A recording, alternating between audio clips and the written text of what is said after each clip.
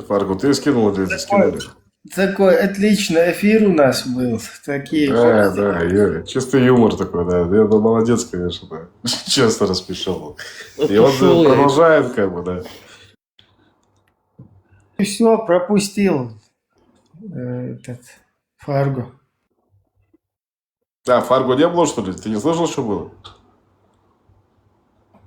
Да, где-то минут 20 меня не было. Короче, тут такая давай. Ибраим, а что случилось, Ибраим? Вот вернулся. Да, это админ нас проспал, короче, там вырубили нас поэтому. Бля, я думал, это Путин, что ли, бля. Ты кадр вообще, да.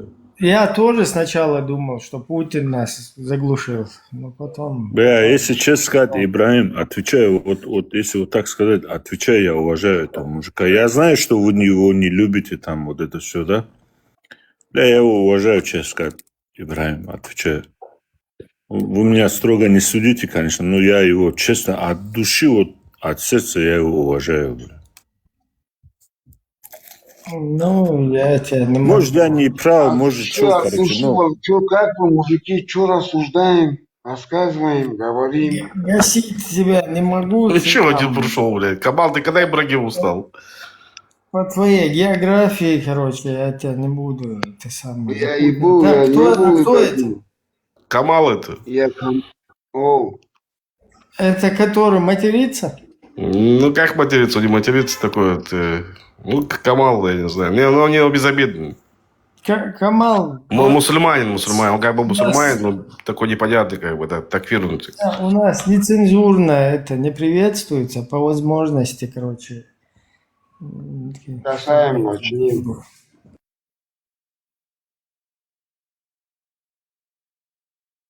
Касаемо чего, говоришь? Пацаны, на меня подпишитесь, да, пацаны, у меня там что-то... Я на тебя сразу сходу подписался, что как ты только верблюда изнасиловал, как бы я сразу на тебя подписался.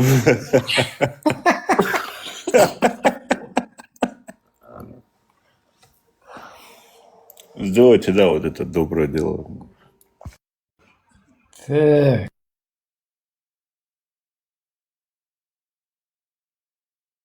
Это, может, азан включить? Не гасанут нас, интересно. Ну, этого тоже поклоняется обрезанным, как бы нету сейчас.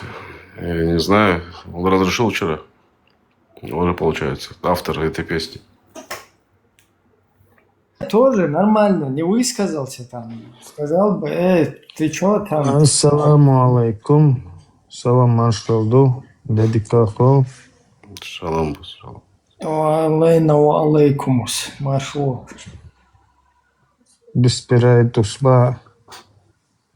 Худяшты, муду, худеми такан садил, ешто кризис чеченской идентичности. Азан по регламенту. Магриб. Свободе проходишь, моя свободе. Кризис чеченской идентичности. Нохчало ислам. Спор перестал быть религиозным. Стоит вопрос будущего народа. Мы обязаны сделать выбор. По регламенту у нас азан, слушаем.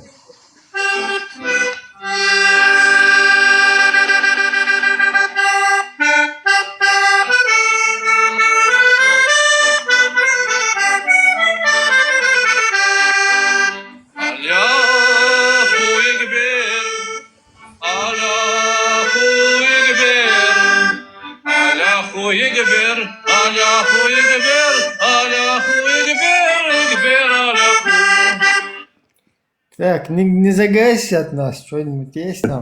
Сильный азан, а ты че? Подожди, предупреждения ничего нету. Тупой ТикТок, это чисто авторские права, там все нам разрешили. Прощены. Вчера был видно Чешский азан, да, это? Чешский азан, да? Автор поет, короче, он разрешил, чтобы его использовали азан. Так что мы дальше... Дал лицензию, да? Нас не гаси, не туши.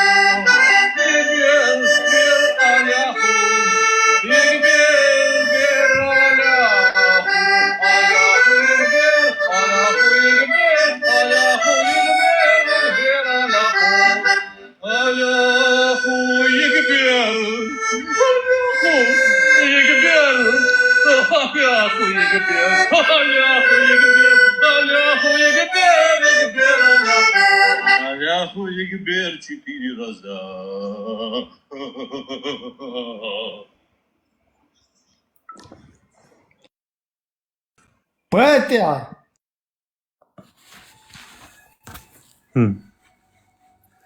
Два кто делает?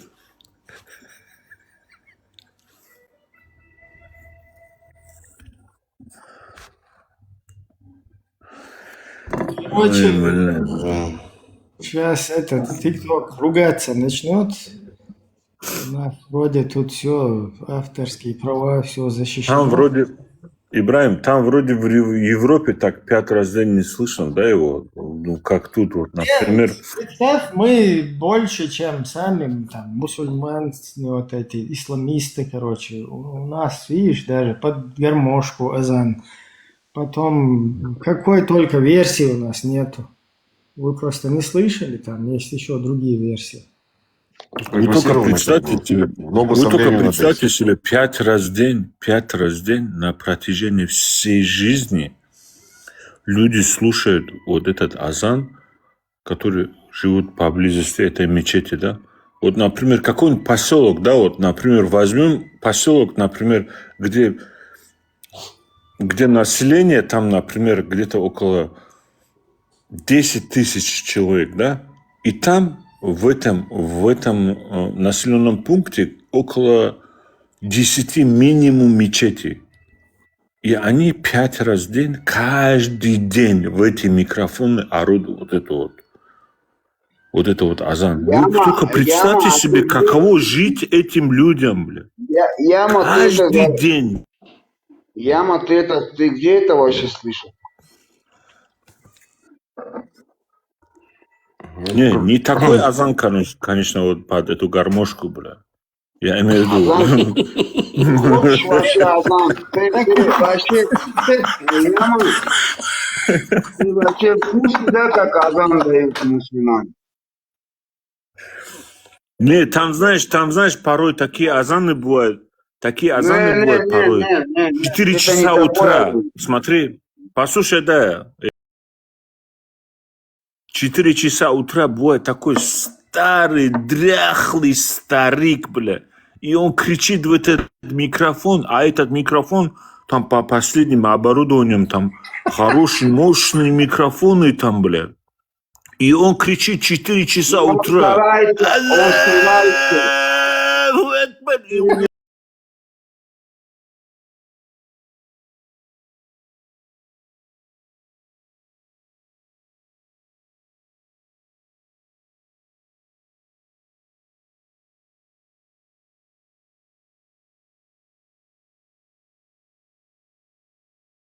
Имеешь что-то? Я имею против, бля. Это закон, бля. Это нарушение закона тишины, бля. Больные люди живут там, блядь, вокруг него, блядь, которые, блядь, не могут всю ночь уснуть и под утро усыпают. И он кричит, блядь.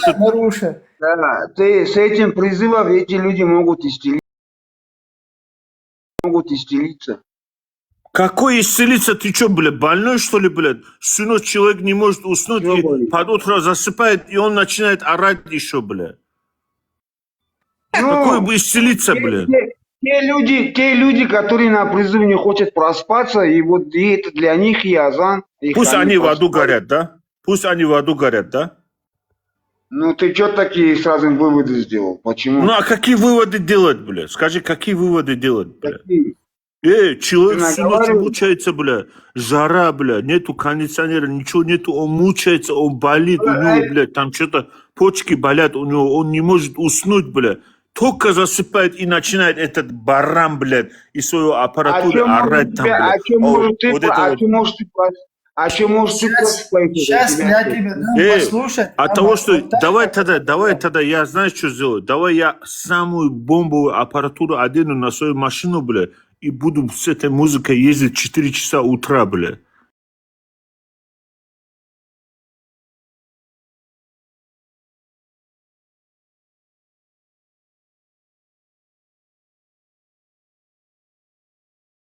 Излечает людей, там Моцарта включу, бля.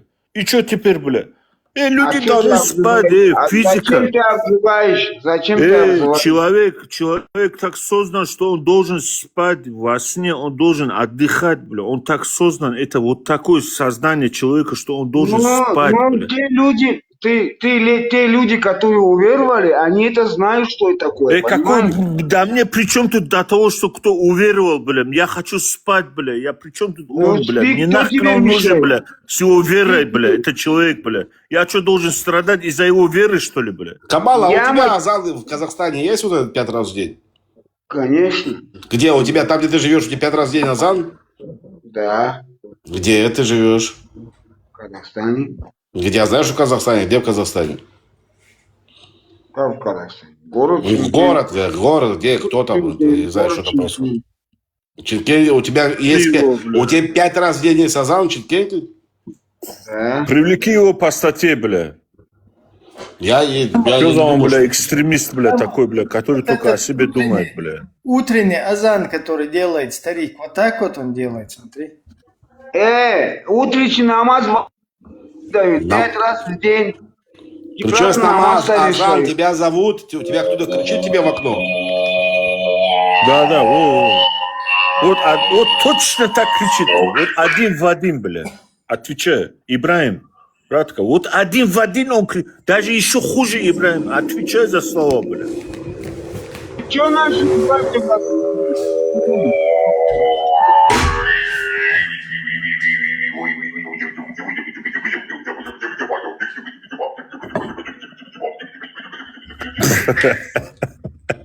Ты убери-ка это, что ты нахуй?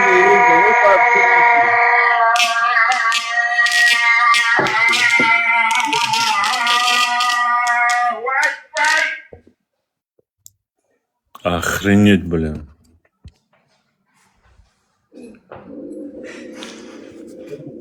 И мы, мы вообще в каком мире живем, бля? Когда это закончится, вот это вот все, вот это. Что случилось? Что вы позволяете, а? Что такое?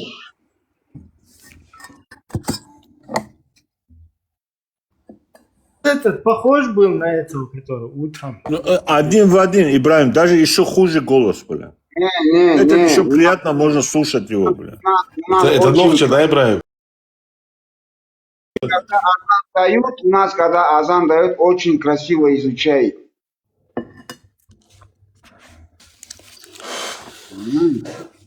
Людям, которые хотят спать, ставь себе будильник. Еще раз, ты можешь быть 100 раз верующим человеком.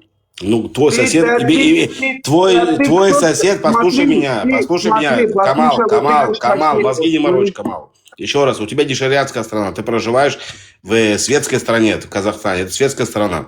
У тебя есть соседи, которые могут быть христианами, не знаю, буддистами, иудеями и так далее.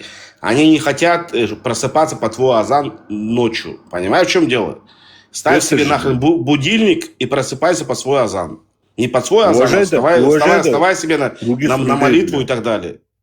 Других людей уважай, да, других людей. Неужели вы, бля, бараны, бля, не можете, бля, понять, что нужно других людей уважать, бля?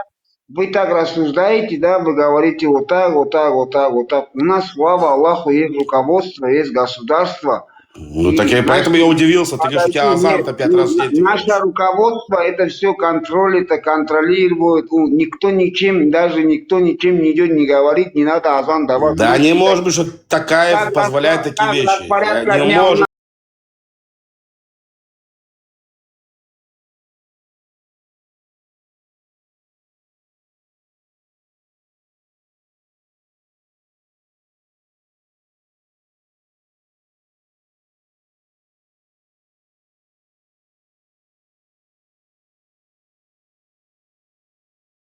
это наш родной. Это твой президент, твой. Никто его не трогает. Возьми его Да. себе президента. А при чем Я это? глотку пору за своего президента. Порви.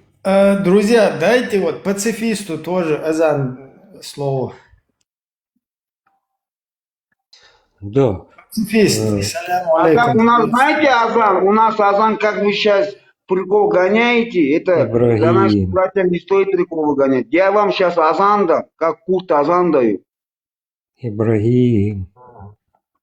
Участники, спасибо за гостеприимность. Это раз. Вам тоже, вам тоже. Пацифист Украина Днепр. Это 2. 3.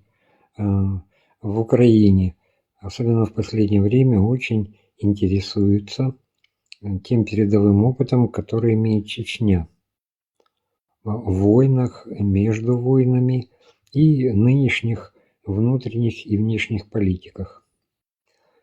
Вот. Я ранее общался. Дать лайфхак. Вот, уважаемый, я ваши слова во внимание взял. Подождите, Вот Ибрагим, напишите, пожалуйста. пусть пацифист договорит, я его просто перебил. Я просто заранее Да, спасибо. забежал наперед. Меня заинтересовал прежде всего плакат стрима. На нем очень хорошо прописаны слоганы, лозунги и тем более предложение сделать выбор. Ну, предложений как таковых нету.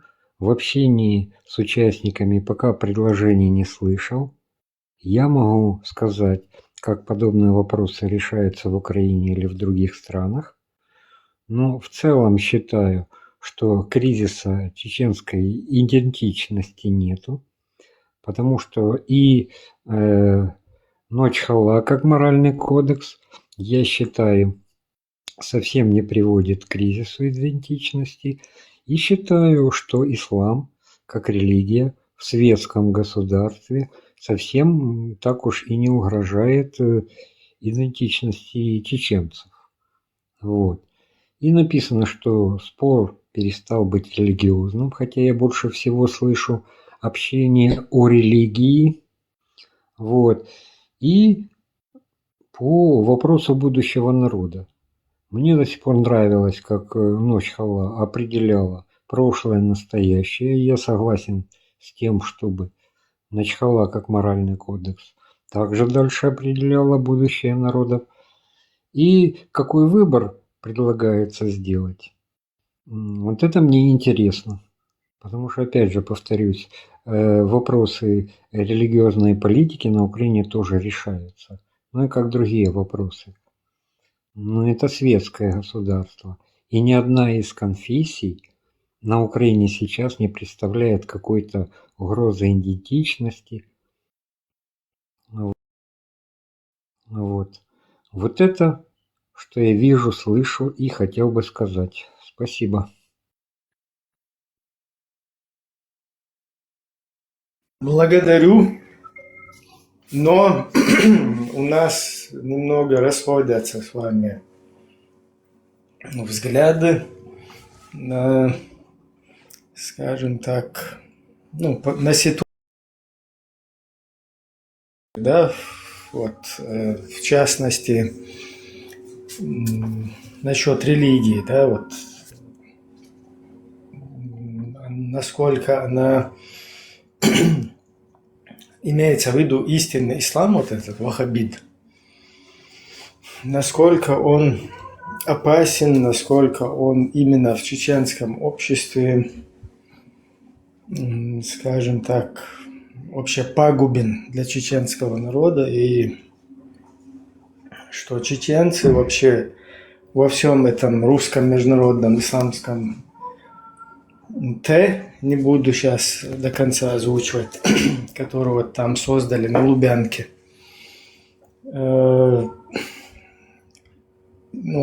Он же, вот это ИГИЛ, вообще в этой теме чеченцев, скажем так, чеченцам отвели самую главную роль. Потому что вот наш народ сегодня он бесхозный. И плюс такая вот эта военная тема, скажем так, у нас такой имидж есть, некий там воинственный там и так далее, хотя я с этим не согласен, но все-таки вот такая информация о воинственности некая, она вот распространена, и за это, скажем так, на этом пытаются там чеченцев еще больше как бы использовать и манипулировать этим. Поэтому вот мы те, кто считает, что как бы ответственность перед своим народом, и который понимает вот эту тему политического ислама, ну, истинного ислама, он же ваххабид, ИГИЛ, там, без разницы, как его называть. Мы вот хотим просветить свою, наоборот, его усыпляют, а вот мы хотим, наоборот, пробудить общество, пробудить, вразумить. И опять-таки тут никто на последнее слово не претендует. Давайте вот здесь можно подниматься, общаться. Нам вот такие ТикТок и прочие там площадки, социальные сети, они просто подарок для нашего народа, и где люди могут анонимно хотя бы, кто-то там, изменив голос и так далее, вот зайти, пообщаться, высказать свое мнение, альтернативную позицию какую-то и так далее. Это по теме, насколько вреден или не вреден вот этот истинный ислам, ваххабит, чеченцев. А вот насчет этого, что там в Украине интересуются опытом там чеченцев, то я просто наперед забегая там высказал, что могу поделиться, что могу лайфхак дать. Все, что о украинцах изначально говорили в России, там, что будет денацификация, туда-сюда, вот эта тема, сделают все, чтобы украинцев подвести именно к этому. Вот те ярлыки, которые накидывали изначально,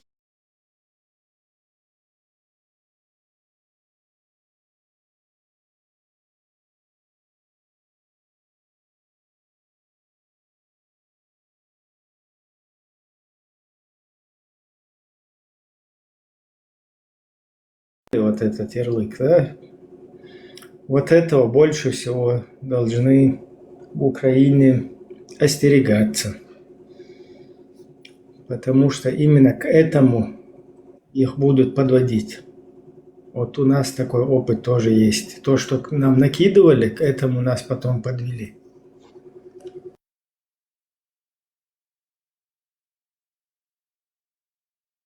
Я пока все, если что.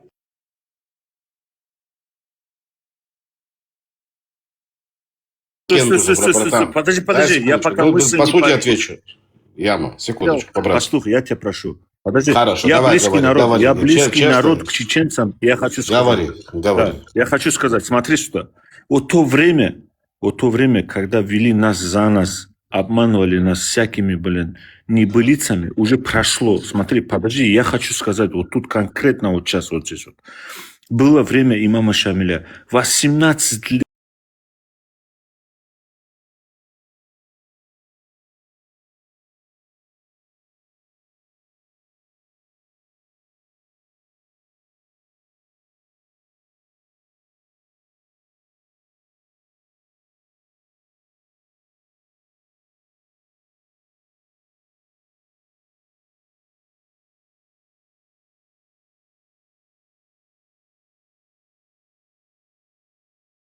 Народы. И посредством тоже уничтожали эти же народы дагестанцев. Мы народы Кавказа, уже прошли это все. Хватит нам, блядь, всяких, непонятно. Это Украина на том уровне, который был Кавказ еще на уровне имама Шамиля. Вот сейчас вот Украина на том уровне, блядь. Их тоже обманывают, блядь. Нас тоже обманывали, и нашу молодежь тоже истребляли на почве этого. Хватит нам, блин, неужели мы не можем понять этого, блин? Нам нужно, знаешь что, Ибраим, брат мой, нам нужно видеть только будущее нашего народа и что нам будет лучше, понимаешь ты? Не кому-то там будет лучше, а именно нашему народу что будет лучше. Вот это нам нужно, блин. Ну хватит уже, блядь. Яма, может что-то, блядь, за кого-то вступаться, блядь. Я скажу чеченцам, как я аварец, моему селу более 3-4 тысяч лет, моему селу. Я скажу чеченцам, хватит вам страдать, блядь, за какие-то, блядь, непонятные народы, блядь, где-то там, блядь. Думайте о себе, о своем народе, думайте о своем благополучии, блядь. Как вам выгодно будет, блядь. Берите только то, что вам выгодно, понимаете вы? Что себе выгодно, что нам хорошо. В 1992 году, 91-м, ну, с 90-го, скажем так. Мы там четко определили, что нам нужно. Просто нас потом полностью с асфальтом сравняли. Сейчас... Брат мой, вы не определили, Ибрагим, вас обманули, блядь. Вас обманули эти арабы, те же самые Хачилаевы, нас не обманул. Те же самые, да, Хачилаеву обманули, арабы обманули. Обманули, Ибрагим, ну хватит вам. Вас сейчас тоже обманывают украинцы, блядь. Сейчас тоже вас украинцы обманывают, блядь. Вы переводили тематику Украины, Россия и так далее, как бы, Яма, ну оставим. Тут разговор делать другой. Я не хочу с тобой здесь это самое, там, ссор, ну, как бы, Ибрагим, я извиняюсь, я на эмоциях, просто я болею, Ибрагим. Агрессировать я болею. Политика это не твоя тема, просто ты... Ибрагим, я болею, Ибрагим, я знаю это все времена, я пробыл эти все, я прошел.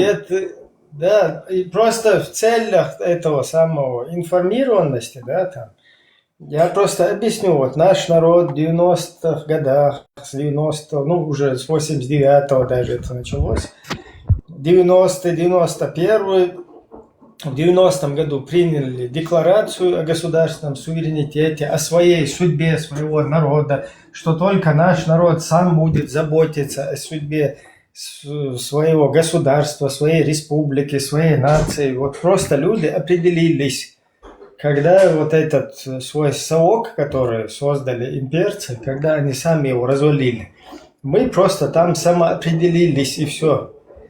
Но потом нас сравнивать с асфальтом, просто тупо пришли, нас начали со всех сторон с этих мочить просто.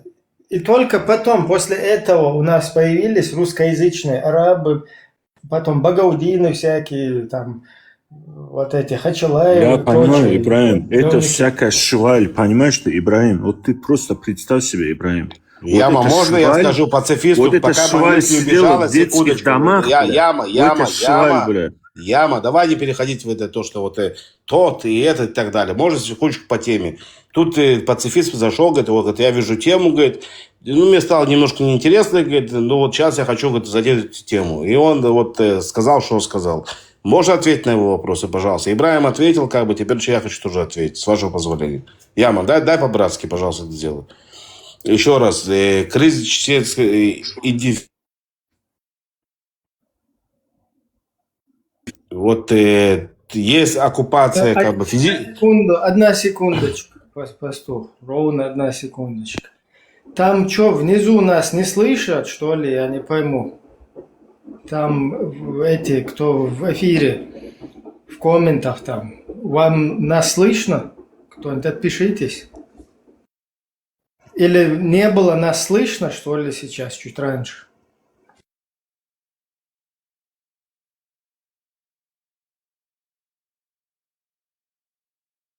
Короче, слышно пишут.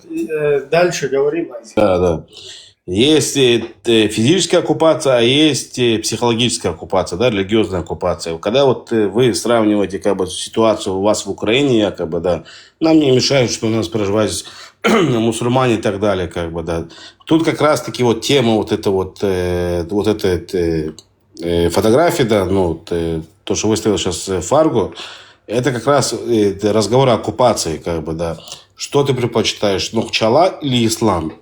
И это касается конкретно этого народа, потому что они их оккупируют конкретно религиозно. Понимаете, в чем дело, пацифисты? У вас нет, да, в Украине у вас так не происходит. У вас там происходит какая-то война, как бы, да. У вас страна демократичная, уже как бы, да, уже образована, как бы, да, уже построена и так далее.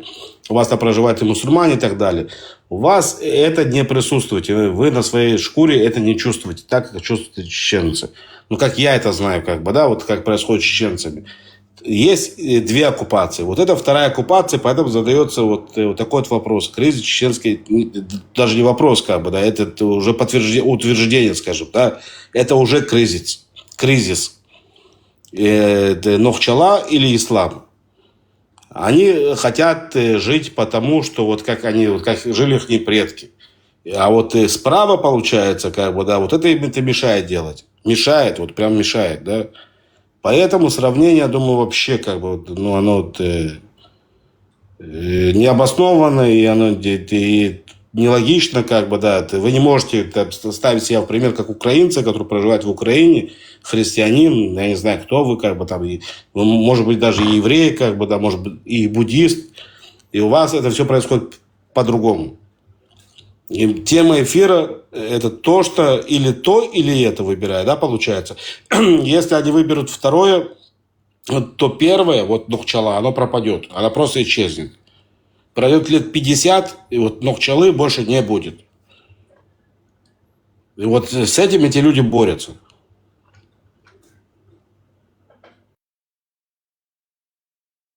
Я, в принципе, все.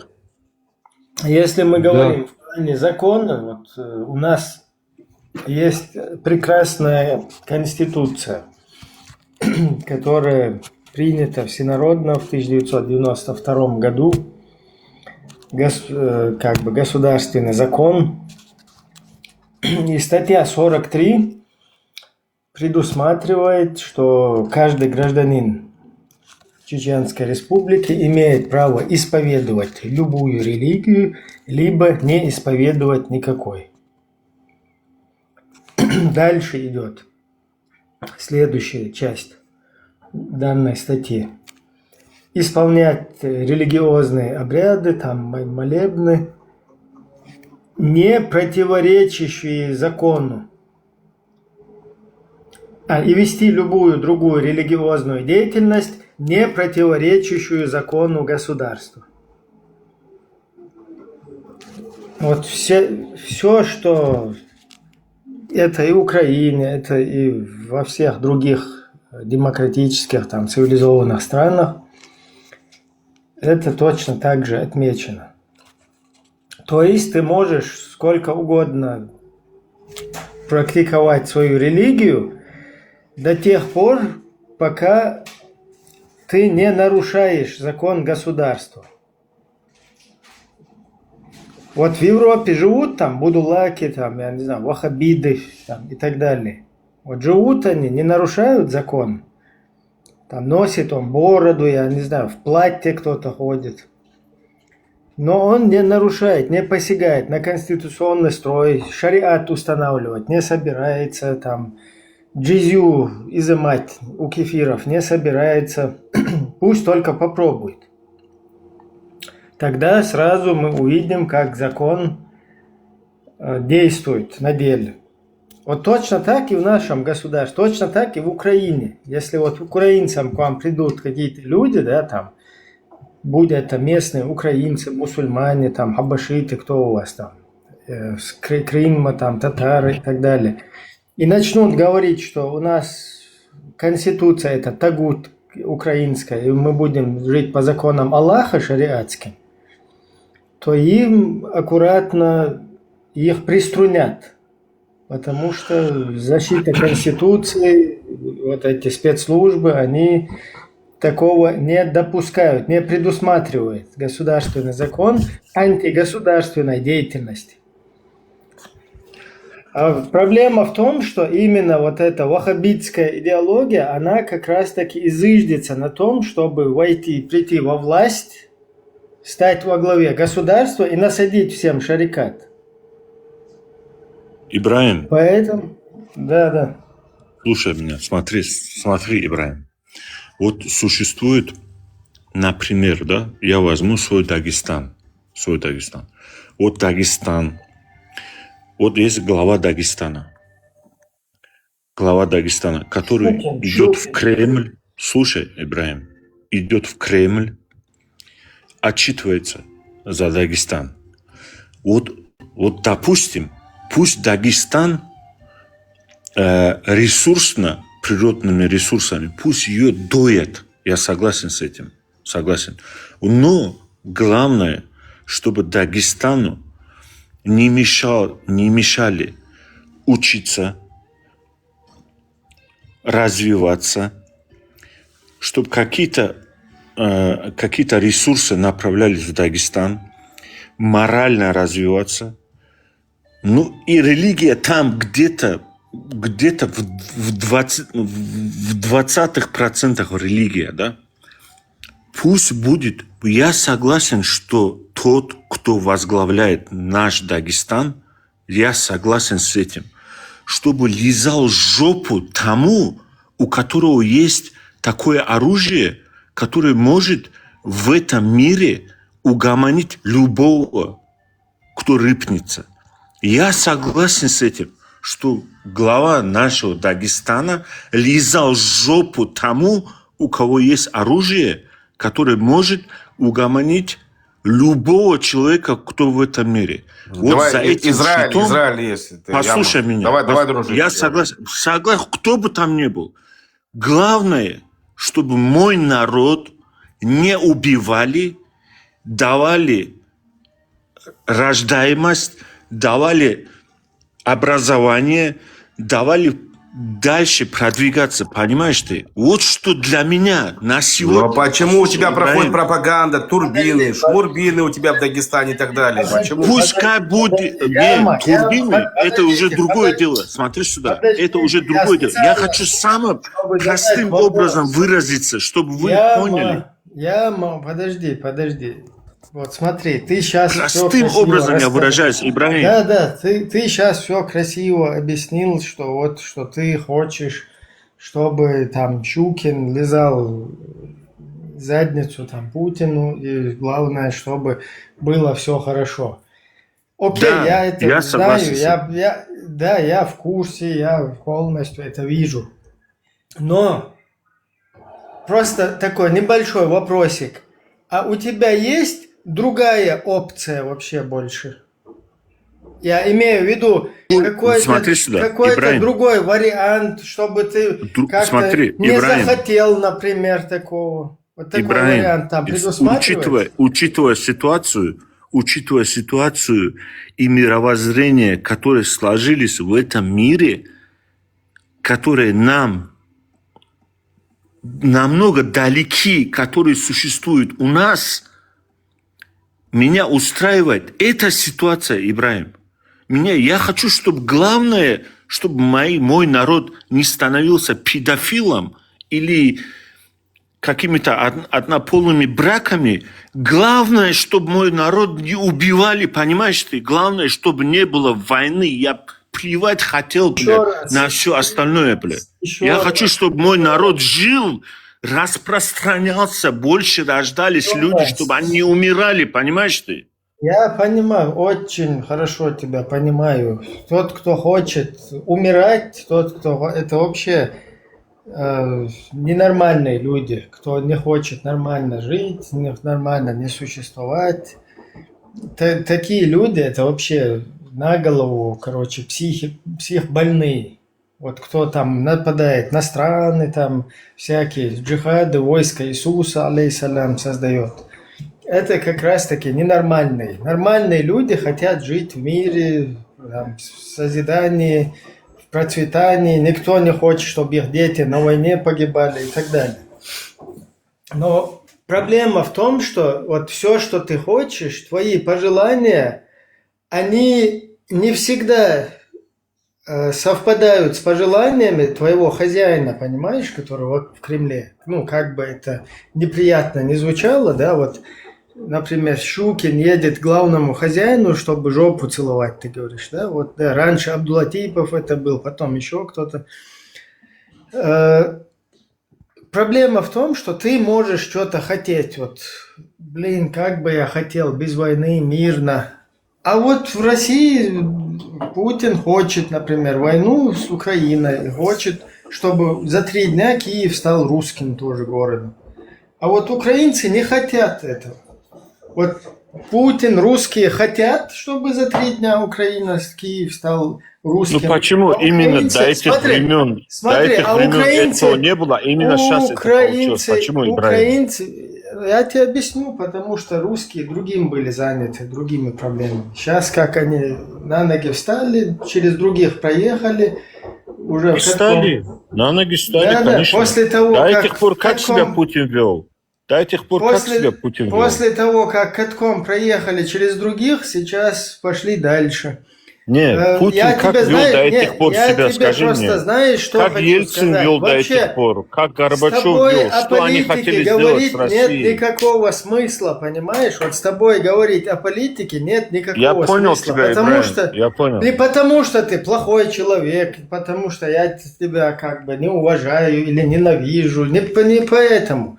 Потому что ты вообще, у тебя там никакого слова нету.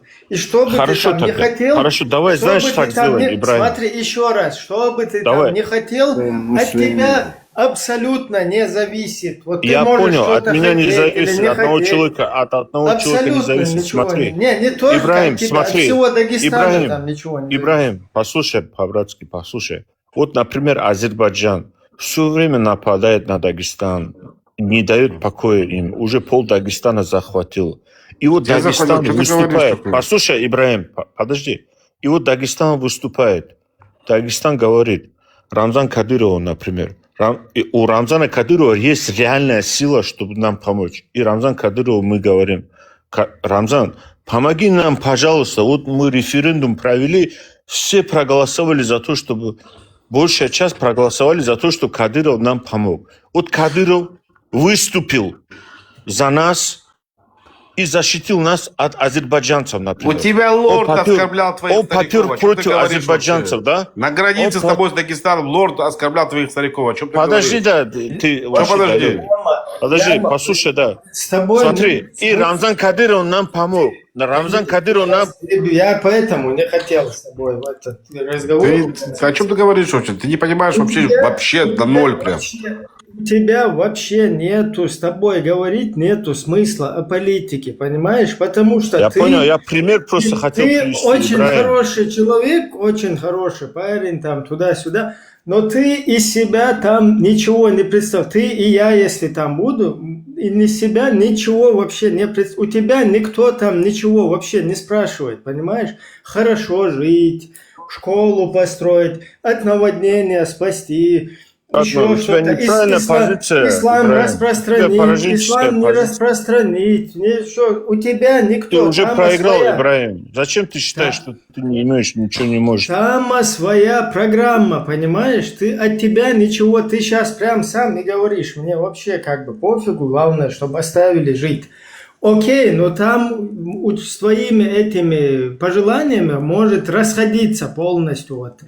Политика вот эта Путина, она расходится, например, с твоими желаниями. И все, после этого ты просто молчишь и идешь на джихад в Украину, если тебя посылают. Я не знаю, еще что-то там. Когда наводнение у тебя будет, тебе говорят, что вы там сидите, ноете, там, здоровые какие-то эти ходите, идите вон своих олигархов, у них там бабки убивайте. То есть государство тебе не восстанавливает ущерб, который у тебя после наводнения, компенсации там, какое-то жилье людям. А тебе говорят какими-то там, ой, вы что, вы там ходите, ноете, это что за разговор вообще? То есть у тебя там никто ничего не спрашивает, и чтобы мы сейчас с тобой здесь не говорили вот по этой теме, это как бы я поэтому изначально говорю, чтобы мы здесь не ссорились, чтобы вот этого не было, у тебя все равно там слова нету. Ибраим, мы можем... И я тебя не упрекаю мы кавказцы, за смотри, это, Ибраим. я тебя не упрекаю. Мы можем сегодня хорошенько подраться друг с другом, завтра мы можем по рукам дать и быть вместе, Ибраим. Это у нас... Сколько тебе лет, чтобы так разговаривал? У нас Серьезно, так я принято, могу. Ибраим. Что Понимаешь? тебе принято? По морде бить человека, потом себе Нет, мириться? ты как? вообще Такого не возраста. из нашей среды человек. По твоему Я с акценту твоей, видно, кстати, что чтобы ты понял, что Не, я оттуда, откуда и ты.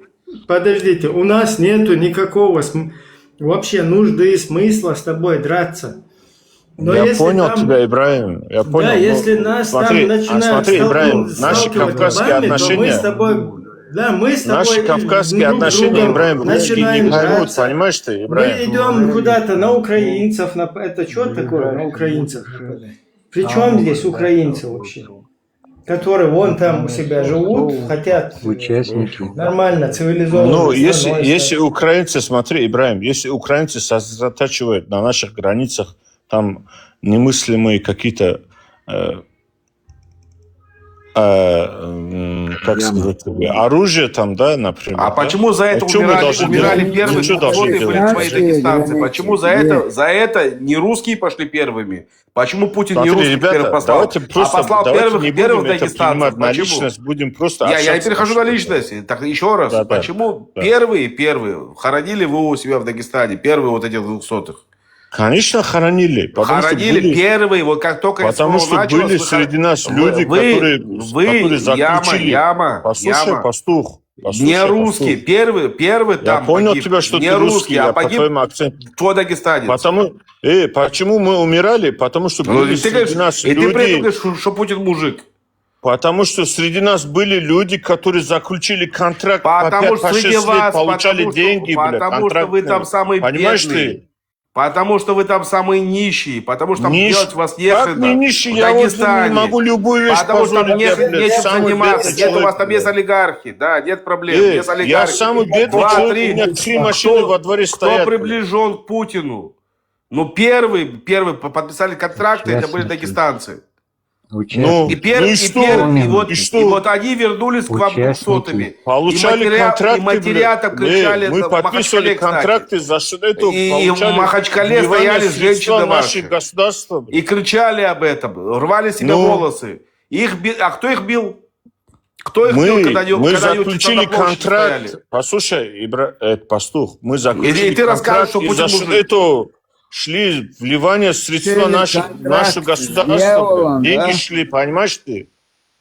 Понимаешь ты, деньги шли к нам. Мы тут нормально Шли, живем. да, видя Ничего Жигули. себе не Видя отказываем. Жигули, они шли к вам. Видя Жигули. Какие Жигули, блин? Видя Жигули, потому что тот человек уже, который пошел на это слово, Пастух, как ты пастух, называешь, послушай меня, он уже не вернулся послушай, живым. пастух. Я Получил живу, Жигули-то за это. Ну что дальше? у меня Какие деньги нормальные... тебе шли? Какие деньги тебе в У Дагестан меня шли? нормальные деньги, у меня все есть. Ладно, у понимаешь? тебя все нормально, У ты меня там не всё находишься. Ты там не Вот такие же, находишься. как Поэтому я, Путин знаешь, для тебя сколько тут? красавчик. Миллионами таких же, как я, которые получали деньги. И мы живем нормально, мы ни в чем себе не отказываем, бля. Я тебя пока спущу, все равно с тобой. Да, спусти, Ибраим, лучше меня. Да, сейчас нам с тобой придется либо грубить, да, здесь. Ты просто нормально. Я поэтому хотел, чтобы ты на своей теме там держался. Вот этот пацифист вообще не тебе этот вопрос задал. Ты тут нам рассказываешь, как хорошо жить в русском мире, там, я не знаю, для дагестанца, может быть, вам там хорошо жить. Или, я не знаю, вам как-то нравится, что вас куда-то на джихад, Ибрагим. там, всякие контракты с вами все делают, вас пуляют, короче. Ты сейчас же сам, только что сам говоришь, я хочу, чтобы войны не было, мир был, потом вы контракты куда-то вас на войну пуляют. Нам это не интересно, мы не собираемся русские, путинские унитаз обслуживать, мы не рабы, понимаешь? Все, тут ничего непонятного нету. Вон, если кто хочет, там, на цепь сесть, как пес, чтобы его фас куда-то гнали, там, и так далее. Нам это не интересно. Нам ценны наши люди, дороги, нам ценна наша свобода, нам ценна наш выбор, когда мы сами на своей территории, вот сами правильно, что нам хотим, сами выбираем, сами себе устанавливаем. Сами, короче, в своем народе порядок наводим. Нам никакие Щукины, ничьи атомные, матомные, хрень какая-то не нужна. от кого, кто полезет, не полезет. Куда тебе еще полезть? Кто тебе еще полезет, если ты и так в дерьме полностью там находишься? От кого ты спасаешься? Ибрагим. Я не пойму, от кого может Дагестан, я не пойму, кто на Дагестан может вообще напасть? Кому Ибрагим. нужен Дагестан? Наоборот, там все дагестанцы, там чеченцы, все едут куда-то на запад, там их обеспечивают, им политическое убежище дают. Нафиг вы кому-то нужны нападать на вас? Куда еще на Ибрагим. вас нападать, если... Ибрагим, ладно, участники. Скажите, пожалуйста, вот я читал немножко начала «Меньше ислам». Если не ислам, то вы предлагаете какую-то другую религию или же предлагаете совершенно светское государство при абсолютном равенстве других конфессий, потому что в Украине нету, чтобы какие-то верующие были с какими-то радикальными экстремистскими действиями, и у нас и мусульмане, и иудеи, и христиане, и греко-католики, и все. То есть, опять же, вопрос, если не ислам, тогда предложение или другой религии, или же какого-то, ну, скажем, неверия, или атеизма, или какие другие предложения, или же исламу быть, Если но мы немножко говорим- другим в своей Смотрите, деятельности. Если мы говорим о государственном законе, да, о Конституции, о вот этом, ну, скажем так, законе, гарантирующем свободы, короче, и так далее, вот, гражданину, то как я вам говорил, в 43-й статье, вот у нас, в частности, у чеченцев, в нашей Конституции у нас прописано, что каждый гражданин имеет право исповедовать любую религию, либо не исповедовать никакой. Дальше идет там соблюдать религиозные обряды и выполнять любую другую религиозную деятельность, не противоречащую законам государства. Вот если эта опция выполняется, все, больше никаких проблем ни от кого там нету. Но есть еще проблема. Да, есть еще... ну это да. Статья 4, часть 6. Религиозные объединения отделены от государства. То есть секуляризм подчеркнуто. Проблема вот в чем? Проблема в чем? Проблема в том, что мы знаем, вот кто прошел, я сам являюсь жертвой ваххабида, я через этот ваххабид сам проходил. Имеется в виду истинный ислам, Коран, сунна, вот, ахлю сунна, валь-джама, там, хрин-джама, вот это все. Я один из тех, кто это изнутри знает. Вот здесь Пармат есть, еще там какие-то люди. Мы четко знаем конечную цель этой идеологии. Что у них прописано? У них в этой идеологии прописано вообще обнулить государство, обнулить национальные какие-то там самосознания, национальную культуру, все обнулить и превратить всех в одинаковых вот этих уммовцев там. То есть всех под одну эту гребенку, чтобы у всех один арабский язык, одна арабская культура, сунна. Имена арабские, все. Это как Гитлер, да, пытался сделать один раз? Да, полностью. И мы, кто это знаем, мы просто просвещаем своих соотечественников здесь. Мы просвещаем. Мы занимаемся этой деятельностью. Вот как вот ты узнал, да, о чем-то, о каких-то планах, о каком-то заговоре, и ты уже понимаешь, к чему он ведет. И четко ты осведомлен, и хочешь другим глаза на это открыть. А так вот ты там молишься, кто-то на коврике молится, себя мусульманином считает, я не знаю, зикры какие-то пусть ты делаешь, да пускай хоть бороду ты там носишь. Если ты адекватно к этому относишься и не противоречишь государству, не ходишь, не говоришь там, что шарикаты нужно установить, халифаты всякие. Пожалуйста, если у тебя такая опция есть в твоем религиозном убеждении, да входи сколько угодно. Главное, не мешай. Но это как бы вот для нашего народа вот у нас чуть-чуть разные ситуации. Вот для Украины, да, для Украины, например, или возьмем там Австрию, где я проживаю, там Германию, без разницы. Это устоявшееся государство. И здесь, если один даже миллион в халаты наденут, там бороды отпустят, будут ходить, они все равно, это государство может, его не нужно освобождать сегодня, его не нужно язык, короче, национальный возвращать или восстанавливать, культуру восстанавливать. Тут уже все есть. И какая-то часть людей, если какой-то хренью занимается, это вообще не чувствует государство. Нация, государство этого не чувствует. У нас другая вообще ситуация. У нас нашу родину нам нужно возвращать. Кто-то должен этим заниматься. И здесь ты хочешь, не хочешь, ты вот каким-то в хорошем смысле этого слова, ты националистом обязан быть.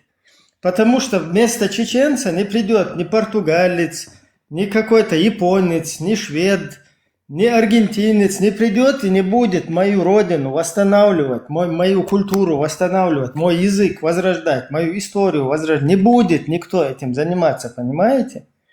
А какие-то мудаки без опознавательных знаков моей национальности, которые в халаты, там, бороды, куда-то в исляма, там, арабский язык ходят, учат, всю чужую какую-то культуру, они вообще никакую ни хрена не сделают.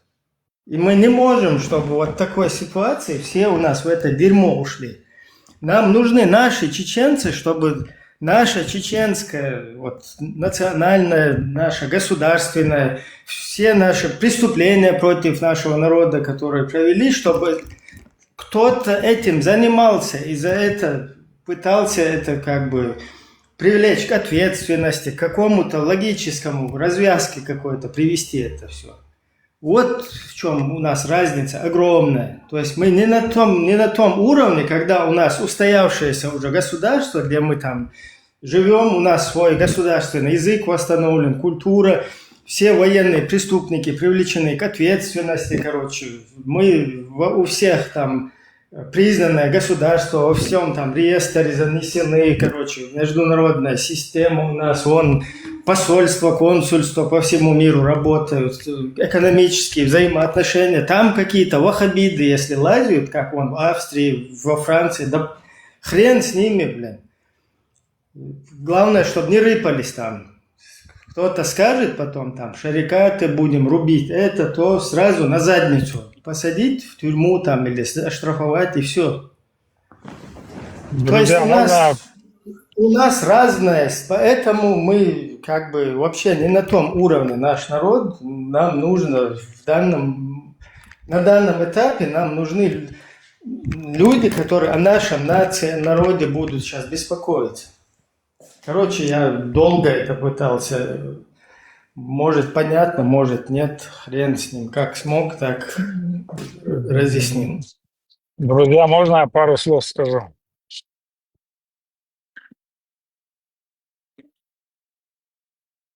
Меня слышно? Да, говорите. Я проживаю в Германии, родом из Казахстана. Вообще я немец по национальности, но вырос и с мусульманами в Казахстане, и с разными национальностями людей. И вот сейчас слушал внимательно, что говорил там, я не знаю, как человека зовут, я не знаю, кто говорил, я не вижу. Дело в том, что то, что вы сейчас проживаете в Чечне, это так или иначе люди проживают практически в каждом государстве. Просто единственное, что каждое государство изнутри, можно сказать, уничтожает свой же народ, а преподносит виновного всегда или проблема всегда внешняя. Дагестанцы, чеченцы, они пошли в Украину не потому, что их Путин туда отправил, а потому что их отправили туда лично их правители, которые под Путину служат. У нас в Германии, я проживаю в Германии 34 года. И в Германии ты сегодня как немец, ты не дома. Собственно, как и француз во Франции, как итальянец в Италии. Потому что везде каждое государство работает против собственного народа. А идет это все к одному, ну, есть вот у нас в Европе, несмотря на то, что публично вроде как бы Европа стоит на стороне Израиля, но на самом деле они не на стороне Израиля.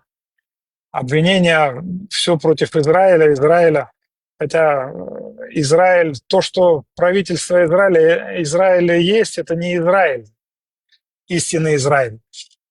А идет это все в одном направлении. Мусульмане, которые знают ислам, и христиане, которые знают на самом деле Писание, и Тору, и Евангелие, они знают, куда это все идет.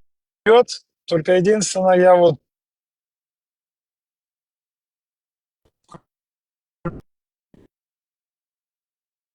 Все равно придет, это есть Бог и так далее. Машиах, Иисус, Что? будет конец света. Зачем нам волноваться? Аминь. Аминь. Все против. Аминь. Так я вот удивляюсь, формат, почему, ну, мы можем много разговаривать о политике, но эта политика вся, это только кино, которое мы должны видеть. Пока вы не ушли, Пауль, пока вы не ушли, вам в Германии хорошо живется? Ну, и мне живется везде хорошо, где я есть. Почему? Потому что я А вы вот предприниматель. в Чечню хотите, я вам путевку. если посмотреть, как на самом деле здесь живется, не так уж и сладко здесь живется. Потому что нас прессует государство. Устроить в Чечню, например. Хотите в Чечню? Что? В Чечню переехать жить не хотите, вот в Чечню? Нет. Я верую и христиан, и мне... Там же плюс-минус одинаково, везде плюс-минус одинаково. Я вот вас в Чечню могу как бы помочь вам перебраться. Плюс-минус везде Не понял, что вы говорите? У вас интернет плохой. Вы в Ну, я Германии. понимаю, но... Да, у нас очень плохой интернет, я еще и в дороге. Нет, я в Чечню не собираюсь, я был какое-то время в Арабских Эмиратах. Не, я вам просто хочу вам объяснить, что вы говорите... Меня не тянет. Вас не слышно, мне сейчас вас опустить придется, потому что с вами не поговоришь. Или с интернетом что-нибудь сделать, или просто я слышу вас, послушайте, я пока слышу вас. Я вас слышу. Да, я вам...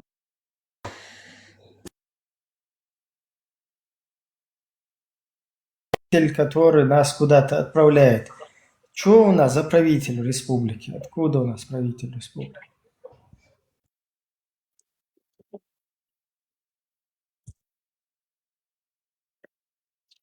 Вы хотите знать, какой у вас правитель в республике?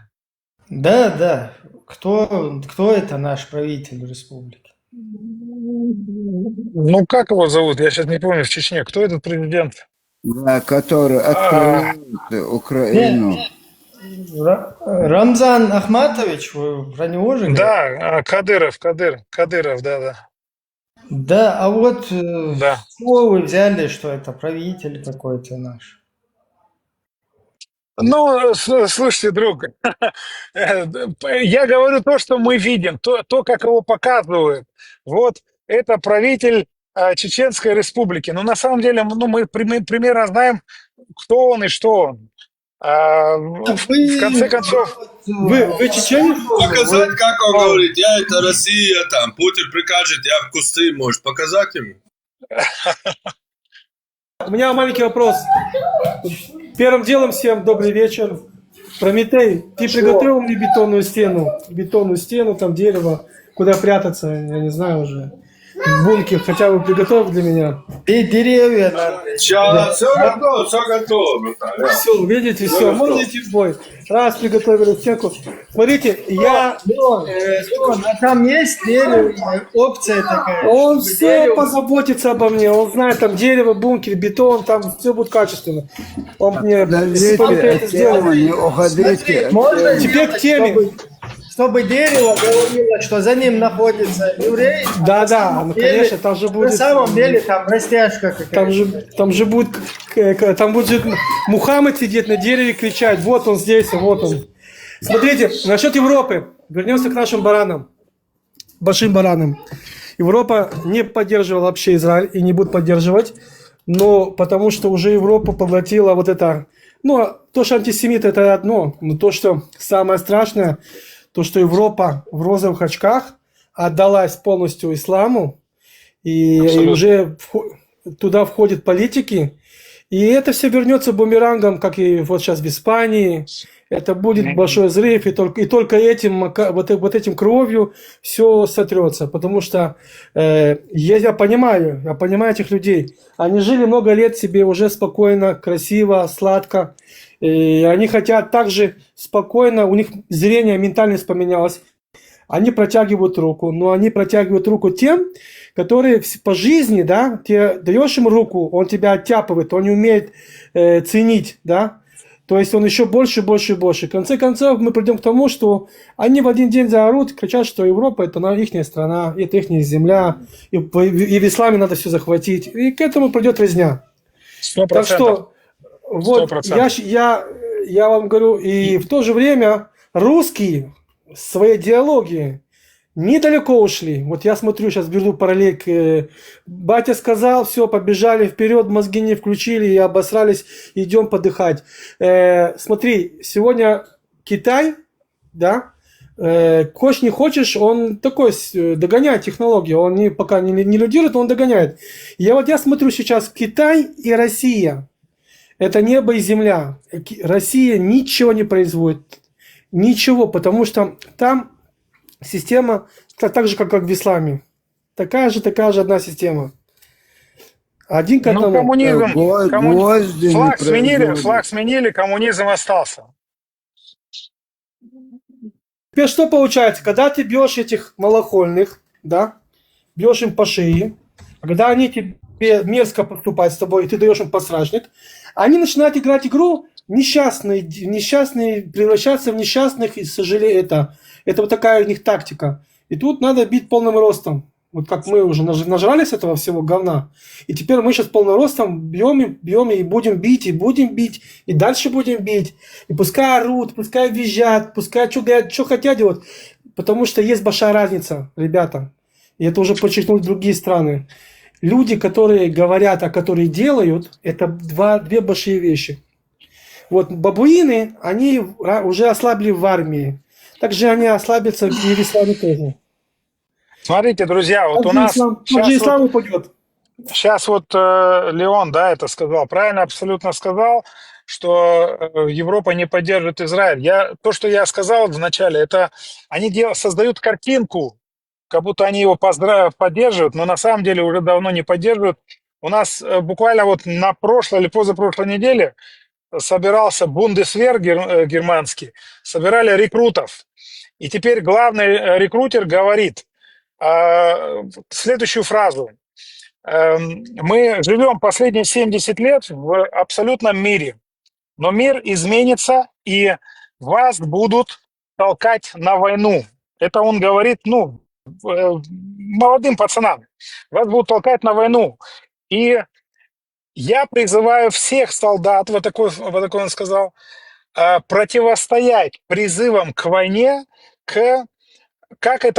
если это будет происходить, вот как сейчас Америка и Израиль, нарушая все законы, идут против Ирана. То есть, таким образом, германское правительство на высшем уровне сейчас уже заявило, что то, что происходит между Америкой, Европой, Израилем и Ираном, они не рассматривают как положительно, а Израиль уже А я задам практически другой вопрос. враг. Кто такая Европа, когда НАТО, вот сейчас НАТО кричат НАТО, НАТО, НАТО, а когда НАТО сама себя не может защитить, и когда вот я смотрю, вот ты смотри, ты взрослый человек, и ты сидишь, видишь маленького ребенка, и вот он что-то рассказывает, что-то пытается это, и ты, говоришь, его жалеешь его, гладишь его, говоришь, все будет нормально, не успокойся.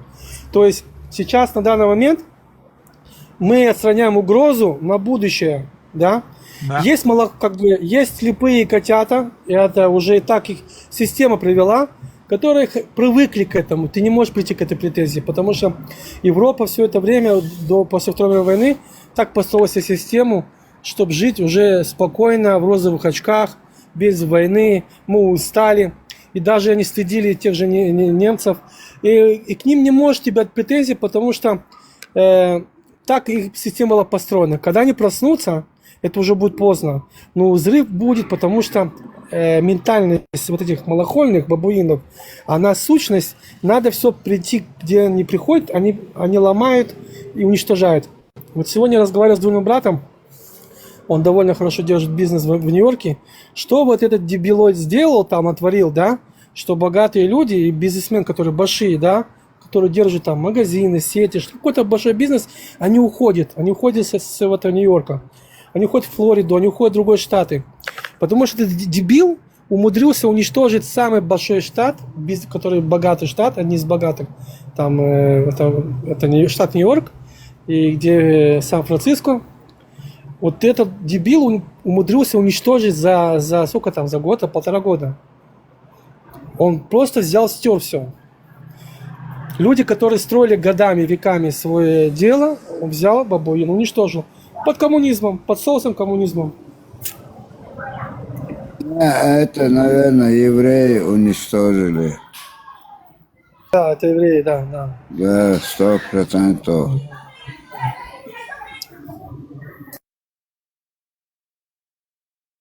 И я скажу другую вещь, что для бабуинов вам пришло время, что сейчас технологии поднялись, интернет.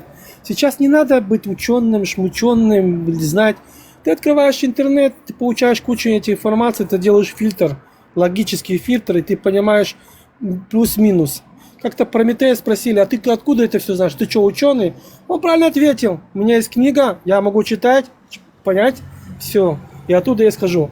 Кто-то может прийти, когда мы читаем вот эти бабуинские вот эти все эти вещи. Кто-то к нам претензии, кто-то может прийти, что мы преувеличили, что мы это исказили. Нет, мы читаем оттуда. То, что они кричат, что мы исказили, то, что мы там это, я даже радуюсь, я улыбаюсь, потому что они противоречат своей вот этой всей порнографии, вот этой всей.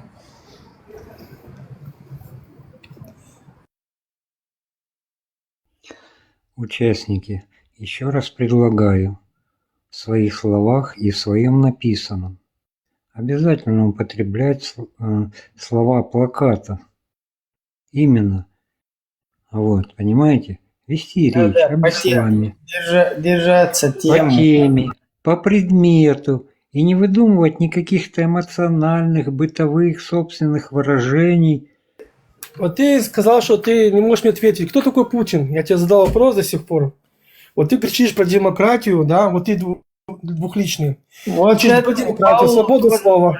Я его достану. Если я вцепляюсь в кого-то, все это ты можешь пойти по Леон, Подожди, это не твой... можешь задать такого. Нахался. Я тоже всем задам вопрос. И Павлу, и этому. Вот вы кричите, что есть демократия, свобода слова, та-та-та. И я тебе задал вопрос. Вот ты скажи мне, малохольный, кто для тебя Путин? Если ты кричишь про демократию, свободу слова. Давай, скажи, кто такой Путин? Малохольным хамом не отвечаю. Это раз. И еще раз предлагаю. Как ты понес, поня? А когда я к тебе красиво спросил, ты тоже не хотел говорить. Почему? Потому что ты двухличный. Если ты говоришь про свободу слова, если ты говоришь про демократию, баран, послушай меня, значит, ты можешь сказать свое мнение. Я тебе объясню. У Ибраима может быть свое мнение. Я должен его, как друг уважаю. Прометей свое мнение. Я его тоже уважаю. Но у меня свое мнение. Я могу высказать, мы можем поспорить. Бывают такие, что да, вот покажи так, покажи это. Бывает, но это на нормальном уровне.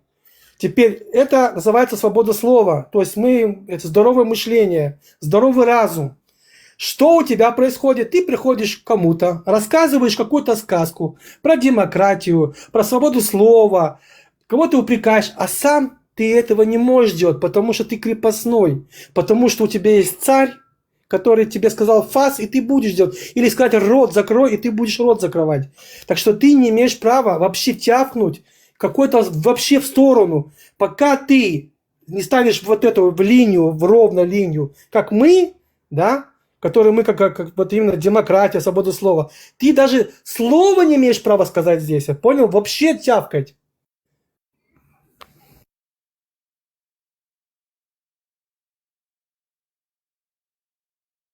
Ах ты хам. Жестко, жестко.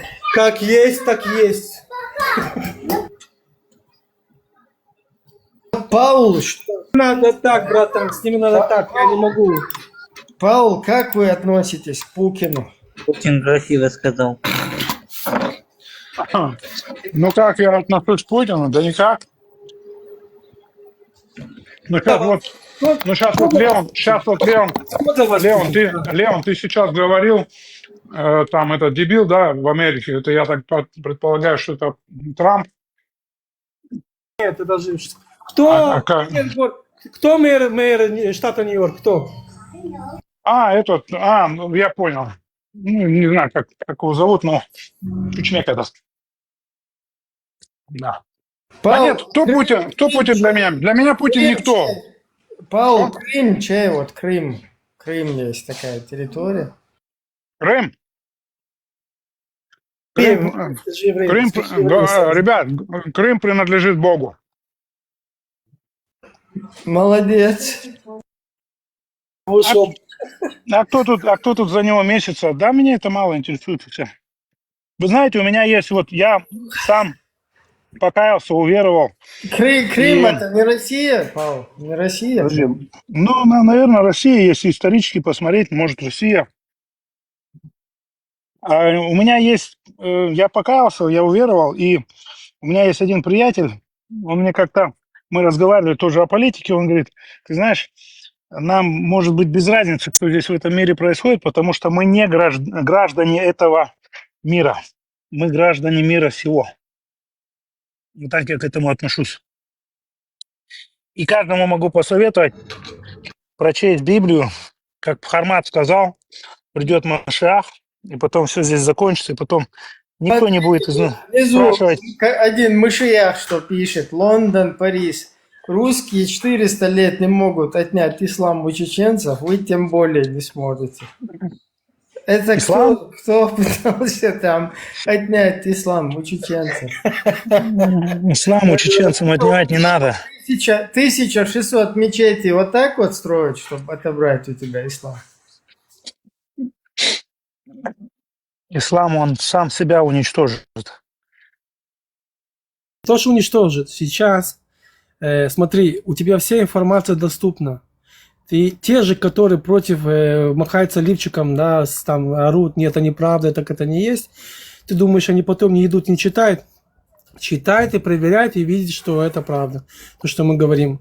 То есть они отрицают, они идут в отрицание, потому что эта вера им навязана. Потому что им навязали эту веру. Это раз. Ну и потом... Их предки, секундочку, воевали против этого. Момент. Вот этот внизу говнюк Лондон пишет, что молчи, я знаю, где ты живешь, и твою семью тоже. И что? И что вот дальше? Ты знаешь, где я и моя семья живет. И что? Вот дальше то, что ты хочешь сказать, скажи. Помнишь в фильмах, Ибраим, там, когда какой-то мафиозник там кого-то приглашает, там, он ему показывает там его семью, там, жену, фотографию, типа, мы знаем, где живет твоя семья, короче. Все, ты типа в наших руках. Бойся нас. Вот этот малохольный Лондон, как этот Леон говорит, малохольный говнюк. Я на твой ИГИЛ, начиная с Путина и Багдади, вот не самое высокое, а вот здесь у меня, недалеко, если ты знаешь, где я живу, Вот здесь у меня недалеко же стоит колокольня австрийская вот эта, мечеть, церковь. Вот с этого верхушки нее я на голову твоему Багдаде, всему вашему ИГИЛу гребаному, начиная от вашего главного халифа Путина, вот оттуда на вас испражняюсь. Понимаешь? Вот сидишь ты здесь, бля, я знаю, где ты, хрен, блин. Так маятся, говнюк. Обращай внимание, что он там пишет. Это, Али, А чё? Али в Нет, будет тоже прикол. это не обращение внимания, это просто опущенный, которого я опускаю вот так в прямом эфире. У меня вопрос вот к формату. Формат. Я тебя много слушаю, и когда ты с мусульманами там месишься. И у меня интересный вопрос. Как человек, называющийся язычником, говорит так положительно о Иисусе Христе, еще не уверовал? Не могу понять. христианин, у него крест, у него крест. Он падре. Формат? Да, Падре, он да. падре. Ты не видел? Что? Ты что, ты не устрим? Ну, я слышу, как он себя за христиане Он, долбит мусульман. во-первых, да, у него такой крест тут посередине, как этот, на всю грудь. Что, не У меня видел, здесь что ли?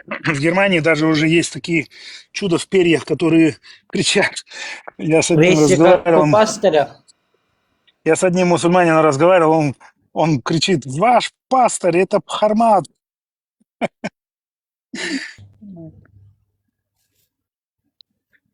Короче, Бхармат Наверное, в том-то и больно дело, делает. что я язычник, поэтому, если бы я был бы мусульманином или иудеем, тогда я уже как бы отрицал бы, да?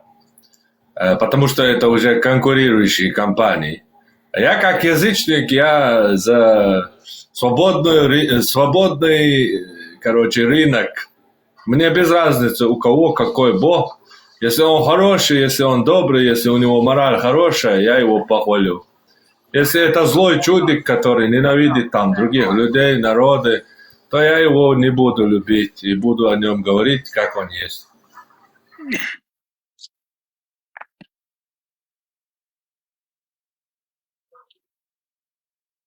Сдал ты нас. Я тут такую начал рисовать картину. Почему сдал? Не сдал я никого. Там падре, крест, вперед начал. Маша. А где Есть эти иногда дурачки? христианин включается у меня, да, есть такое. Я вам скажу такую вещь. Не мешает мне любая религия, кроме вот этого порнографии, который написано даже в Коране 40 раз прибей, забей, уничтожь там всех там. Это как, знаешь, как это раковая опухоль. И ты посмотришь это в мире.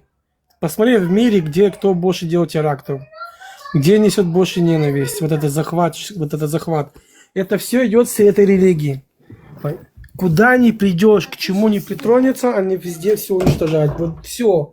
Вот ты можешь построить веками что-то. Ты можешь построить веками. Подожди. Где? Кто там говорит христиане? Подожди, мы сейчас точно придем.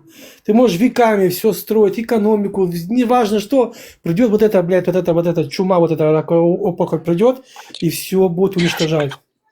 Теперь иди там, Рома, как там, Роман, иди сюда. Да. Что там, какие у тебя претензии? Блядь. Я говорю, да, убивают, режут, как и в любой религии, как и в христианской религии, да, правда. Где ты это видишь? Чего? Где ты видишь, что Давайте, да, христиане ответим на один убивают? вопрос. Просто один вопрос. В этом году почему российская сторона нанесла удар по Украине и разъебала там церковь? Вот почему вот церковь там разъебала, прям старинная церковь, где христиане там, не знаю, крестятся, молятся, там военный объект, что ли, был? Почему Россия напала на Украину, если это христианская Смотри, вот страна? ты же сейчас сам противоречил. Ты сказал, что христиане убивают, режут, и тут же ты говоришь, что Россия разбила церковь. Ну, Первое, не какая надо ругаться. не надо ругаться. А потом Не смотри, ругаюсь. Секундочку, если, да, там если Россия, во-первых, По одному, христиане, по одному говорите, Россия, пожалуйста. Россия и Украина это те же христиане, да? Так что ты там, Мгм. что ты там накидываешь на вентилятор, блядь, и ничего не получается. Ты Блядь, там как какой чё, вентилятор? Я тебе буквально логичный вопрос задал. Где ответ? Подожди, Если мусульмане... Украина- Есть ли хотя бы одна страна, Стой, которая бомбит стой, мусульман? стой, Вот ты- мусульман ты есть это- вообще? Можешь перечислить? Стой, конечно. Мусульманы между Давай. мы же мусульманы, конечно, воюют. Ты чё, блин? Покажи, Ты вообще- покажи хотя бы одну. Ты вообще в Сейчас курсе, Саудовская в Ливане, Аравия в с Ливане Америкой что... идет Подожди, на Иран. секундочку, Павел. Подожди, у тебя недавно в Иране... Стой. У тебя в Иране сказали только официально 30 тысяч погибло между собой. У тебя в Сирии, блядь, там сотни тысяч погибли между собой, они перерезали. В Ливане перебивали друг друга, да? В Ираке Да, друг друга. сравнил. Что да? Сравнил хуй Что с да? пальцем. Хуй сравнил. Иран это что вообще? Это мусульманская страна вообще? Шииты, блядь. Короче. Их за мусульман никто не считает. Это считают все этих евреев, блядь. Сирия, кто это Сирия?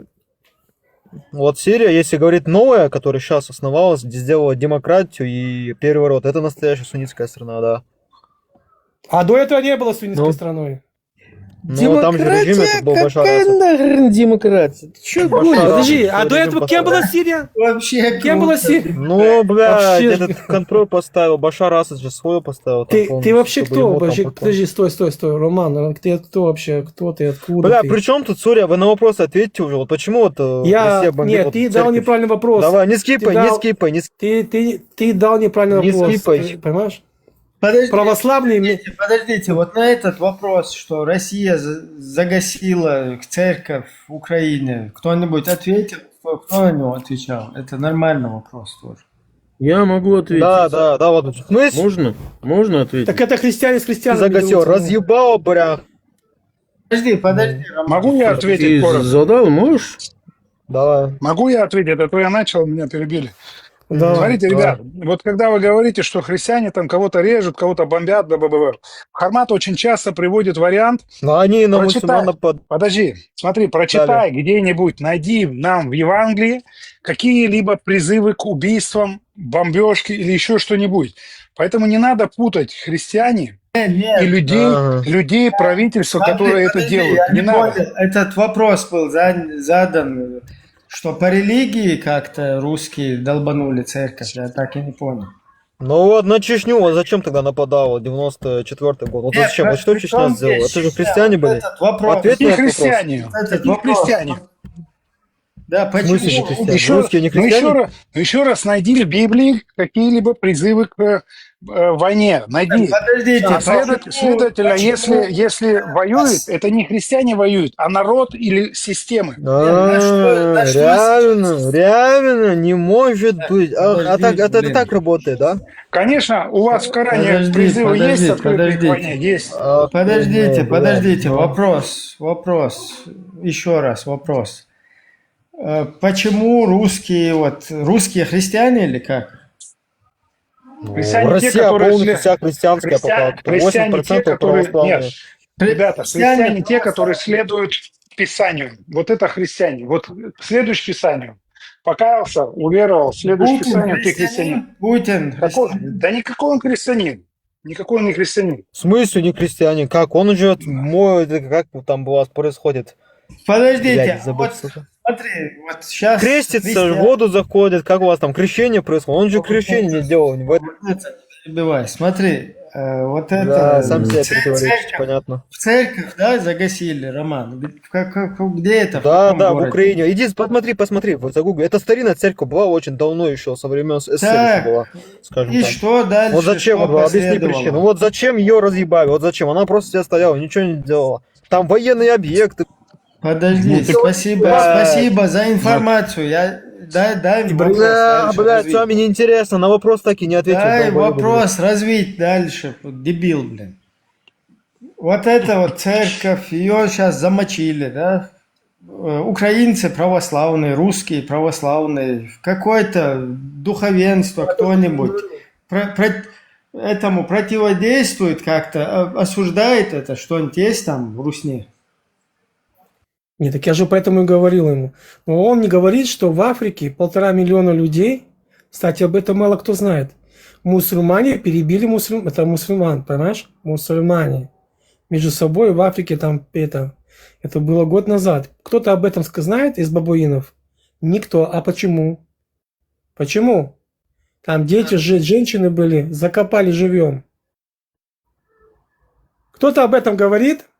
Потому что это Африка. Про Судан сейчас говорите, например. В Судане сейчас конкретно гасятся.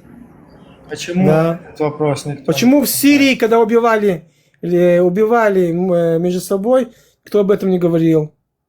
Никто об этом не говорил. Почему в Ливане, когда между собой они там режутся? Я не говорю, чтобы когда трогали христиан, когда между собой. Почему в Ираке? В том же Египте чуть-чуть там было, и в Иордании. Чего вы молчите, когда вы это? Чего вы молчали, когда в Иране убивали мусульманы? Мусульманы пришли, убивали людей. Чего вы молчите об этом?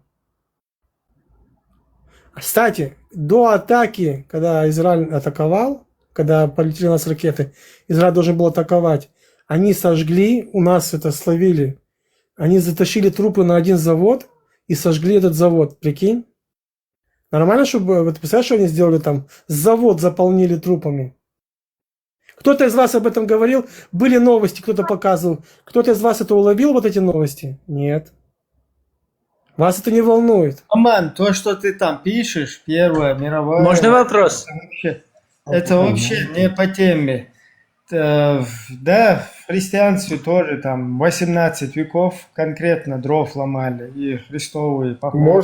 Можно вам кое-что, коррективы но, вам кое-какие но внести вот ваши размышления? В последнее время все-таки христианству удалось отделить религию от государства, и в христианском мире нет такой проблемы. То, что ты там пишешь, Первая мировая война, это уже не христовые походы, не религиозные войны.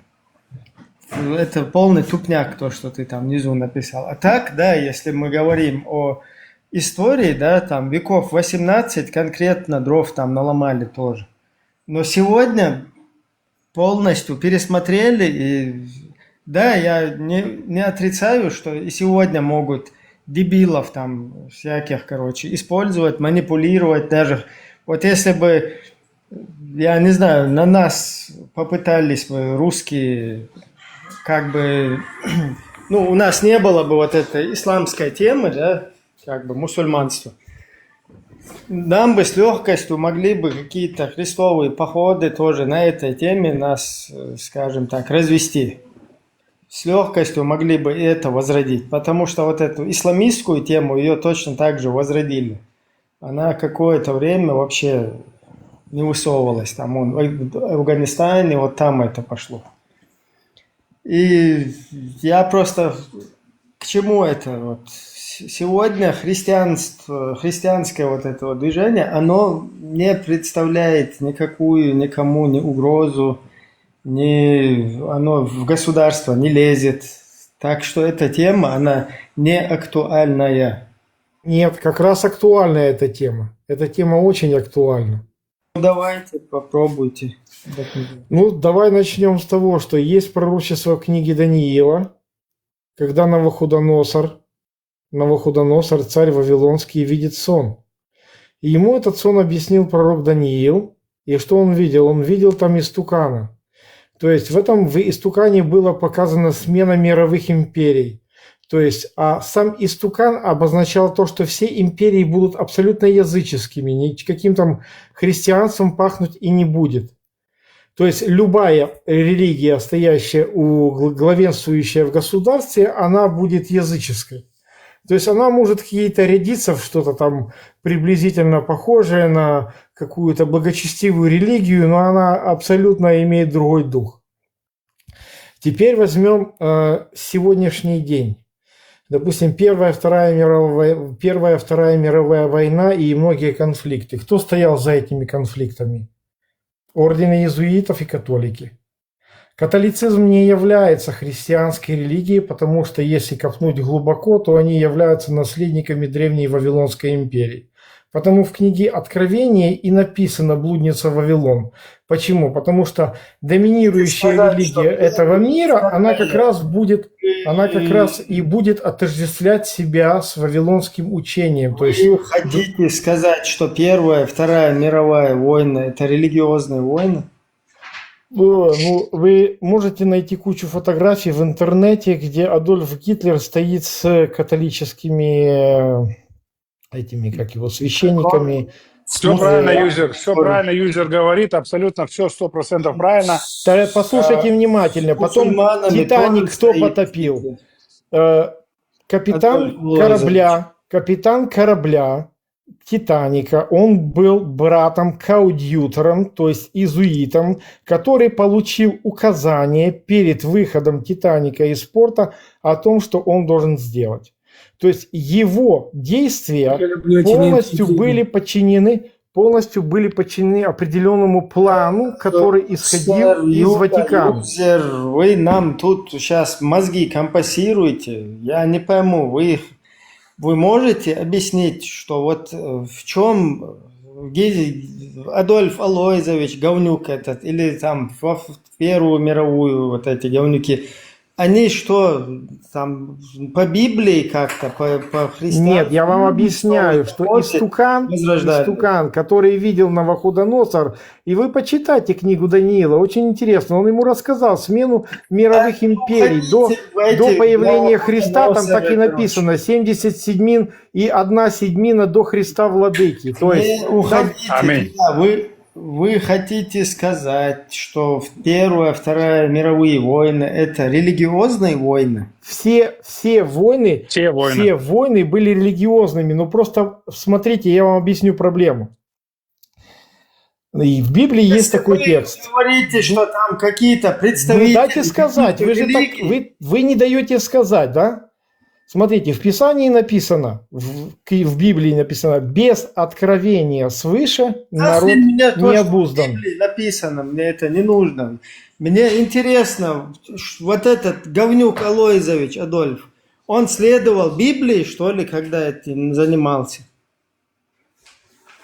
Вы хотите откинуть главное и рыться во второстепенном. Так не бывает. Нужно сначала порыться в главном, а второстепенное уже будет дополнять. Если вы хотите что-то нам обосновать здесь, объяснить, нужно нормально аргументировать свою позицию. Я вам аргументирую. Я хочу аргументы представить, но вы же перерываете, вы же не даете. Это же нельзя сказать. Мне это интересно, гайка, что и все, и здесь в Библии закрыто. написано или еще где-то. Вопрос. Вот этот говнюк Адольф Алойзович. Слушайте, Ибрагим, вы задаете вопрос. Пока спуститесь, задаете... чуть-чуть отдохните. Вот этот говнюк Адольф Алойзович. Вы что, выкинули человека или что? Он уже достаточно поперебивал меня. Вот Дело этот не в этом. Вы спрашиваете меня, но сами не хотите... Еще раз. Адольф Алойзович, он основывался на Библию, на христианство, на какие-то религиозные, на церковь, когда вот этим занимался, то, чем он занимался. Вот объясните, этим он занимался? Или что, вы там в Библии что-то написано, где, пускай в Библии, в Коране, там, я не знаю, еще в каких-то свитках что-то написано. Не в этом вопрос.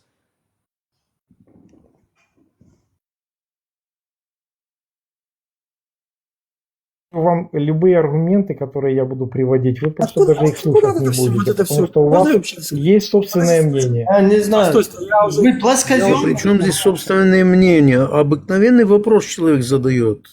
Вот этот усатый или полуусатый. Не хочет слышать ответ. Я только начинаю. Но вы не отвечаете на этот вопрос. Вы не отвечаете на вопрос. Чуть-чуть приблизительно. А он начинает мне выключать микрофон и начинает перебивать. Ну так же не делается. Ну, смотрите, понимаете, какая ситуация? Вы говорите в общем, но смысл такой, что вот Адольф сделал, потому что он прочитал или Библию, или Коран, или еще что-то. Ибрагим спрашивает тебе, вот он что прочитал, что после этого сказал, все, вот я придерживаюсь к этой книге и буду валить всех. Вы можете ответить, он это с какой целью, или кто его толкнул, или что он прочитал, или что он выпил? Ну, смотри, Вот он я это вам спрашивает. изначально Короткий начал вопрос, да или объяснять,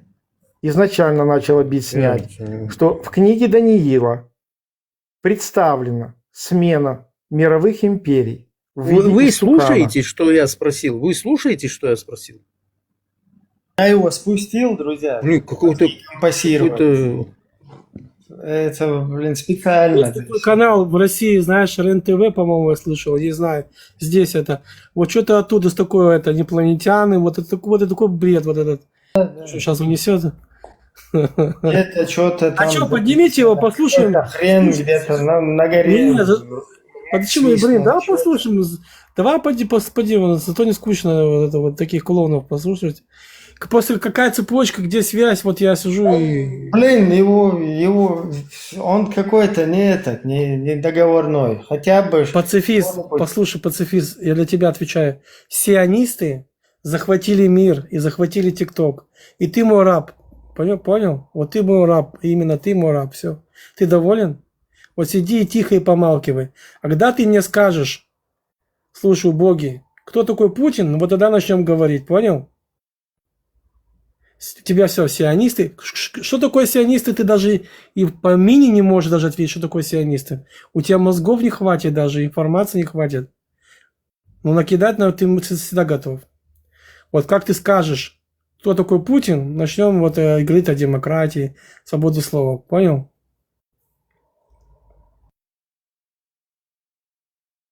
Так, еще один мозгокомпассер. Все, я пришел с миром, товарищи. Товарищи. У меня такой маленький ножик. Хорошо, если что? Маленький. Пучок. А что опаснее, большой ножик или маленький? Маленький ножик, который стреляет когда пульками, у тебя да? длинный язык. Нож всего лишь инструмент. Что опасно, маленький или... Опасно, когда у тебя длинный язык. Вот когда это опасно. Длинный язык. Ты можешь ответить, что поопаснее? Когда, Большой или это маленький? когда у тебя спросишь про Коран, про Сунну, да, вот, когда у тебя спрашиваешь, откуда вообще Коран взялся, и ты начинаешь языком вот так вот. Так я же отвечал, товарищ Сталин. Трепать, да, длинным. И вот это вот, да, длинный язык. Так я же ответил тебе. Коран прослал Бог. Как тебе еще ответил? Откуда это у тебя? Откуда? От Бога к человеку. Через пророка. Через ангела. Стой, стоять. Стоять, стоим. Где написано, что Бог послал Коран? «Анзальна илейкаль китаб». И мы не спаслали тебе книгу. Кто? И до этого я посылал Таурат. Это кто такой мы? Стой. Кто такой мы? Бог. А почему он говорит мы? Что, у него трехличность, что ли? Нет, мы это... У него тройная вот это, у него болезнь какая-то, мы. Нет, или он не это уверен в себе. Почему не я, а мы? Почему не я? Я Это послал тебе. Троица. А мы это кто такой мы? Троица. Так, Мы это тихо. я, кто? Кто Это такой мы? Бог. Бог про себя так говорит. А почему он говорит мы? Почему он так говорит? Потому что он не сравним с Троица, тобой. потому Что что его троица. троить, что ли, его там? Он не уверен в Блин. себе, что ли? Действительно, это уже какой-то троить начал. А может быть, это тот Аллах, который ты говоришь, который был Абдуллах? Как он это Абдуллах? объясняет? Как он объясняет это? Мы. А ну давай послушаем, давай. Мы это значит про Бога. Мы, не я. Ну, что ли? Потому что это величие Сейчас- Божие. я сейчас буду Величие, говорить, мы, величие мы. Божие. Я сейчас буду говорить мы, я буду сейчас говорить за всех. Вот мы, тебя, Но чтобы не было вот у тебя такого не я. понимания, что мы это как бы количество, Бог про это говорит, «Куль хуаллаху ахад», что нету там других ничего, кроме единственного Почему Бога. пишется мы? Мы, потому мы? что это величие Божие. Вот А я поэтому тебе говорит, сейчас «мы». объясню. Я тебе сейчас объясню. Во-первых, потому что отец этого Мухаммора был Абдуллах, раб Аллаха, и который поклонялся Аллаху, да, идолопоклоннику, такой статуйки такой. А у него еще были дочки такие, там Азута, Шармута и всякие эти, да, богини. Только им всех их потом откинули, оставили Аллаха этого, все.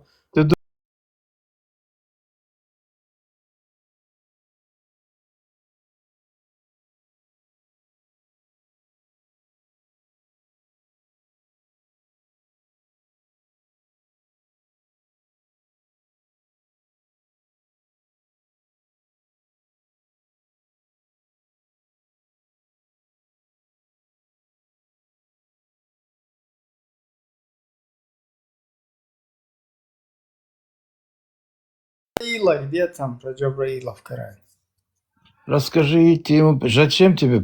Один спрашивает, где, другой спрашивает, Джибрил. Не, подожди. Джабраил это откуда он вообще? من كان عدوا لله وملائكته وجبريل وميكائيل فإن الله عدو للكافرين.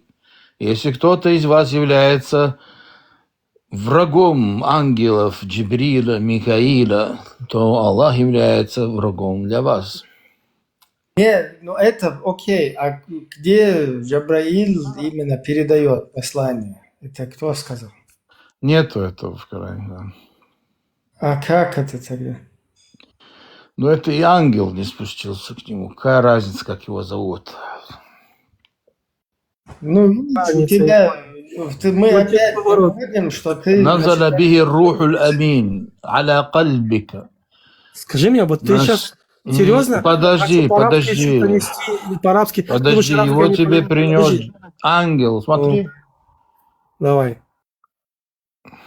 Назаля бихи рухуль амин. Рух – это душа, рух, верный рух пришел тебе с этой вестью, с этим. Подожди, ты сейчас вообще меня запутал. Рух – это ангел? Да, рух ангела тоже так зовут. Ну-ка покажи пример, где его рух. Назаля бихи рухуль амин. Читай, сурат Наджм, по-моему. Открываешь. И что это означает? Рух, это... Рух спустился от тебе с этим. Алло, на арабском рух. Посланием рух. Стоять.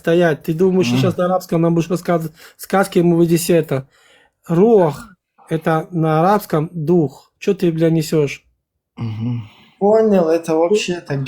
Хорошо, дух. Дух – это рух. Хорошо. Знаток арабского языка. А где здесь ангел? Подожди, у меня последний 71% покосился. Да, слава тебе, Господи. Стоп, я сейчас новое услышал. Что ты услышал? Что ты услышал? Подожди, Пармат. У меня с процентами. Пармат, выходи! Хаул, букву. Да. Очень интересно. Сегодня я захожу и Пармат обсуждаю. Пармат, Хаула, бисмилля. Пармат, Хаул спасает. Не шумите, сейчас меч Аллаха придет еще. Ибраим, слушай. Скажи мне, пришел Мухаммед. Подожди, давай начнем сначала. Давай начнем все начало. Давай. Пришел Мухаммед. Подожди, давай не будем говорить. Ты же издеваешься над своим Мухаммедом. Я что? Пришел твой Мухаммор, лег под шконку, начал дрожать, да? Бояться чего-то. И вдруг пришла его жена, говорит, ты что там это очканул? Он говорит, слушай, там что-то было со мной. Он говорит, она пошла к своему дяде, да? И он сказал... Что у тебя там кричит?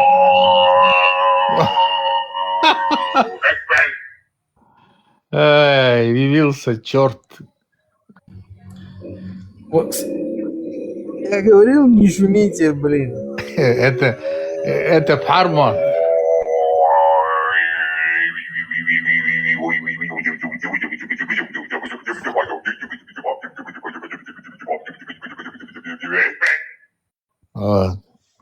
Вот.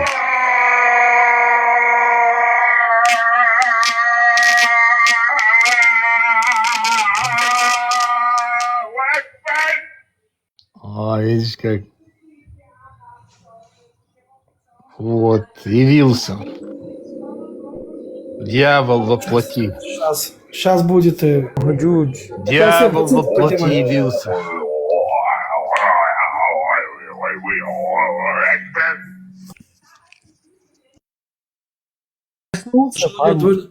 У меня, не, он отошел. Скажи мне, вот именно такую вещь. Как Дверный ее брат и она узнали, что пришел к нему ангел Джибраил в пещеру? Хотя они там не были.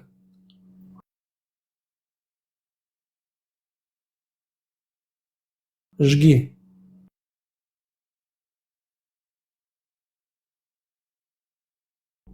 Что ты за это? Я думал, у меня сейчас вообще микрофон. Я замешательство. полчаса Что разговариваю, у меня, такое оказывается, микрофон закрыт. Что Их там такое не было, в дух? пещере Что не было ее, такое да? малик? Что такое Как? малик? Что такое Так, рух? Вот Малик, что сейчас. такое Малик? Ангел как Ангел как ангел на арабском. Вон у тебя знаток по-арабски арабский. ангел как называется? Рух. Рох – это душа, дух. Так Дух. это ангелы имеют душу, Так это не ангел называется, бля. Что ж ты да? мне несешь? Ну, да. Рухуль Амин. Давай Верный рух. Подожди, давай по Что порядку. значит рух? Да. Подожди, у меня вопрос более в корень. Давай по порядку начнем. Давай. Как его жена, ее двоюродный брат, дядя, тетя, бабушка, сват узнали, что приходил к нему ангел Джибраил, когда их там не было, в этой пещере? Смотри, А где это написано? я сейчас, подождите, от этой темы не уходите. Вот здесь написано, что ангел по-арабски это малек. Множественное число ангелы маляика. Аля. Это, подожди, рух кто такой тогда? Рух. Дух. Причем, что там вообще, еще и духи там, дух Пушкина может это? Да. Правильный перевод – дыхание, что-то в этом роде. Не, а почему тут о духе идет речь? Я не понял. Вроде же ангел, маляк, Джабриль там должен быть. А тут рух какой-то еще. Там еще четвертый есть, что ли? Отец, Сын, Святой Дух, и еще маляк и рух, короче. Там оргия была, оргия. Там серьезно было, все не по-детски. Там Домовой, там еще какой-то этот, водяной. Там дорожки делали. Не, там дорожки были, порошок и колеса. Там хорошо приняли, еще и бухнули. И бухнули еще, да, и там началось писать Коран. А что ты думал, как ты? Вот скажи мне, ПМ, как они могли знать? Реально хочу сейчас, меня вот переклинило, потому что я новое, когда что-то познаю. Хочешь еще сейчас узнаешь новость? Смотри, ПМ, у меня вопрос, как люди, которые там не были... ПМ вообще диверсант, он, показав суру 4.25, у меня несколько процентов сжег. Теперь, короче, про духа тему начал. Вообще, короче, ты хочешь меня вообще, что ли, все мои проценты сжечь? Ты что сделал? Я его поднимаю в ислам, а ты опускаешь. Ты, мерзавец, как ты можешь такое делать? Я борюсь уже год, чтобы он стал истинным мусульманином, а ты приходишь, оказывается, ты виноват в этом деле, а?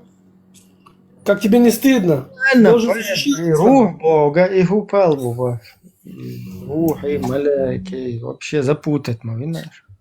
Скажи мне, ПМ, я понял, что ты нахватался арабских слов, сейчас что-то там побякал, мы должны были тебе поверить, о, ну, молодец, истинный парень пришел. Скажи мне такую вещь, конкретно вот так, по логике. Как люди, которые не находились там, определили, что это пришел ангел Джибраил?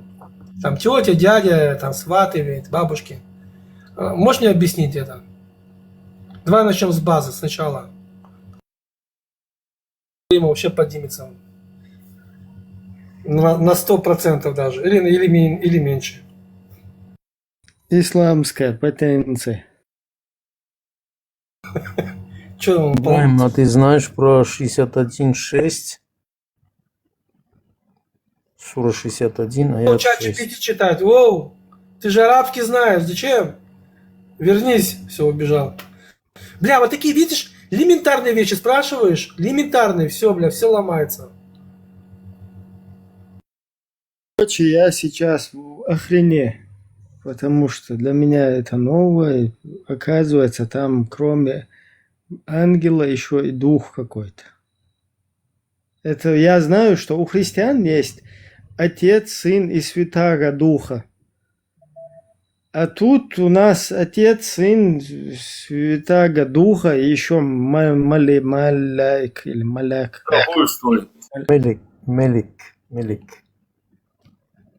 Мелик. Пармат хузауyo. Хатверзам, бисмилля. Ибрахим, а ты знаешь про 61.6, нет?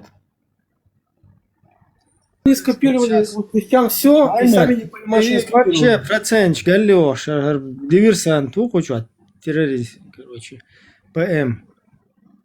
Заходит и меня терроризирует он, короче. И фурухает свою вещь.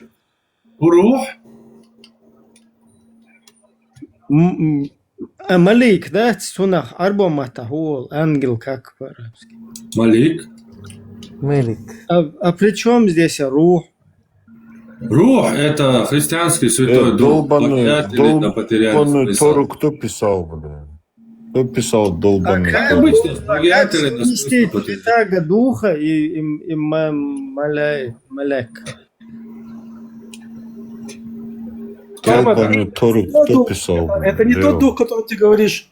Это не тот дух, который ты говоришь, Святой Дух. Кто Подожди, писал долбанную Тору, бля? секунду. Я тебе отвечу. Это не тот, который Святой Дух, не тот Святой Дух, который Можешь ты думаешь, сказать, кто писал эту долбанную Тору? это знаешь, как называется? Я тебе объясню. А? Из иврита. Как тебе сказать, как сказать на русском? Не душа, не дух, а как бы... Бля, как на русском объяснить это? Вдохновение, типа вот такого, понял? Как бы так. Давай скажем так тебе, я. Откажись от еврейства. Лео, понятно, там Коран, Маран. Я тебе отвечаю насчет Торы.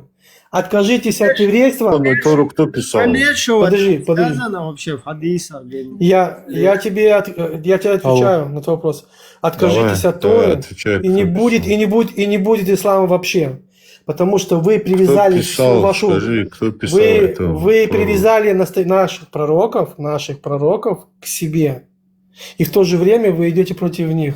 Откажитесь от них. От кого? От кого ваши пророки? Это наши евреи, наши евреи. Это евреи, наши евреи.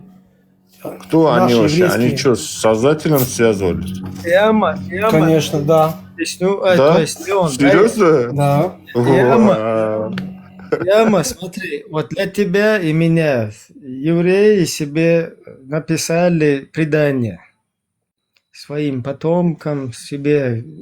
Я понял, Ибраим, что они считают, что это от Создателя или от чего это? Себе изложили идеологию. Ну вот у них в преданиях это от Создателя. Ну, они считают, что это от того, кто создал этот мир или кто, что вообще? Смотри, я тебе сейчас объясняю. Они себе прописали идеологию, которая им помогает как народу, как нас. Если мы исторически посмотрим, то у них все нормально. То есть они никому не лезут, там, не мешают. Понял, там, что у них нормально. Это ихняя вот эта Тора, это откуда, кто ее написал вообще? Не перебивай. Они считают, что это от Создателя, что ли? Не перебивай. Я закончу, потом Создатель, не Создатель. У них есть своя идеология, свои предания. Все. Тебе какое дело туда? Вот он сейчас придет, тебе будет там говорить, ты там дагестанец какой-то, тебе нафиг какие-то традиции нужны, там, я не знаю, какой-то там лезгинка или что-то еще, кто-то. Они же пропагандируют, они Ничего они не пропагандируют. Это их, это их внутринациональное. Как не пропагандируют? Ну ты дослушай хотя бы. Ты просто... Сейчас дай мне минуточку, Ибраим. Если ты, да, вот говоришь про Тору, так откажись от всех пророков. Чего вы наших пророков к себе приписали, не понял? Чего вы наших пророков, которые... Вообще похрен на всех пророков, бля. Я плевал на них, на всех, бля, с горки, бля. Понимаешь ты? Все. Я просто удивляюсь на вас. Вы вообще... Послушай меня, в отличие от тебя, похер тебе, не похер, мне тоже похер, что ты там думаешь, понимаешь? А тебе скажешь про твоего дебилоида вот этого, блядь. У тебя, блядь, глаза лифчиком начнешь махаться передо мной, вы считаете, что ваша Тора от Творца? То, что я считаю, да, это мое. Я не прихожу, не навязываю никому. Твоя Тора от Творца. Я тебе отвечаю. То, что я считаю, да, это мое. Я не прихожу, не навязываю никому это. А вы, дебилоиды, это делаете. Навязываешь ты или нет? Подожди, Леон. А Яма, он в Аллаха верит? Кто такой Никого не Яма? верит, он всех пророков Вам ни обозвал. во что не верю, мне вообще Придурок. похрен на это все, блин. Не, я просто спросил, я поинтересовался. Я просто Газуй, Яма, газуй. попытался объяснить, попытался объяснить, что вот у людей есть своя вера, своя какая-то внутринациональная традиция. Ты куда лезешь вообще? Вы все куда лезете? Плагиатите. Ибрахим, ты же понимаешь, что... Всех их переписываете, их вот эти предания, их, короче, туда все зачем лезут, вот непонятно. Не, ну Они подожди, ты же понимаешь, что он не совсем лезет. К тебе, Он приводит факты и доводы. к тебе же, смотри, к тебе же не приходят там какие-то, кто ты там, я не знаю, португалец или там пигмей там какой-то. Почему ты вот так делаешь, а почему ты усяк, почему ты так веришь или не так. Это внутринациональная идеология там и предание этого народа.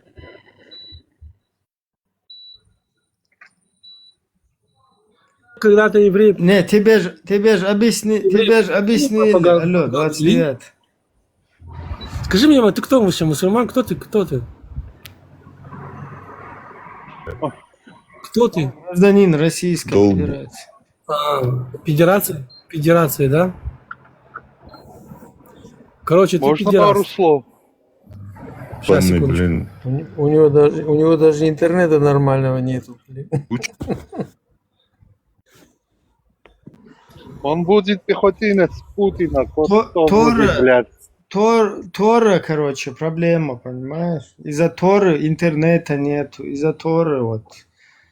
Пусть они откажутся от наших пророков. Пусть они откажутся от Торы. Вообще ничего не будет. От каких пророков? Они не Про что могут- ты говоришь? Они не могут даже доказать про своего Мухомора, что он пророк. Объяснить, что он пророк. Он Они был лезут куда-то неграмотный. Я, например, Должен верить этого. Леон, ну ты же понимаешь, что... Ребят, подожди. Я, например, это четко понимаю. Вот я чеченец. У нас есть свои устои, свой самобыт, своя культура, там, свои какие-то моменты, да, там, я не знаю. как Ибра, себя вести, подожди, свой подожди. не перебивай их, свой какой-то кодекс. Теперь ко мне приходит какой-то, кто угодно, там, не знаю, там, представитель какой-то Румынии, там, или Болгарии, там, я не знаю. И мне говорит, а чё ты вот так, а чё у тебя так? Я ему скажу, пошел нахер. Ты вообще кто такой? Так у меня или сяк. Иди вон в свой Мухосранск, у себя там разбирайся, кто ты. Ты чё ко мне? Я тебе чё, навязываю, что ли, свой самобыт или свою культуру? Иди вон к себе в свою норку, и там, я не знаю, занимайся своей хренотенью. Я же твою хренотень тоже могу поносить до бесконечности. Просто интересует. Они не могут объяснить мне уже 3 года. Да, 3 года получается, да? Я уже тут всех затрахал вопросом. Элементарные вопросы задаю, базовые такие. Они не могут ответить. Тем более они не могут ответить на главный вопрос. Как они поняли, что Мухомор, он пророк? Или посланник, не знаю, почтальон. Как они могли это, как они определили это? И они лезут туда, Леон, куда вообще это, да. Манишма. Слушайте. Я могу сказать. Вы определились там, Джабрил его трахал или член показывал? Что вы лезете там? Чего? Зачем вы перебарщиваете в натуре, а? Вы говорите... Мухаммеда когда застукали, что он сказал? Это был Джабраил. Ты как про кровать, когда его пихали? Да. Пихали, да, это? Да, Это когда из его очков выгоняли это, как сказать, огненным огурцом, джин. Слушай, я недавно почитал вот Коран, немного почитал вот эту книгу, и я тебе скажу, что мне иной раз кажется, что ее писал какой-то сумасшедший. Ну, необразованный, то, что там написано... человек писали, они говорят, мы должен верить. Блядь, 2 миллиарда и больше у вас. И у вас есть 4 человека, которые получили это Нобелевскую премию. Слушай, да там же Закир Найк утверждает, что там теорему Пифагора придумал какой-то там Ибра Илья, кто там, что-то там, понимаешь? Закир Найку, когда спросили, что будет у нас, мусульман женщин. Он говорит, что ну там не написано ничего, но как я, как сказать, предполагаю, у вас тоже будет там 70 ёбар или там 72. У него есть одна трансляция, И где какой Закир Найк... мусульманин хотите, что вашу маму там 70 гури это, или мужчин ебали, блядь? Брат, у него есть, у Закир Найка есть одна трансляция, где он утверждает, Ребят, что... не материтесь. Ну, где не он матерю, утверждает... это Закир Найк говорит, что я матерю. Это для канала плохо. Ой, Мат извините, для канала извините. плохо. Я Смотрите. это, как сказать, не Смотри, поддерживаю. в одном из трансляций, в одной из Скажите трансляций хорошо. Закир Найк утверждает, что в Коране написано, что женщина — это один из самых, типа, чуть ли не к ангелам приведенная. Уже во второй трансляции, спустя там несколько месяцев, ему задают вопрос, как ислам относится к женщине.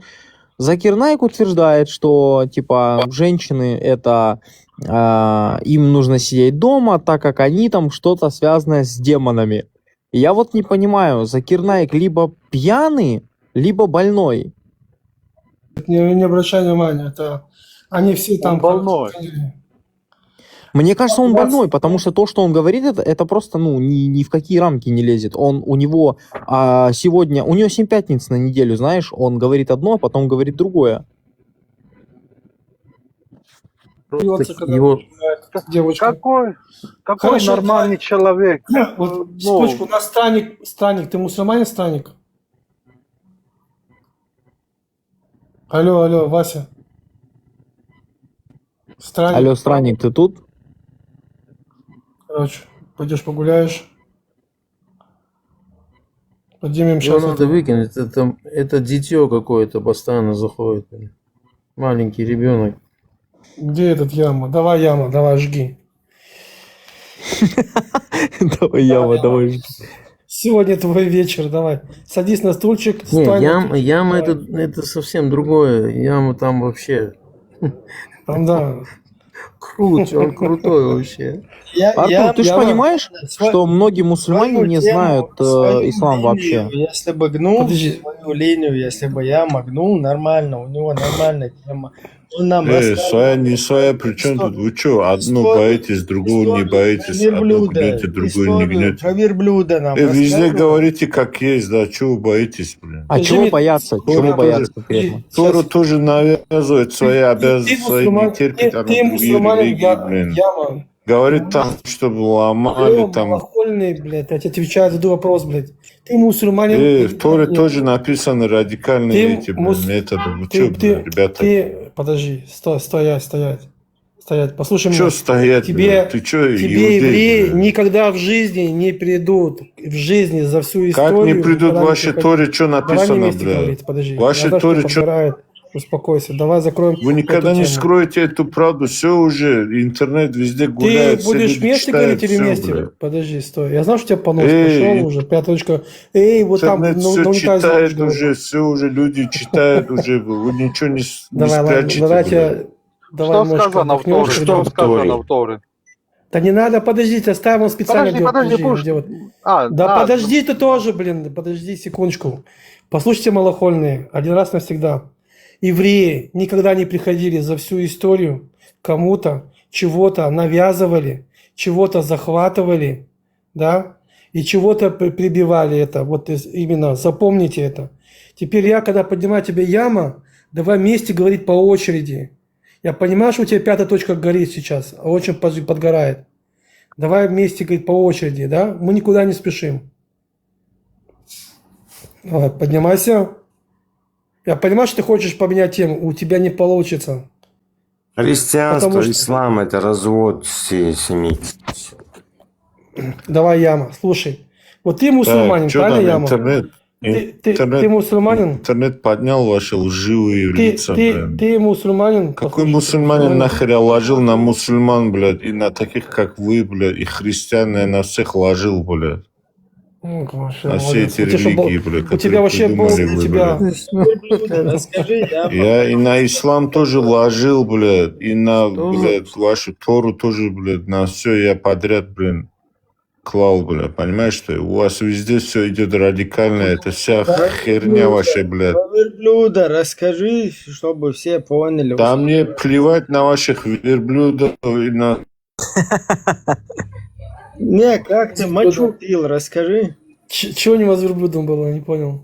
Ты что, всех мочу? остальных, блин. У нас нормально. Понял, Ибраим, я не думал, что ты такой, блин. Я моя... Прочитайте Тору хотя бы один Ну, раз, я прочитайте, с тобой что там здесь не написано, блядь. агрессирую. Там же А у тебя интернет очень нет. страшные вещи написаны, блядь. Спустись, ты все равно не слышишь никого. Я с тобой вообще не враждую, не агрессирую. Ты четко рассказывал, как ты верблюда мочу пил. Там вообще нормальная тема была. Сейчас ты куда-то в Смотри, политику, Яма, куда-то классная в тема чужие есть. эти дебри ушел. Яма, классная тема есть. Смотри, я тебе даю 6 литров чисто мочи, да, верблюда. 6 литров и 3 литра в подарок за $200. Как тебе такое? 6 литров. Да. Вы уже просто рамки переходите. Верблюжью мочу не пили мы. Это испанец зашел, испанец. Да, я испанец. Да. Просто, ребят, перебарщиваете. приветствую. Я не хочу никакой агрессии вам говорить ничего, но вы реально перебарщиваете. Мы перебарщиваем. Что мы перебарщиваем? Давайте расскажите нам, испанец. По-испански. Вы же перебарщиваете. Ты на границе Испании или где там? Везде есть нормальные люди, везде. В каждой религии, в каждой нации. Но вы просто... Что ты имеешь в виду под Здесь нормальными никто про людьми? нормальный... Да, что, брат, вы хотели сказать? А что для тебя, серьезно, нормальная религия? Что для тебя это? Ну да, если какая разница, какая религия человек? Главное, Не, давай по существу. Вот видишь, у нас, если получается, ты сказал, давай отвечай. Что такое для тебя нормальная религия? Объясни мне. Что такое вообще религия? ну, для меня, я же объяснил, для меня не главная религия, а главное человек. Человек исходит от религии, которая написана 40 раз, только 40 раз. Послушай, я задаю вопрос, послушай, не перебивай.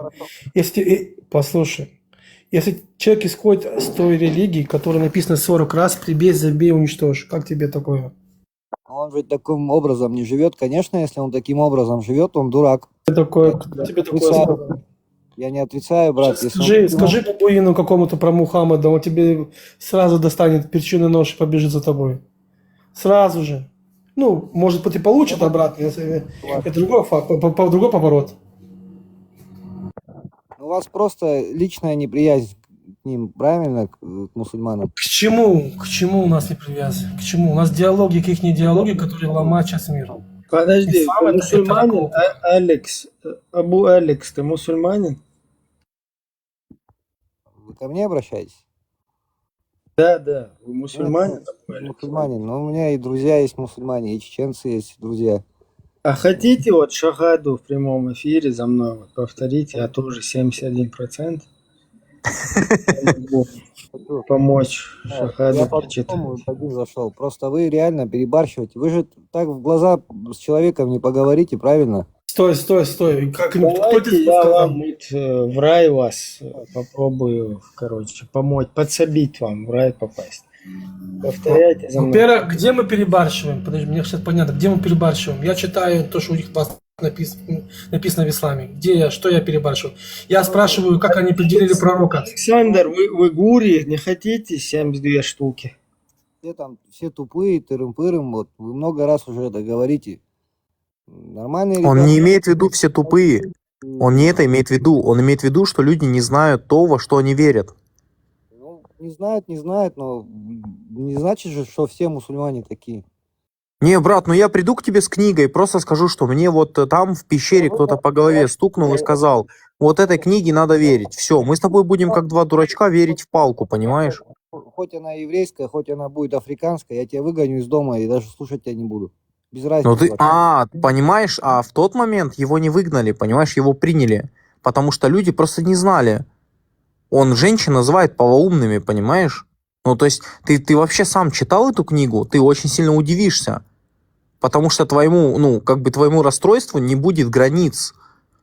Человек, который писал эту книгу, мне кажется, это просто либо неандерталец, либо я не знаю, ну, потому что там как будто бы, знаешь, ребенок это писал. Не надо От балды просто набросал. дискредитировать. Алекс, вот вино райское очень полезное, говорят. Хотел сказать, что в Хотите? истории тоже написано, что все должны им прислуживать, что вокруг гои должны их там быть. Скажи мне такую вещь. Вот ты как думаешь, это нормально, что когда ты умрешь, ты попадешь в рай, и ты сможешь бухать, и у тебя будет бордель, там 72 девственницы, да, они будут сами за себя зашивать, понимаешь? Это для тебя рай. Это что за рай такой, не понял? А ну объясни. С большими грудями ты забыл сказать еще. Твоя жена будет сутенершей, кстати, она будет подводить их, она будет им командовать, кто с кем он будет спать. Это что за рай, не понял? Внизу пишут, что вино там беспохмельное. Вообще. Я же дело не за это идет, не за религию. Вы правильно? Я не спорю, Как вам что вы- не заинтересовало еще, как бы не зацепило вас? Вы перебарщиваете, понимаете, вы людей просто, как сказать, злыми делаете на другие религии. Вот и все. Конкретнее можно? Ты Куда он? иди почитай вот это. Иди почитай. Потапок Да. спустился, Лё. Да. Вот иди почитай, я лучше с Ямой поговорю, чем с тобой. Ты иди почитай еще там, а потом будешь приходить. Вот этих, когда не читает, не знает, и сюда приходит, и тем тоже махается вот это. Давай, Яма, жги. Да, кстати, вон внизу пишут, что обитатели рая могут иметь возможность иногда там подходить и заглядывать туда, в ад. Ну, типа там через окно. И видеть, как там их папы, мамы, которые в ад попали, там горят, и над ними насмехаться, там, я не знаю, плевать туда. Вот серьезно, Ибрагим, давай вот без шуток, да, у тебя и так 71%, и я вот аж переживаю за это очень сильно, вот честно. Скоро будет 70, это вообще плачебно будет. Я вот с духом должен разобраться, когда формат чуть-чуть освободится. Я вообще офигел. Это называется дух, но это не священный дух, потому что есть Аруха Кодыш у нас называется, а у них как-то тоже добавляется как-то святой дух. Не, ну как может святой... Леон, а ты сам вообще читал Коран именно или суру какую-нибудь, может, аяты? Я только Масудру, конечно. Я поинтересовался. Мне просто интересно, что Там будет Пхарман говорить, потому Мое мнение, что писали много людей. Это, знаешь, ты пришел, дописал, пришел я дописал, пришел Прометей дописал. Я вот Ибрагим тоже так потом думаю, дописал. я тоже так думаю. Это, знаешь, такая цепочка такая пошла. И такая цепочка. Передай другому, написал, передай другому. Да, там даже цепочки нету, поэтому они так это... Ну, там как будто бы логика отсутствует, если честно. Потому что я даже вот смотрел, где... Я смотрел одно видео у Пхармана тоже, когда он рассказывал о том, что он же там... Тихо, пошел, давай, Яма, жги. Давай, садись на стульчик, становись и давай, вперед. Да не бойся, ты что ты так боишься? Даже боятся, что ты даже боишься? Жги, Не, просто Лео, смотри, Лео, послушай, да, по-братски, Лео. Сегодня смотри, Лео, вечер, это давай. не то время, что надо было 2 месяца ехать, чтобы одну книгу почитать. Сейчас человек может на диване лежать и все выявить, понимаешь, что? Вы не спрячете сейчас ничего абсолютно. А я что сейчас говорю? Сегодня можно взять, почитать. Ваша Тора, ваша Библия, ваша Коран, ваша там еще что бы там не было. Вы все спалились, бля. Наш Коран. Все, ваше время закончилось, бля. На наш Коран. Лучше вы все вместе критикуйте разом, поняли вы? А не отдельно там как что-то взяли там. Я понимаю, что кавказцы там, да. Лео, понимаешь, что? Лео, кавказцам больше всего навредили арабы, там, их арабская писанина. Вот это навредило кавказцам. Мы за это газуем, понимаешь, что? Ну вы, причем, вы что сюда лезете? У вас тоже у вас 10 раз хуже написано в этой Торе, блядь. Умничайте. Подожди, Да, объясняю тебе, объясняю, послушайте, послушай меня. Что ты мне можешь Ты объяснить? меня что У меня перебиваешь? Не, у меня вся информация в телефоне. сейчас, смотри, я его сейчас пишу туда. Пускай чуть-чуть потапает. Теперь ответь ему. Вот он это самое. Смотри, Сначала вопрос мы задает, потом опять сам евреи вынесу, говорит. никому не приходим и не навязываем себя. Но у нас постоянные войны из-за ваших этих дебилов вот этих, из-за этой религии, этой диалогии. Вы когда пришли сейчас даже в Европу, далеко надо ходить, в Европу, там было спокойно, красиво, все жили в розовых очках. Вы там такое натворили сейчас, да? И я вот, ты думаешь, как бы, и я не буду против этого? Конечно, я буду против этого. Конечно, если будет сидеть христианин, буддист, Делла, другой, там, другой викинги, да мне у нас нормально. Это нормально, я буду сидеть с ними спокойно. Но вот эта диалогия, вот эти бабуинов будут сидеть со мной, уже для меня это опасность, потому что вы раковая опухоль. Конечно, конечно, я вас буду уничтожать, потому что вы хотели уничтожать не только нас, а еще и весь мир. Конечно, я буду идти против вас. А как ты хотел? Как вы хотели, что вы будете насрете и не будете... Это ваша такая тактика, насрать и убежать, это не мы? Ни хрена. Будете по мордам получать везде, в каждом углу. Все поменялось. Тем более, когда сейчас, как ты говоришь, интернет есть. Яма внизу пишет, что не ври, вы не навязываете, типа. Не ври, что вы не навязываете. Вот Яма, просто отпишись, где они, что он. Вот я, может, меня сейчас тоже, или он вокруг пальца хочет обвести, да. А я вот, под его влияние попал. А ты можешь меня как бы спасти. Давай мы тебя поделим. Да, поделись. Спасай его. Да, вот ты пишешь, не ври, что вы не навязываете. Вот отпишись, где они навязывают, чтобы я тоже понял, где это. Яма, сейчас все в твоих руках, Яма. Потому что сидят возьми сидит Прометей и Ибраим. И моя цель, чтобы они одели кипу и сказали Ам Исраэль Хай. Понял? Вперед, давай, жги. Если он поднимется, эти будулаки будут говорить ему, недовольны будут им, понимаете? Главное, чтобы будулаки были довольны. Быть рабом будулаков, людей. Смотри, Лео, и Пхармат, я извиняюсь, брат мой, отвечаю, я тебя по-братски уважаю, Пхармат. Смотри, Лео, смотри, ты свою Тору вообще читаешь вообще? Ты свою Тору читал вообще? Ты читал его вообще? Ты видишь, какое там отношение идет? Смотри сюда. Ты видишь, какое там отношение идет к другим божествам? А? Ты видишь или не видишь? И что нужно делать с теми людьми, которые поклоняются? Я тебе задал вопрос. Что нужно делать с их божествами? Что нужно делать? Ты видишь там вообще? Где ты видишь, что евреи Айван, не кому-то отключай мне приходили? микрофон, очкушник, блядь. Я ж тебя Ты отвечаю. спалился тут, блядь. Я ж тебе отвечаю, малохольный. Я ж тебе отвечаю. Где ты видел, чтобы евреи приходили за всю историю? Я ему задал вопрос. Я задал вопрос. Давай. Чтобы Яма мне объяснил, где вот Ибраим, иди, да, вон там у тебя весь интернет, у тебя в телефоне, иди почитай, спроси, да, там, там, почитай что-нибудь, да, что ты меня спрашиваешь, блядь? Подожди. Мне вообще похрен на это, я просто Лео говорю, Так. Я говорю... Мне не интересно, ты просто здесь болтаешь и ничего не приводишь, иди почитай, зачитай. Ты мне объясни, где Лео, где вот другие евреи что-то кому-то где навязывают. Я никогда не видел, чтобы евреи к нам приходили, говорили, что у вас неправильное там божество, или у вас неправильная культура, или у вас что-то не так, неправильно. Вот у нас правильное, ваше это дерьмо все, а вот мы вам предлагаем истину, короче.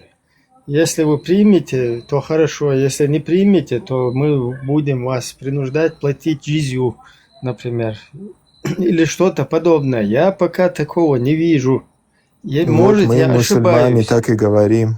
Да, может, я ошибаюсь, и что-то я пропустил. Я поэтому тебя попросил, объясни мне. Ты заходишь сюда, иди Тору почитай, иди еще что-то. Да нафиг мне читать Тору, нафиг мне Библию, еще мне что, все религии мира изучать, что ли? Ты мне просто покажи на деле где-то, Вот чтобы черт, вот... меня раскрыли. Что делать? Все пропало. Прометей, все пропало, Прометей, все, спалили меня. Все, Леон, теперь все знают, что тебя спалили. Он внизу еще пишет, ты ведь и так под дудку евреев работаешь. Да блин, зайдите сюда, идиоты, просто что вы имеете в виду? Я чего Слушайте, дудку? такой вопрос.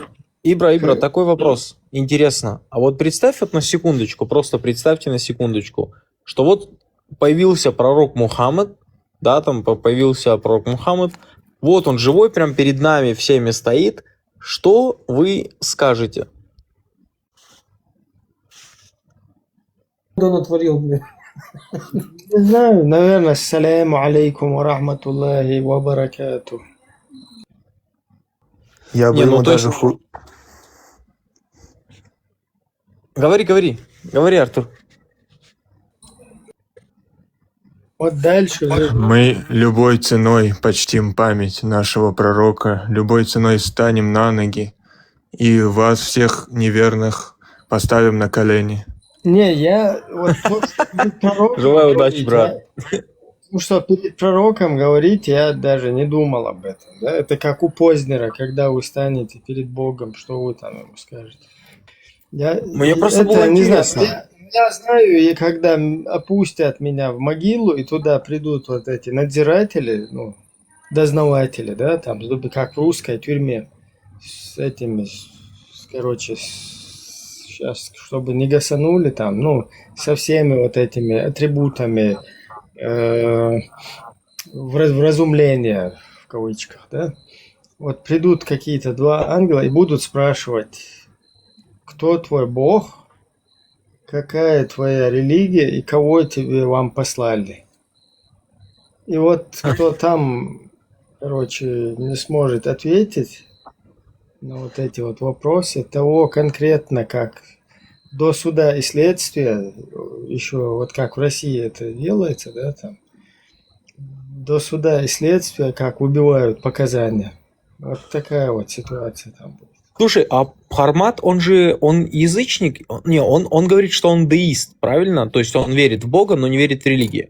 Но у него везде написано язычник-чеченец. То есть он больше язычник или деист? Просто язычник — это тот, кто верит, ну, как бы когда много богов. Да, ну, там, допустим, как Зевс, там, Аид, да, условно, я про это имею в виду. Вот. Я сам язычник, я старославянский язычник. Вот, я не верю во все вот эти там религии В этом, и так далее. скорее всего, по приколу просто верят, как те, кто там руны себе делают, там по приколу это все. Это уже Нет, все понимают. Нет, тут чуть другое. Как бы славянская мифология, да, она больше связана с тем, что ты веришь в духов леса, да, там, условно, ты веришь в матушку природу. Ну, если прям вкратце. Понимаешь, что это? Вот. А если я смотрю, ну, как бы, если отталкиваться от того же ислама, то как в него верят, я немного удивлен. Ну, как немного? Охренеть, как удивлен. Потому что то, что как бы говорят там, меня немного удивляет. Вот внизу пишет вот этот справедливость. Короче, 15 сура, 3 аят.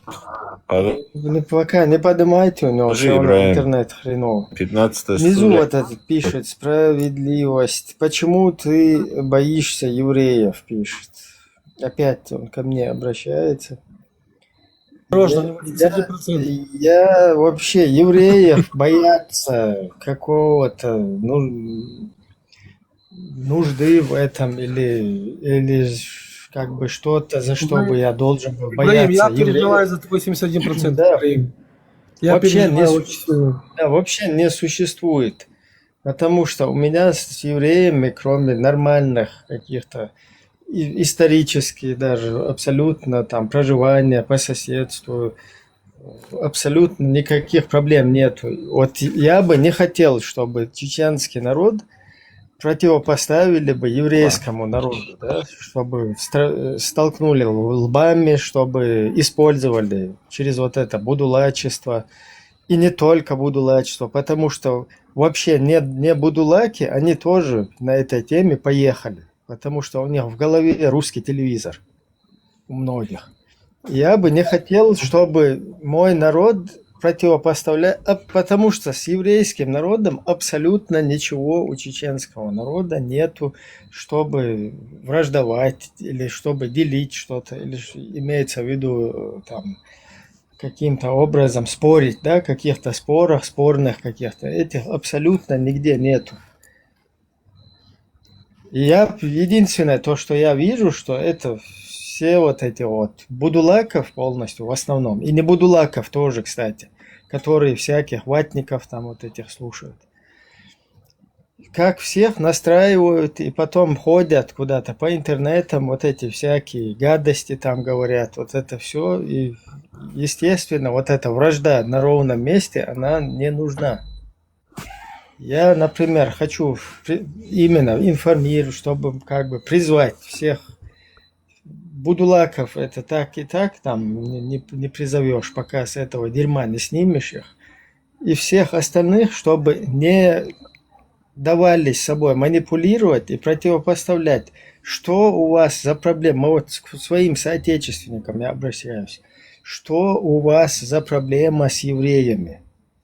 Если этот народ, я не знаю, хочет жить свободно на своей земле, строить там, я не знаю, нормально себе страну, там медицина у них, какие-то технологии у них, там какую-то пользу приносить. Если у них, скажем так, такое солидарность друг с другом, вот это вот там общенациональные какие-то братства, дружба, вот к своим отечественникам я хочу обратиться. А вы что, вам что, это неприятно, что ли, если это же у вас же тоже, как бы у нас тоже, пока мы не дебилизировались, примерно что-то подобное было, да, вот это единство такое, взаимоуважение, вот это вот, там, я не знаю, привязанность друг к другу. И что, если у другого народа точно так? Вам в задницу это кто тыкает, кто вам мешает. Я понимаю, вон какие-то безродные там, у них ни хрена нету, они там не хотят, чтобы у других это было. А вот своим соотечественникам, я обращаюсь, вам каким боком это лезет куда-то, я не пойму. Зачем вы даете собой манипулировать? Низкий заговор весь ломаешь. Ибрагим, а ты чеченец? Да. Жги, давай, жги. Сказал, хочешь что-то поговорить, давай.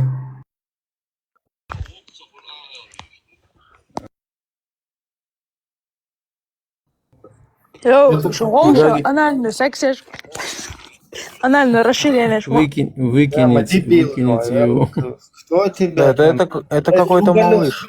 Какой-то малыш. Который его туда посадил, ты труболет, блин. Там, кто ты там? Тупоголовый. Вот этого пацана хотя бы не используй, не дебилизируй хотя бы мелкого пацана, ребенка. Дай ему нормально стать человеком, дай ему образование. Не надо его на какие-то арабские, хреновые вот эти геополитические или русские какие-то интересы, не делай из него какого-то пехотинца. Дебил ты тупой. Оставь этого ребенка, сделай его лучше для своего народа полезным человеком. Убери это, хренлистинский этот флаг у него, поставь ему свой национальный флаг. Ты что, долбанулся там, что ли? Убери этого ребенка, не порть ребенка. Говнюк, сам ты какой-то говнюк уже, видимо, там. Дебил. Полностью поддерживаю. Так вот, Ибрагим хотел сказать. Один момент, ребята, давайте один вопрос Ибрагиму задам. Да, конечно. Ибрагим, а ты знаешь про суру 61, аят 6? Так, нужно сейчас открыть. Ее Запиши, зачитать? пожалуйста. Не-не-не, просто запиши. Потом время будет, посмотришь. Очень интересно.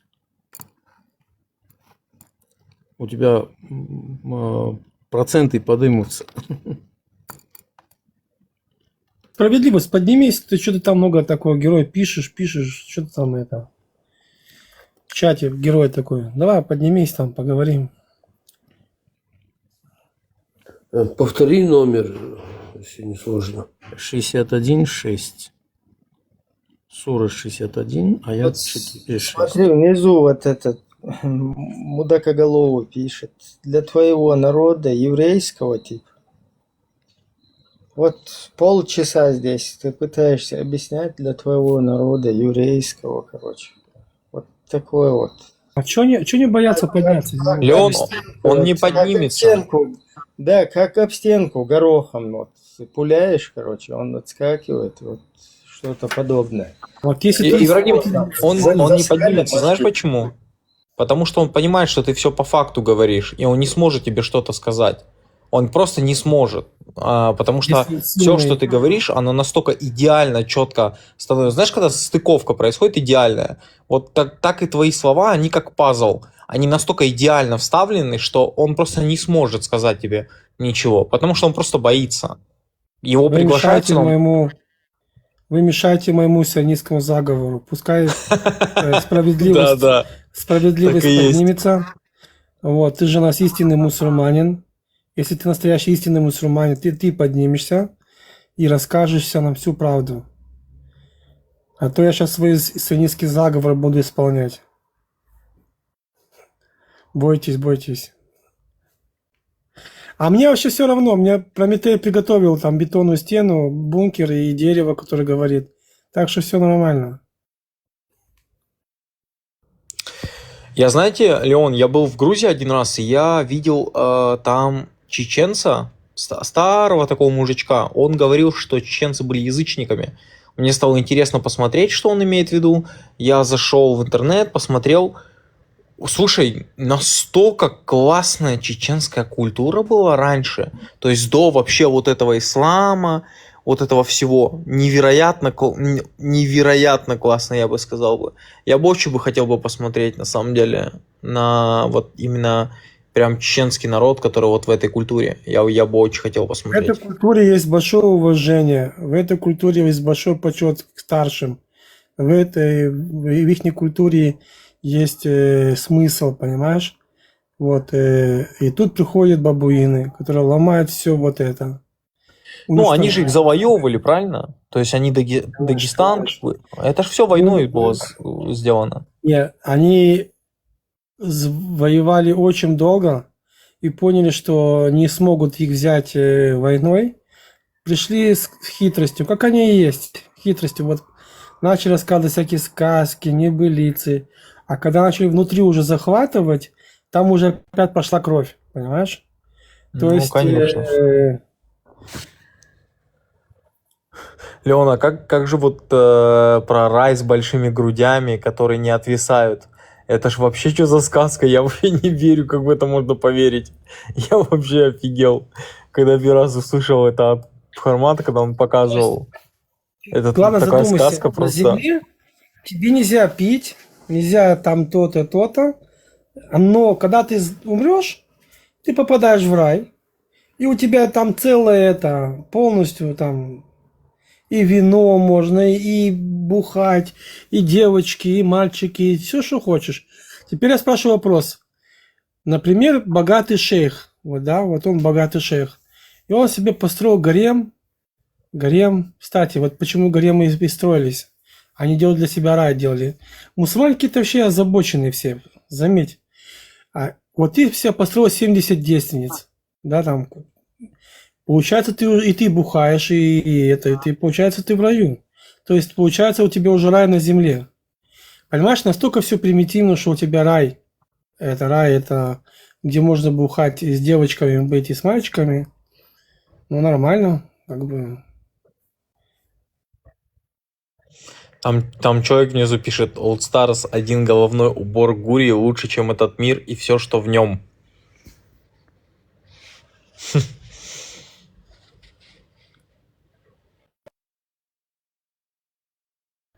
Не, ну я слышал, что Харман рассказывал, что они там прям вообще у них все можно, ничего не осуждаем, как бы все делаем. Но вот то, что вот с этим в раю, конечно, с этими грудями, все, что ты делаешь как бы здесь. Меня вообще вот это удивляло, когда, то есть ты должен быть грешником, если ты не будешь грешить, типа Аллах всех уничтожит и создаст новых.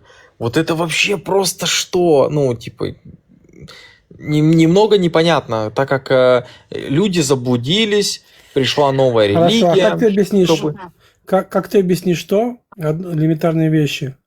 То, что я у него сейчас спросил, у мусульманина, да? Мгм. Первое. Ни один мусульман тебе не может объяснить, как они определили, что Мухаммад он пророк. Это раз. Два. Как это получилось, что его жена и там дядя, тетя, зять и все там вся эта араба определила, что к нему пришел ангел Джибраил, когда их там не было. Такие элементарные вопросы.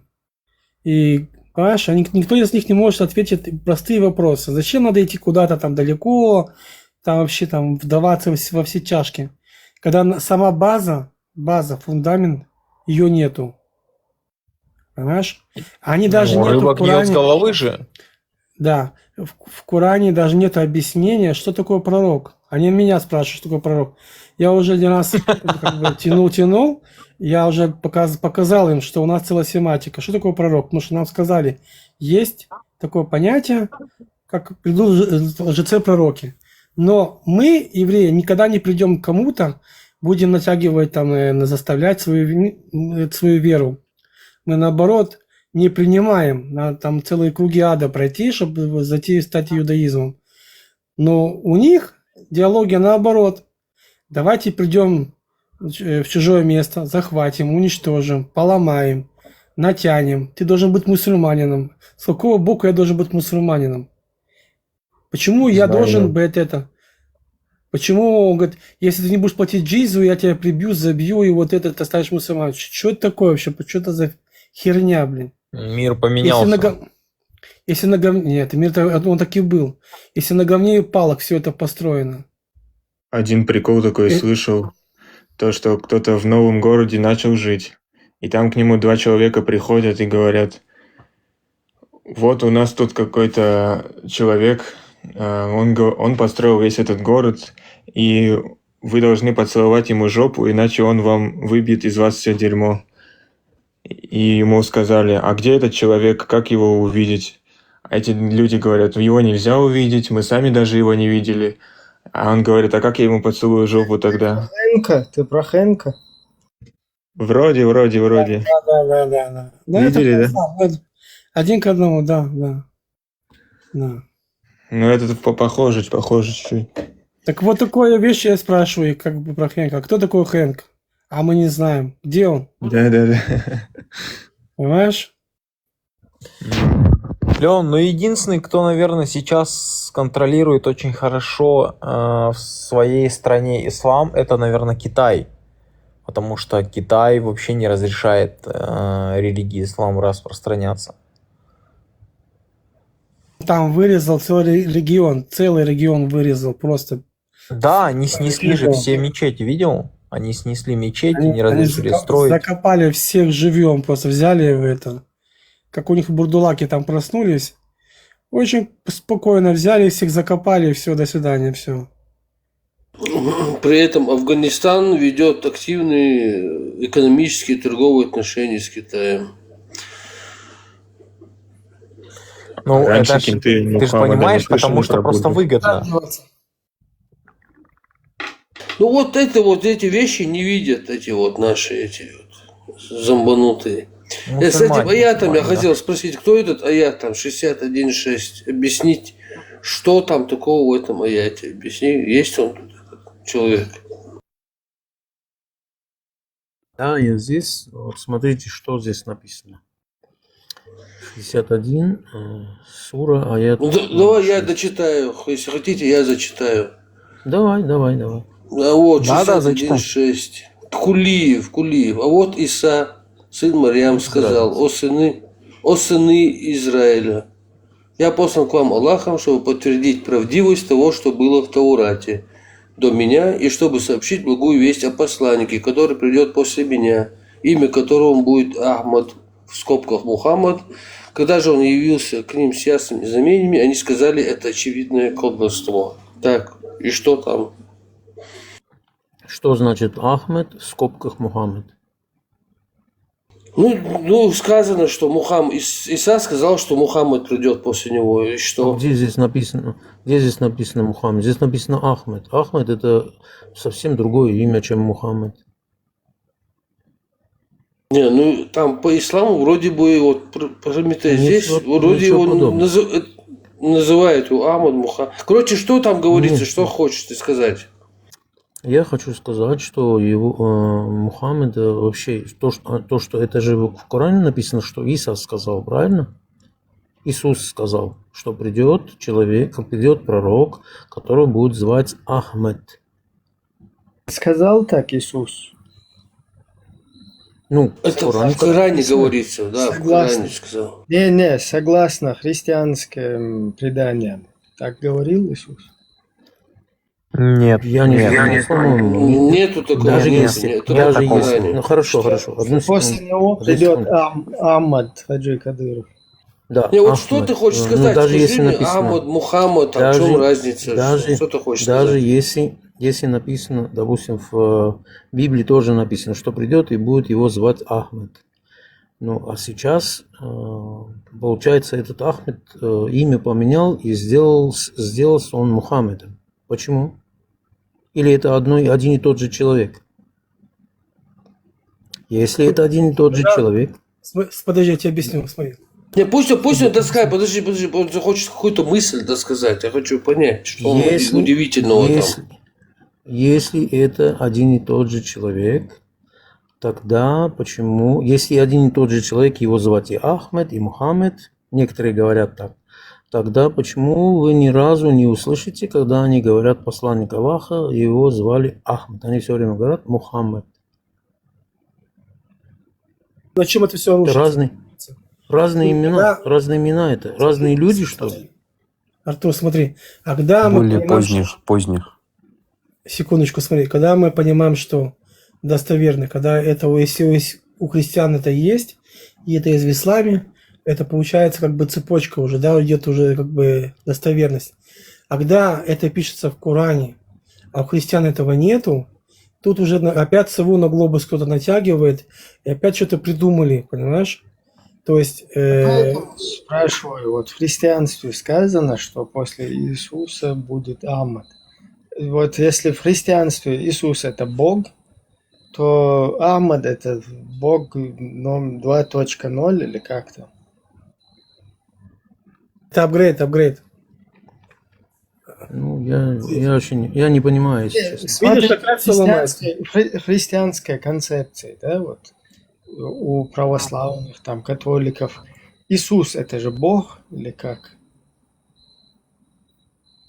Сын Божий это. Ну, он Сын Божий, потом вот этот Рух, там Дух, короче. И тот, кто на небе, это три Бога, как бы. Или я ошибаюсь в концепции? Типа Святая Троица ты имеешь в виду? Да. Все, понял. Ну, короче, тут и христиане сами, походу, замешкались. Короче, в христианстве Иисус – это Бог, да, ну, и вот это одна часть из этой троицы. И теперь, как Бог говорит, что я, короче, пришел там утвердить Тору, за мной придет еще какой-то якорь. То есть, если это Бог, трибожеский, короче, чел, то есть это же не пророк, как в исламе, Иисус в христианстве. А это Сын Божий, он же Бог, он же. И тут как бы у нас получается, что вот эта часть этого Бога говорит, что за мной придет еще какой-то чувак. То есть это получается еще одна часть Бога там приходит, или что там, логика, где там, ау.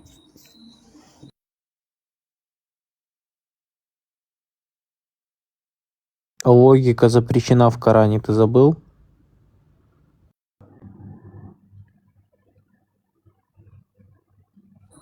Ну, не знаю, просто когда прикалываются с три Бога, да, там, что Иисус, который на небе, потом это Дух, это один Бог, и их три, короче, туда-сюда, да, у меня тоже мозги расплываются.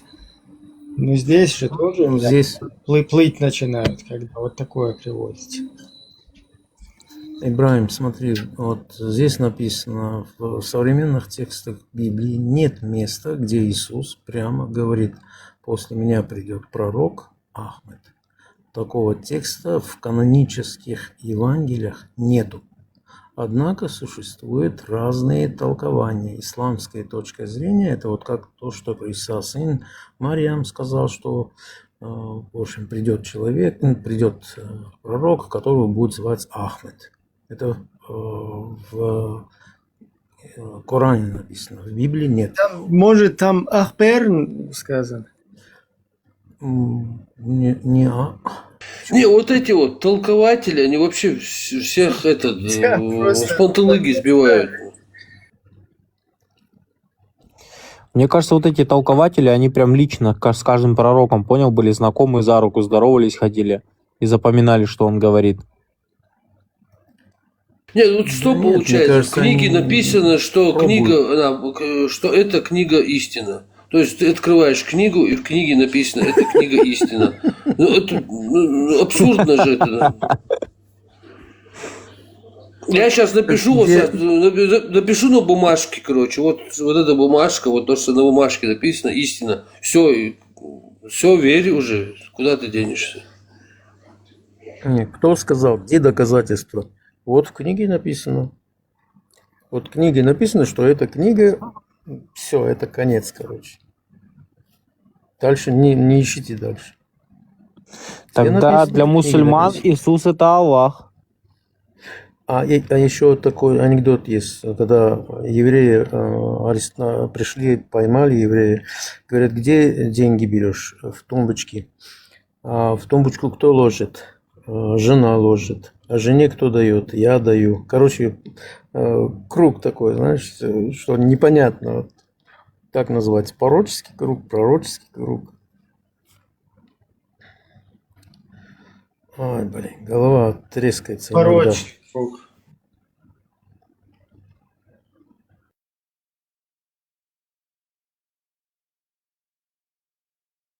Я все время хочу сказать про это. Вот говорят, Бог создал, Бог сделал, Бог это сделал, Бог то сделал, сказал. А вообще непонятно, зачем этому Богу рабы. Зачем это вот Бог создал рабов своих, чтобы эти рабы имели своих рабов, и чтобы эти рабы еще имели своих, короче. А почему среди животных не устроил такого, допустим, чтобы там львы, если они были бы, у них были рабы, у львов, то те рабы, которые львовных рабы, доставали бы пищу для рабов, работали бы для них. Вот для животных он ничего такого не сделал. Вот для людей, самых таких мыслящих или понимающих все, он сделал рабами. Для чего? Чем они виноваты? Рождались рабами. Не за нарушение его наказали, там что-то он плохое сделал, его в тюрьму посадили, сделали рабом. Он родился рабом. Это что за несправедливость вообще? Вообще себе подобного, как можно рабом делать? Тем более вот концепцию, если брать Адам и Ева, да, то все продолжители это их потомки, дети, то есть мы все братья, сестры здесь. Тогда как ты своего братана, короче, в рабство берешь? Вообще полное противоречие получается.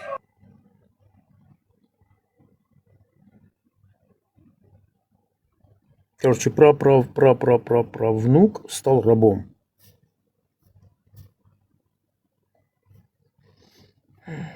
Столько вопросов, где нет ответа.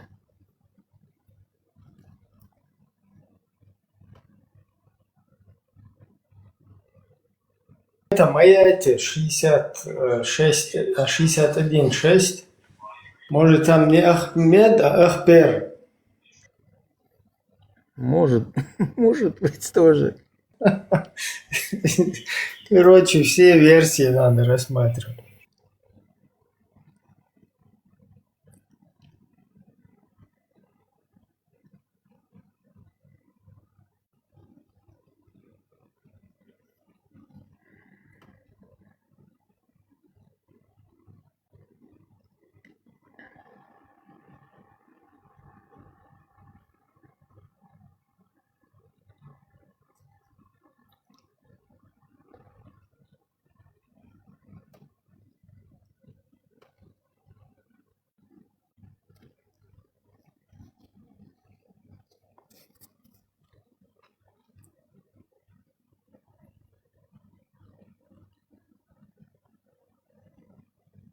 Так, затишье у нас. Куда делись все эти джихадисты?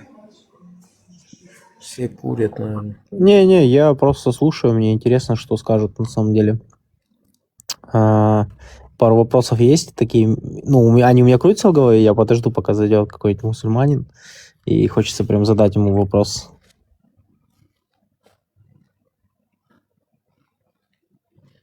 Мы тоже можем ответить, если что.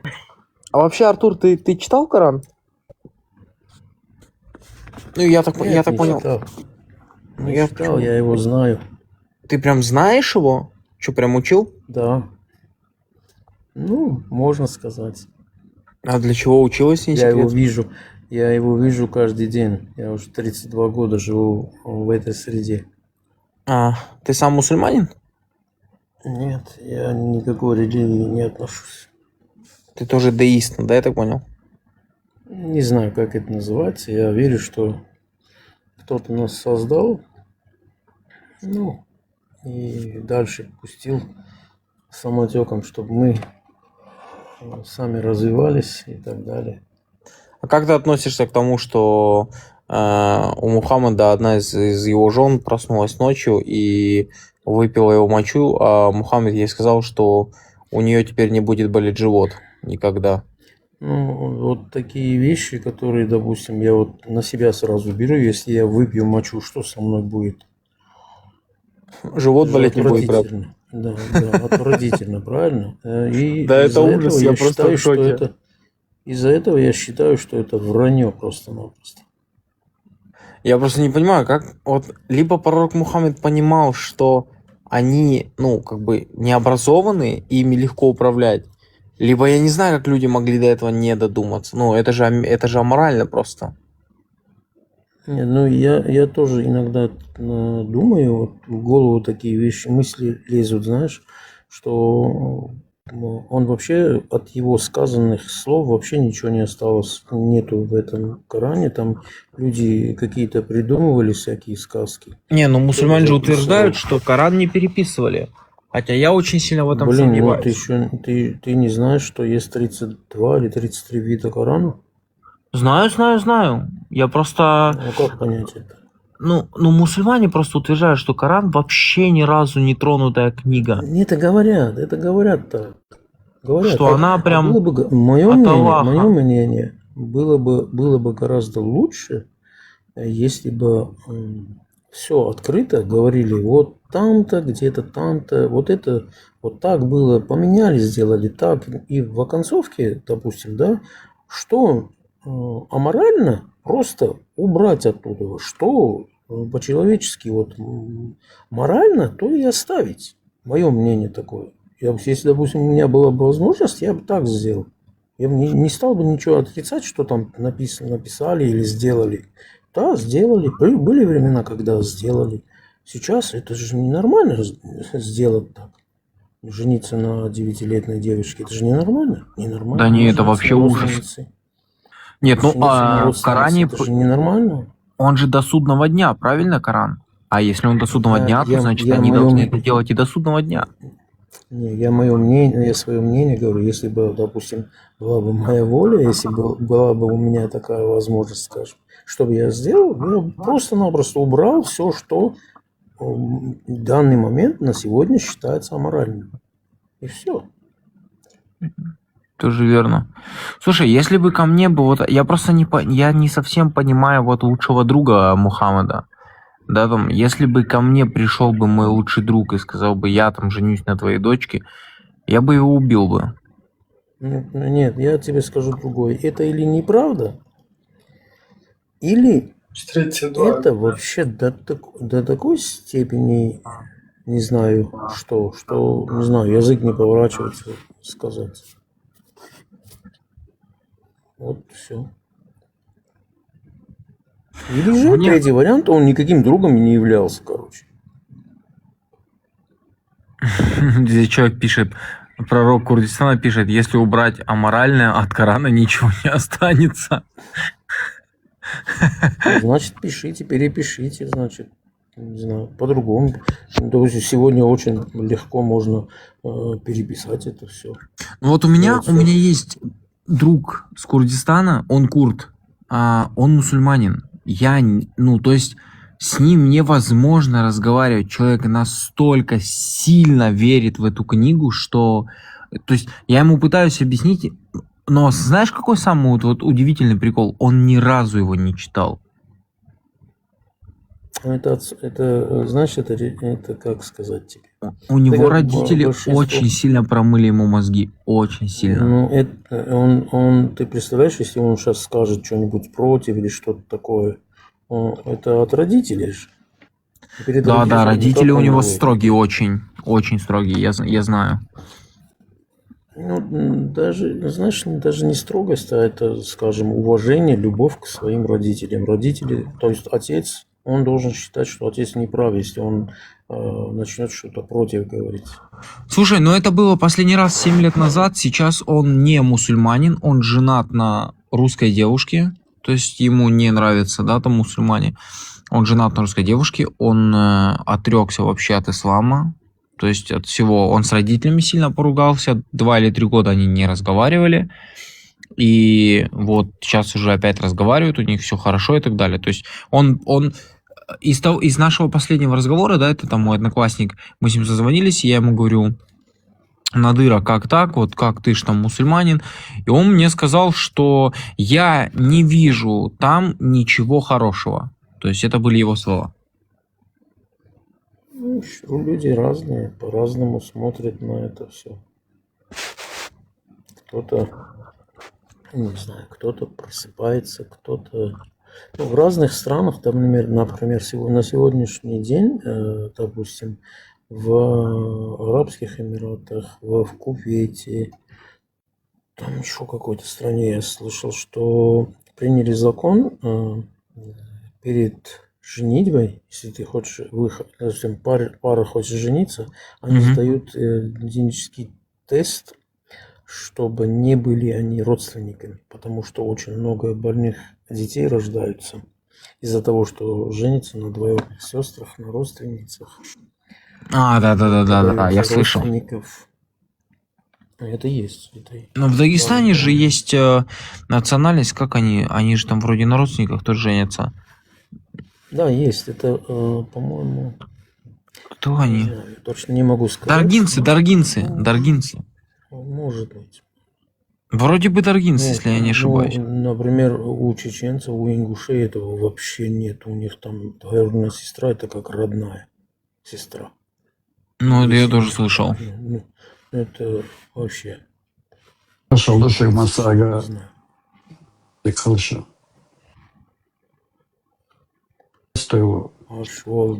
Привет. Вот ссылаетесь на Мухаммеда. Если так честно сказать, Мухаммед тут ни при чем.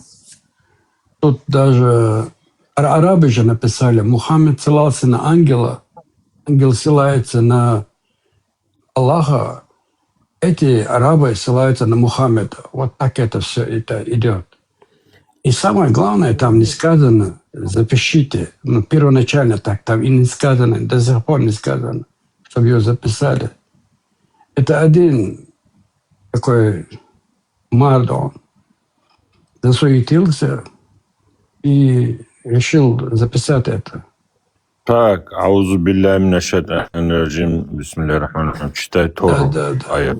Верта, если я Тору правильно мне понял, не надо читать, я говорю по факту. Покажи мне одно место, где в Коране сказано, чтобы Аллах сказал, подожди, да, запиши Коран, это. подожди, да, Коран прошлое, Тору надо читать сейчас. Сейчас надо. Нет, Тору не надо, мне это не надо. То, что у нас крутилось при военных действиях, которое нам пришло, вот это я прочел, и это я увидел, что это не от Аллаха, не от кого, а просто люди написали, где-то переписали, где-то сочинили. Вот такое дело. И замутили это. И себе бизнес устроили. Верта, так смотри. Если я правильно понимаю, извини, перебью тебя, если я правильно понимаю, если сейчас мы прекрасно понимаем, да, условно, ну, то есть сейчас мы все разумные, все образованные, учимся в школах, да, там, заканчиваем колледжи, ну, то есть мы реально умные люди, я бы не назвал бы нас там какими-то дурачками и так далее, мы достаточно, для того, чтобы это понять, мы достаточно образованные. Судя по твоим словам, то есть изначально пророку Мухаммаду сказал какой-то там ангел, ангелу сказал какой-то там Аллах, то есть это все передавалось через сломанный телефон. Это, знаешь, я сказал трактор, а человек сказал КамАЗ. Тому, кому сказал человек КамАЗ, он уже передает людям, что это был, оказывается, ЗИЛ какой-то там грузовик, понимаешь? То есть я правильно понимаю? Это прям почти вся религия ислам, она как сломанный телефон. Я правильно понял? Они ссылаются на прошедшего. Самый прошедший — это святой, Мухаммед святой, Джабраил святой, и Господь, да, короче, Аллах святой. Но никто их не видел и не знает. Но было написано так, что это был Джабраил, он приходил, это Джабраил приходил от Аллаха, вот так. И все время это прошедшим временем. И никто это ничего не видел. И никто этого не знает. Почему тогда он его душил? Я не видел, что его душили или ничего подобного. Я не знаю. Они просто есть же достоверные хадисы. Говорят. Он сам о себе не говорит. Это они о нем говорят. Понимаешь? Они говорят, вот этот святой человек был, вот про него они пишут, вот он святой. А мы его сподвижники, мы тоже святые. А когда учишь их же истории, которые они написали, они близко не святые, понимаешь? Они творили чудовищные дела на этой земле, понимаешь, человеческой жизнью. Они надругались над женщинами, над детьми, над ребенками. Они разрушали целое селение и обогащались этими богатствами, которые имели другие люди. Они захватывали, уничтожали. Они же написали в книге около 270 миллионов. Представь себе. И что случилось? После этого ничего. Все осталось как есть. Они ничего не изменили. Они наоборот расстроили все это. Как в этом 30-м аяте написано же, там, по сути, ангелы не знают ничего будущего. Они, как говорят роботы, они не кушают и не пьют. Они не мужского пола и не женского пола. Понимаете? И они не знают ничего, кроме того, что им говорит этот Аллах, который они говорят. И в этой 30-й суре, когда Аллах им говорит, я установлю наместника на земле, они сразу же высказывают свое будущее, они говорят ему, как ты, как он сказал, наместника на земле, когда мы есть, к тебе поклоняемся и не грешим. Они будут грешить и распространять нечисти и проливать кровь. Это в первом создании, когда он просто сказал, я сотворю наместника. Он уже хотел сделать его. Они уже предсказали сегодняшние вот эти все войны, танки, пулеметы, автоматы, понимаешь? И ничего не изменилось. Он говорит, я знаю то, что вы не знаете. Ну, хорошо. А что он знает? Он говорит, Адам, назови их имена. Он не знает эти имена. Те назвали имена. Какие имена, что за имена? Ангелы были правы. Сегодня проливается кровь везде. Правильно же? Выходят ангелы правы, а то, что он назвал их имена, это что меняет? Понимаете, это абсурд настоящий. Да. И плюс они предсказывают будущее, и они правы, по сути. Почему ты на месте, на земле, когда будут действительно бесчинство, все происходит, и кровь проливается, людей убивают. А когда он назвал, скажем, имена, тот назвали их имена, я же сказал, что я знаю то, что вы не знаете. Но что изменилось? Ничего не изменилось. А почему в исламе звезда и полумесяц? Ну, потому что если ты в арабскую страну поедешь, там будут тебе звезды по ночам и полумесяц. То, что видели, то и выставляется. Артур, а вы не смотрели мультик «Аладдин»?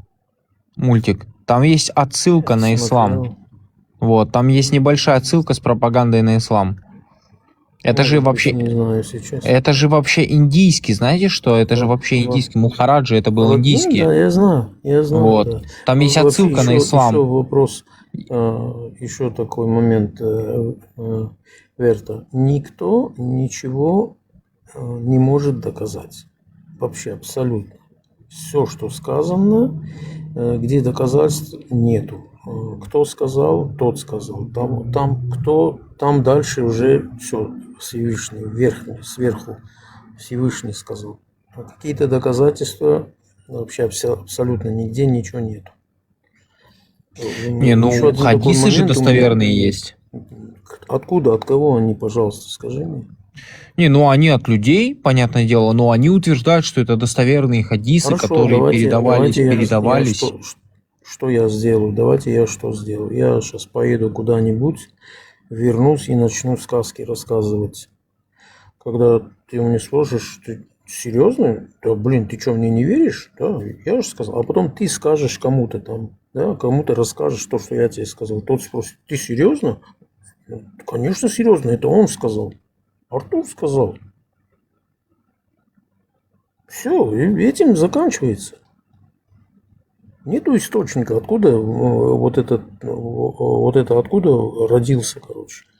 Если дерево увидели, дерево поднялось, допустим, через какое-то время, да, но кто-то положил туда этот росток, ты видишь, что оно растет, да? А здесь нету этого ростка.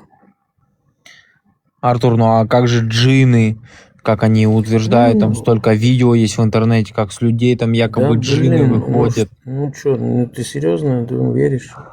Нет, конечно, это, мне кажется, это одна из самых лучших актерских игр, которые нужно давать времени. Задаю тебе один обыкновенный, простой вопрос. Почему? Ты же когда... Ты знаешь, да, что огонь нельзя трогать. Если тронешь пальцем, она обожжет тебя. Да, конечно, совершенно верно. Если вопрос задаешь, это Бог сделал так. Иначе ты бы трогал этот огонь, тебя не сжег бы. Тогда у меня возникает такой вопрос, как, скажем, неверующему этому. Почему Бог не сделал человека таким, чтобы в случае чего-то нехорошее, там, допустим, ты собираешься кого-то ударить, да? Ты собираешься кого-то ударить просто. Я тебя с уважением поправлю. Как такое может быть, что ты привязываешь что-то, что не может, ты привязываешь что-то, да, и вот говоришь, это истина, понимаешь? То есть где связка? Нету связки никакой. Окей, я об этом и говорю, что нету конца, нету. Это где-то точки нету, откуда упереться. Где мы понимаем, что это? Как мы понимаем это? Где написано? Когда я задаю вопросы, что это, где, откуда, из-за чего, нету. То есть база сама рушится, база уничтожается. Нету фундамента.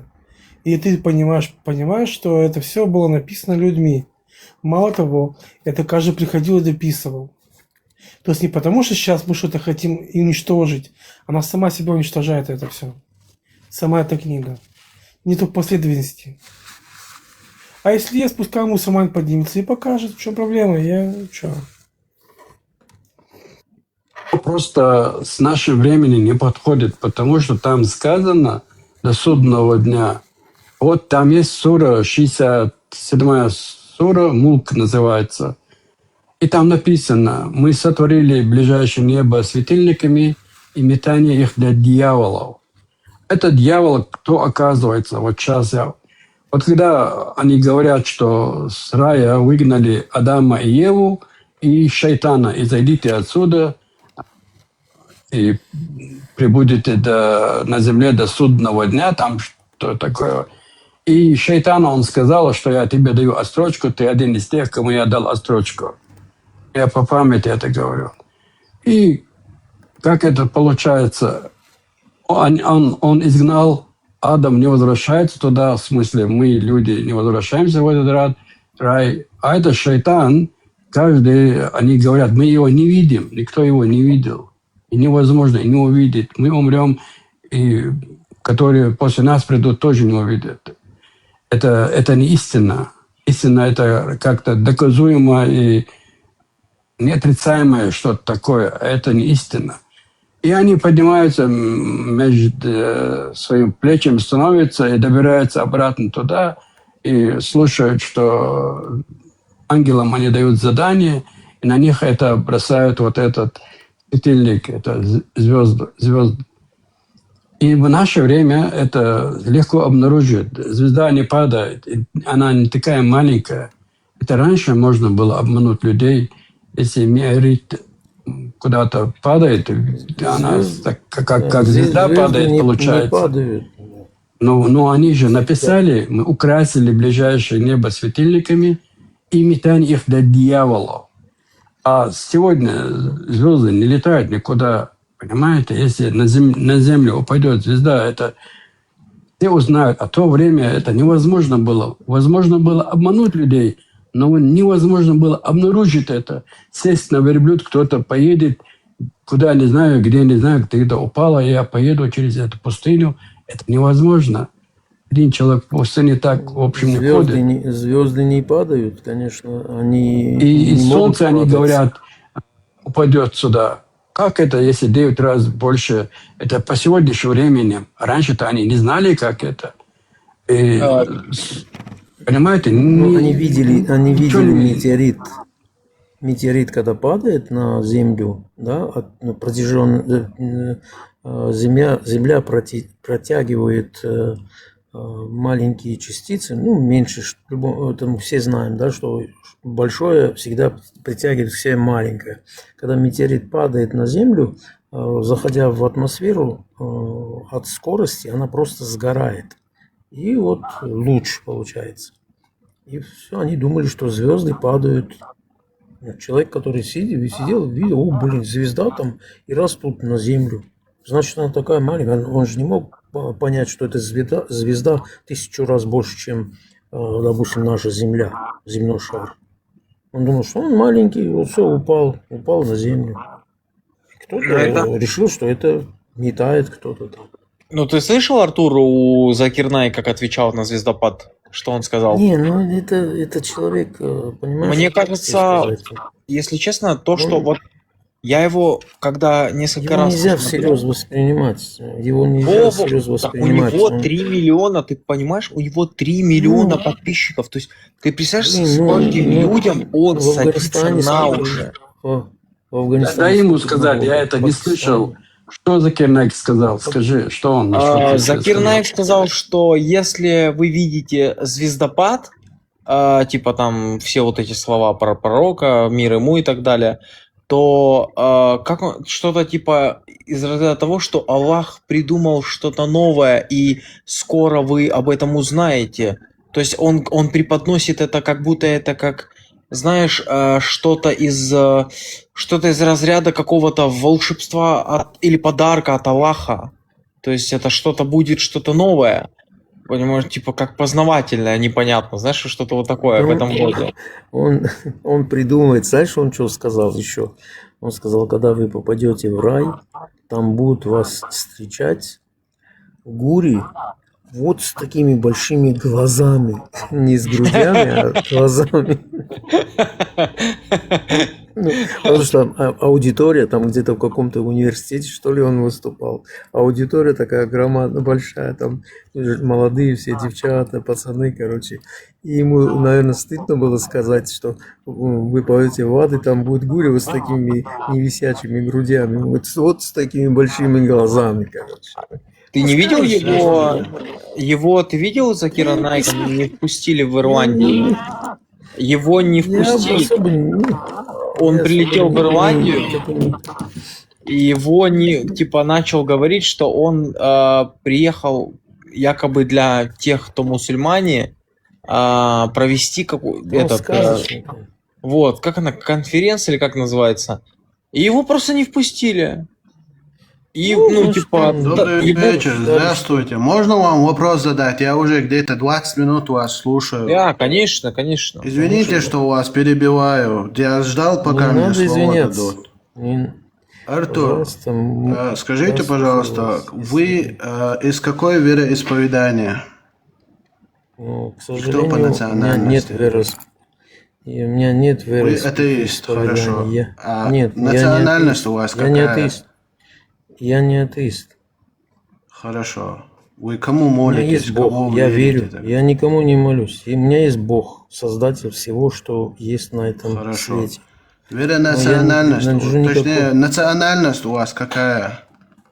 Я, короче, если сказать честно, я солянка, грек, лезгин, украинец. Хорошо. Кого только нет. Хорошо. Просто здесь тут аватарка у ведущего стоит. Кризис чеченского идентичности, Нохчалла и ислам. И тут идет спор религиозности. Вы начинаете говорить про ислам. Вы говорите, если честно сказать, и те, люди, которые сюда пишут, я кому-то там это сделал, то сделал. Хорошо.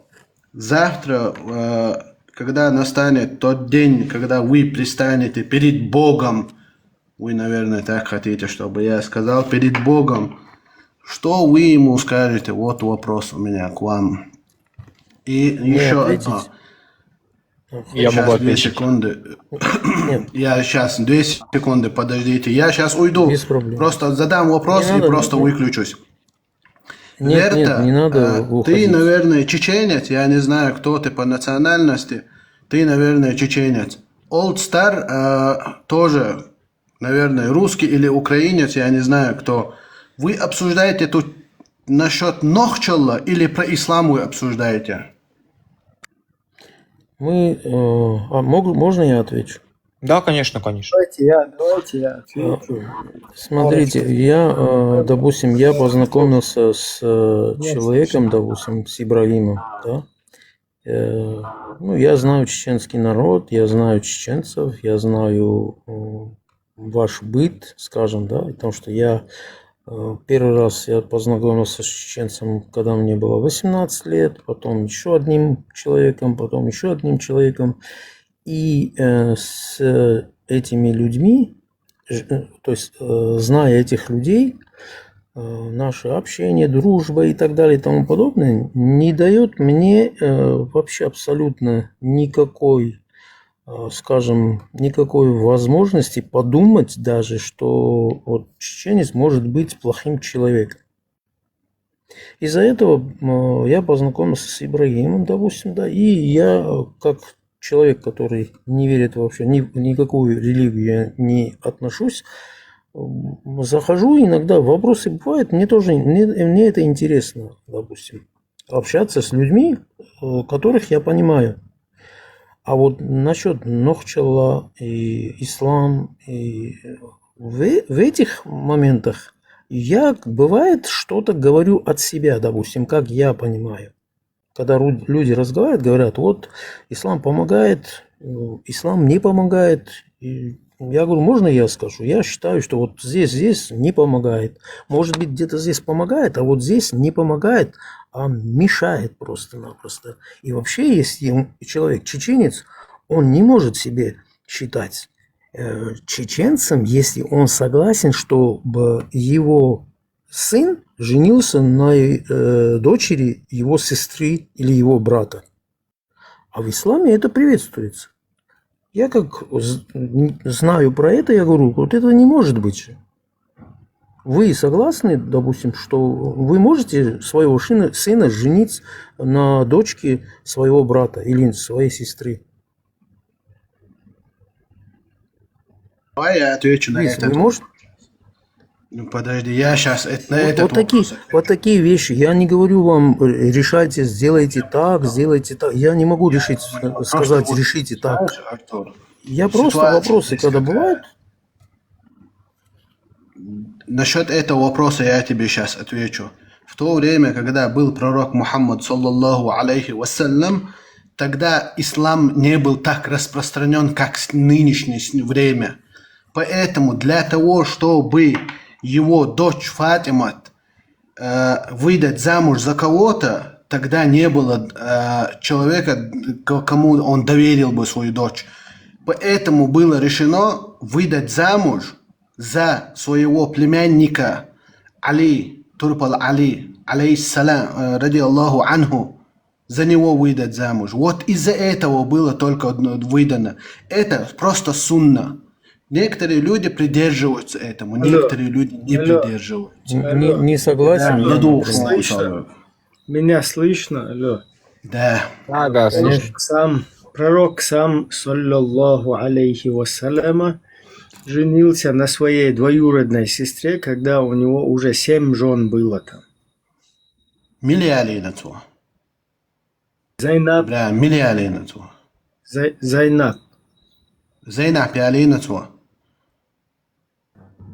Здесь ребята знают, очень много знают. Вы можете спросить, хорошо, ладно, верьте собой, минуты собой. Сюк цам алет ла, сюк цам алетиш, сюк просто цам дару, сухучу ацало. Просто ситуация какая здесь. Вы начинаете, вот некоторые люди вот сидят, пишут про эту гадость. Ибрахим, ты чеченец, Верта, ты чеченец, вы верите в Всевышнего Аллаха. Почему тогда вы здесь сидите? Я зашел из-за того, что здесь обсуждают что-то. Здесь ли он сидит? У него израильский флаг, плюс еще и звезда Давида. Если честно сказать, у меня нет никаких... палестинский флаг. У меня палестинский флаг. Я поддерживаю своих братьев-палестинцев. Он поддерживает Израиль. Я вот украинского флага, который... Субханаллах, субханаллах. Если они поддерживаю Украину, я хочу рядом еще разместить сейчас.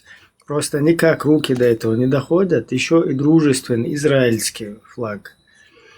А то вот эти палестинцы все с этими... У меня-то свой флаг национальный, и я еще вот как в виде сердца поддерживаю Украину.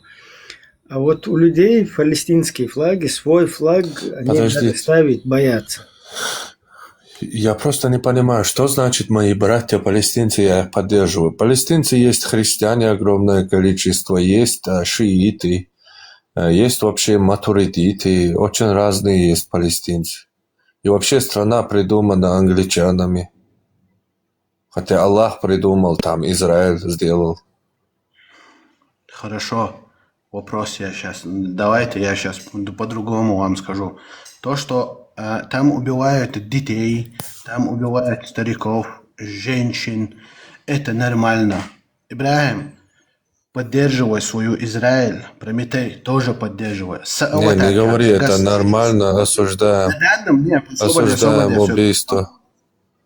Тебе придет бан, потому что мы это скажу и уйду. Мы это осуждаем. Это дешевая пропаганда. Сейчас, секунду. Секунду, сейчас ты одно сказал. Дай скажу и уйду. Подожди, ты уже на другую тему переходишь, я ответишь тебе, прежде чем ты перейдешь на другую тему. Там убивают детей, женщин. Я просто хотел сказать, что подожди, у меня ты на уже аватаре. сказал, да, я отвечу.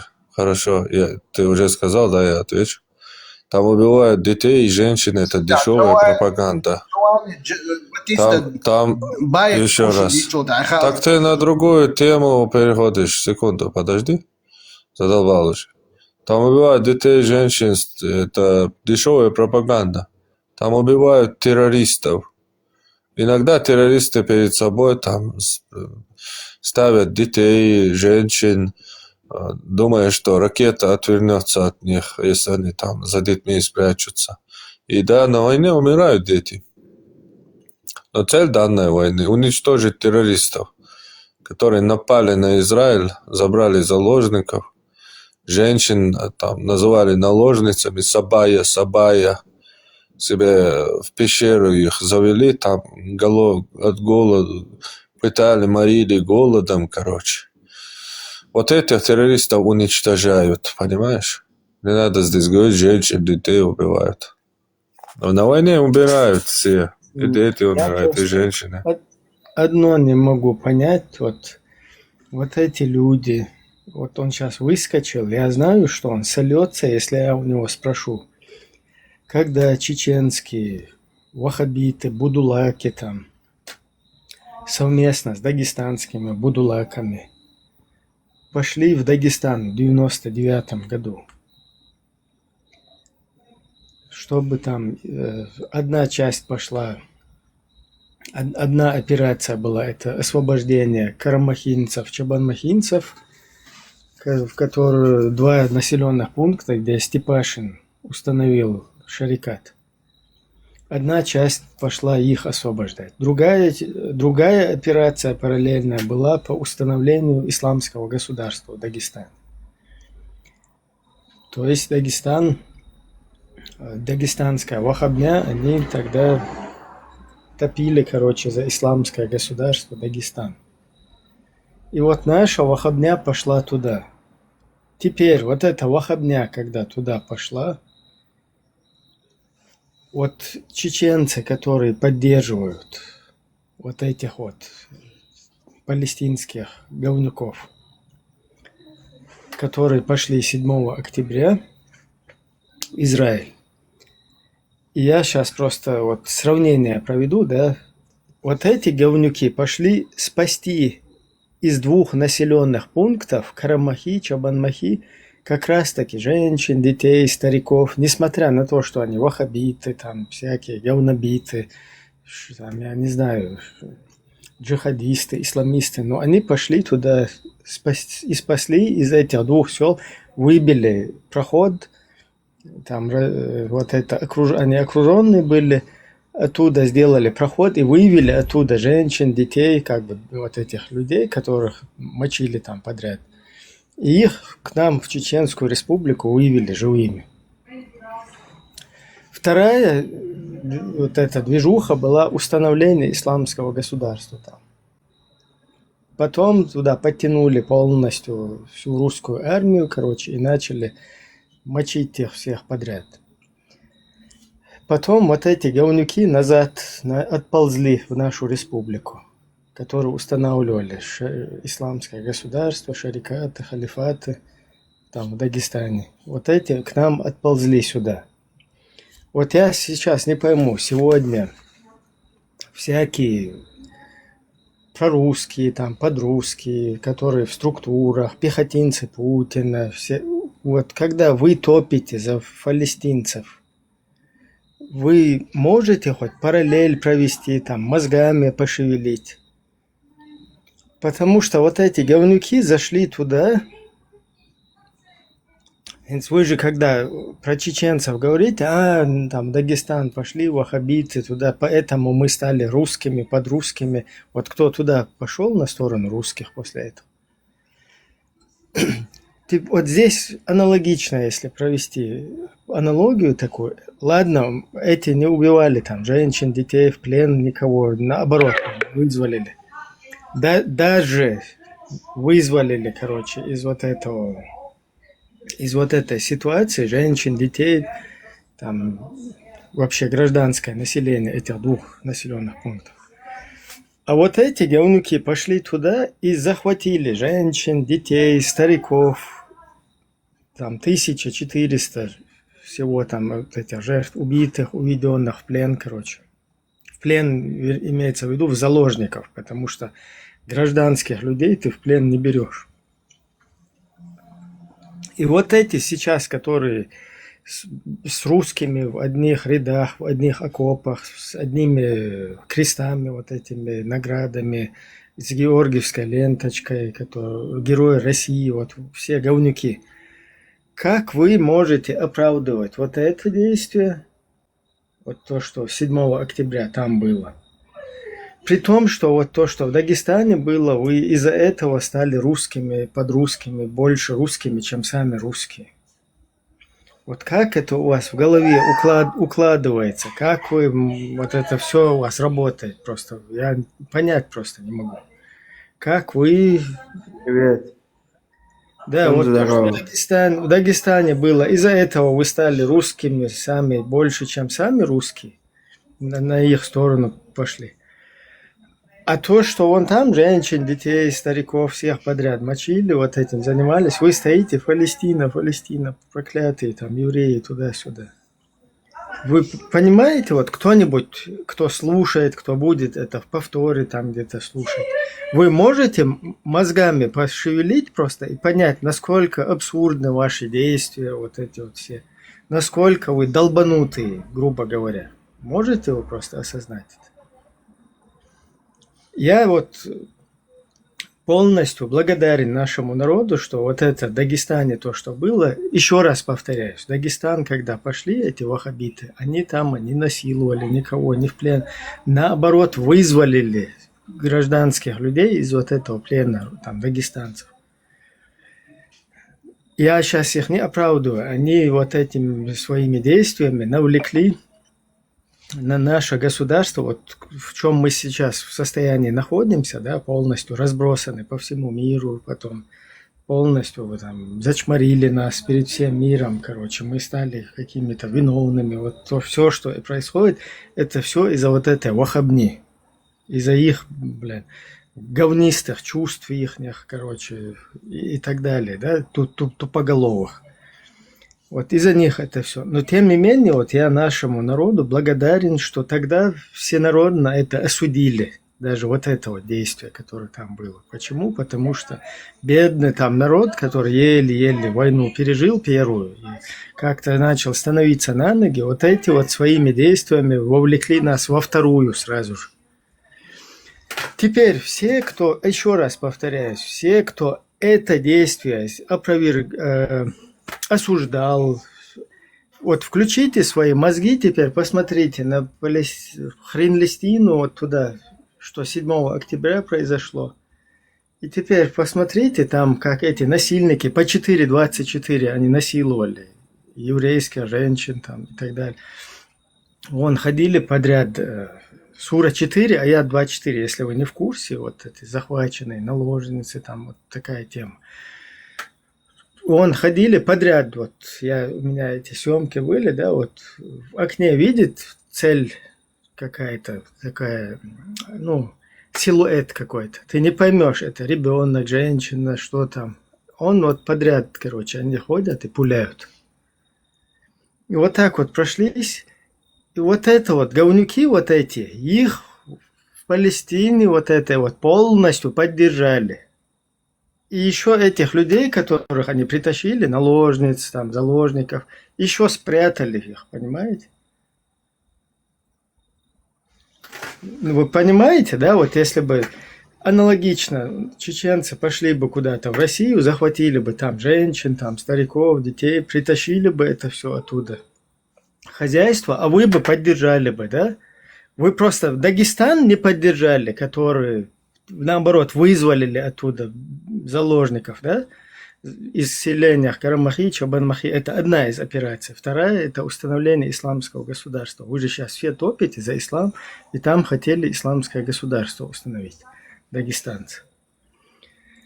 По вашей, по вашей логике, по вашей идеологии, вы, наоборот, должны были это поддержать. Но я рад, что наш народ это осудил полностью. Теперь вот представьте другой сценарий. Эти люди идут, зашли куда-то, не в Дагестан, а пошли бы там в Ставрополь, Пятигорск, куда-то бы, да? Там бы полностью подряд всех мочили бы по 4.24. совокуплялись бы с замужними женщинами, вот так вот прошлись бы, и оттуда притащили бы еще детей, там, женщин, и вы бы стали, поддержали. Маша и Алла, молодцы, Аллаху Акбар, короче. Вот так вот кефиром сделали. Вот что-то, вот то же самое произошло и там, вы понимаете? Вот посмотрите на ваши действия, что произошло, и как вас замочили 180 тысяч в сортирах. Вообще, людей, которые осудили это дерьмо. И посмотрите, что там произошло. Которые пошли насильники, короче, вот этим всем занимались. И вы стоите, короче, Палестина, Палестина. Хотя бы, если вы Палестина, тогда ваш Дагестан, операцию Дагестан, хотя бы это тоже вы же должны поддержать. Давайте задним числом теперь, кто сейчас там с русскими крестами, наградами, там, Герои России, вы там солдаты, пехотинцы, давайте тогда предъявите это вот Дагестан, шариат, исламское государство устанавливал. Спасли из 2 сел гражданских карамахинок, чабанмахинок, женщин, там, детей. Давайте за это тоже тогда топить. Вот чуть-чуть долбанутый мозг можно включить и вот такую аналогию провести, прежде чем ходить с вот этими флаги ставить.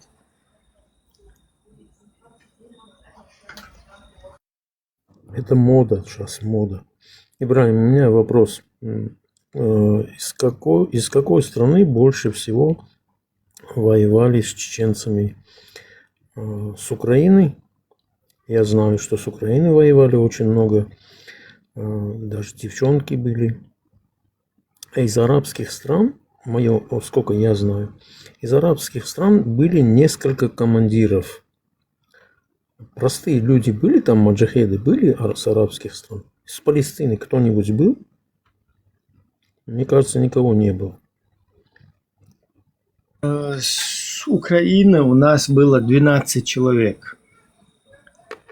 Просто я хочу это подчеркнуть, потому что изначально, когда еще война, вот эти предвоенная такая обстановка там была, как вот очевидцы рассказывают, там около 70 украинцев из вот этой не очень, скажем так, приемлемой организации люди, то есть которые в самой Украине, которых не приветствуют.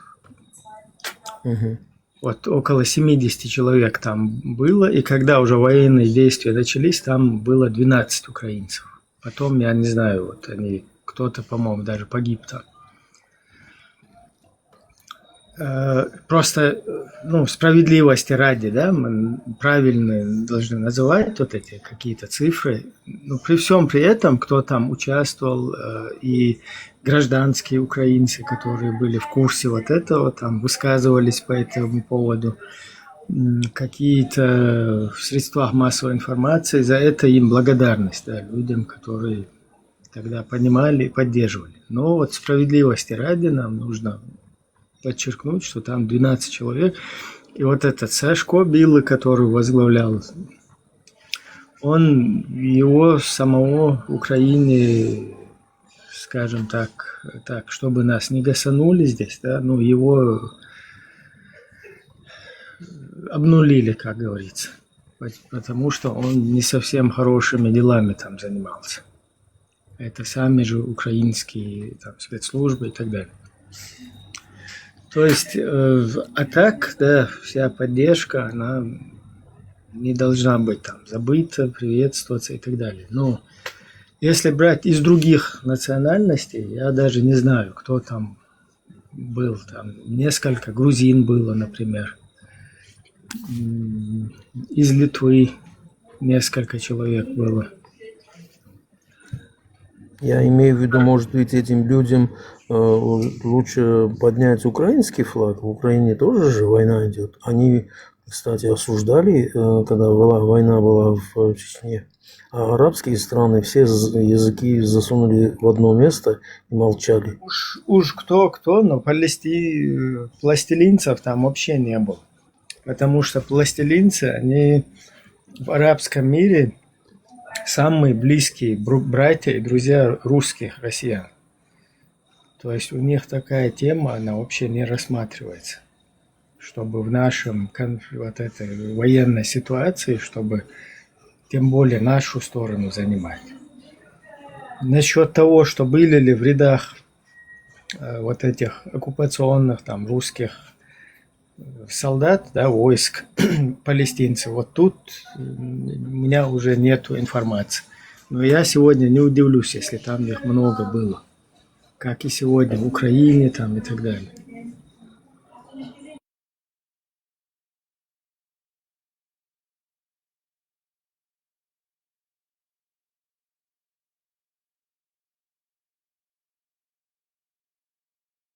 Пацифист. Пластилинцы вообще-то такого народа там и в помине нету. Это люди, это арабы, которые там проживают, и к арабским там народам абсолютно полностью в целом к народам нету никаких там претензий. Если они у себя там живут где-то, не лезут со своими идеологиями, и их вообще никому они не интересны. Но надо отдать должное вот в политическом плане. Все вот эта лига там арабских стран, которая сейчас сидит и в ООН топит за Палестину, когда наш вопрос был, стоял на повестке дня, и у нас была вот такая военная ситуация, как раз-таки все эти арабы топили за русских. И все санкции, которые накладывали там некоторые страны, да, западные, против беспредела русских, как раз-таки на них как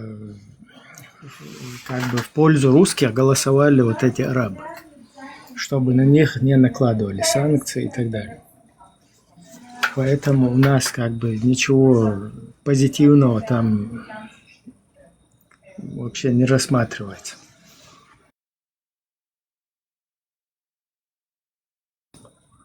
Когда наш народ нуждался там в поддержке, мы нашли эту поддержку в западных странах, где мы сегодня проживаем. А не в каких-то арабских странах, которые там на золотых унитазах сидят. Поэтому я вообще считаю, просто вот хотя бы в политическом плане наших соотечественников, которые ведут себя как ну, вот у нас в культуре просто это четко там выражено, да, знать своего врага, знать своего друга, описывают, вот у нас в преданиях описывается, тот, кто не знает, кто сделал ему хорошо, не будет знать, кто ему сделал плохо. И наоборот, тот, кто не знает, что ему сделали плохо, он не будет знать, кто ему сделал хорошо. То есть эти предания, они очень даже неплохие. Это вот давайте такой проведем, ну, чуть-чуть отойдя от темы. Вот человек, ты видишь, вот какому-то человеку сделал другой человек добро, и он его не понимает. То есть он это рассматривает как либо какую-то выгоду вот этого, кто сделал добро, либо как обязанность его, либо как, скажем так, то, что, ну, просто как данность, то есть как должно быть, как бы. И вообще не какую-то благодарность не проявляет, вот ты со стороны это видишь, тебе будет неинтересен какой-то персонаж, который, когда ты ему какое-то добро делаешь, и он этого не понимает. То есть ты ему дал руку помощи, он этого не понял. Ты его шлепнул под зад пинком, он тоже этого не понял. Он не понимает, кто его под зад пинком бьет или кто ему руку дает. Вот это самое, я считаю, одно из самых таких негативных моментов, вот куда вот нас подвели, вот то, к чему нас подвели, когда у нас наши соотечественники не понимают, кто ему поджопник дал, извиняюсь, и кто ему там руку помощи протянул. И вообще все в голове вот перевернуто.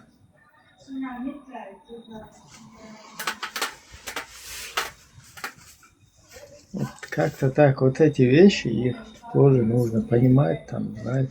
А вот люди, я чуть от темы все-таки отошел, вот эти люди, которые у нас были, там где-то помогали, вот эти арабские говнюки, которые там были, они нам ничем не помогли. Какие-то 2,5 араба, которые там лазили, они участвовали вот в этих с нашими местными говнюками в каких-то создании там учебок военных, потом религиозных каких-то вот этих учебных заведений, да, там, где штамповали вот этих исламистов. И наше вот правительство, государство тоже как бы не могло с этим бороться, к сожалению. Там где-то Масхадов тоже дает интервью, говорит, что там факты какие-то приводит, да, какие-то моменты, за которыми русские спецслужбы там стоят.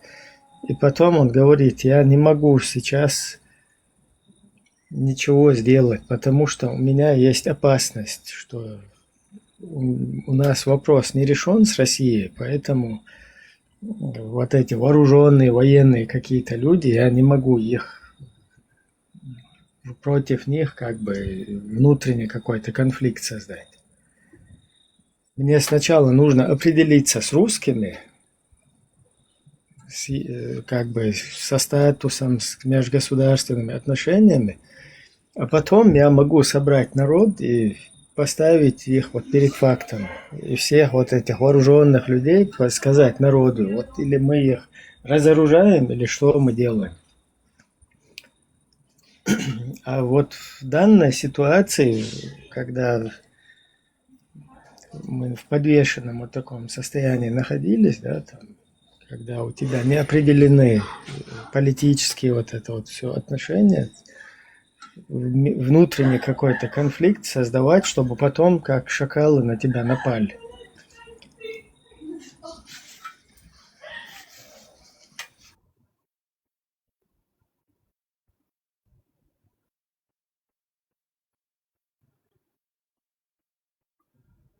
Вот почему эти всякие исламисты, они вот паразитировали из-за вот такой вот подвешенной ситуации. Во-первых, там не было четкого финансирования, чтобы государство могло финансировать структуры, чтобы это все.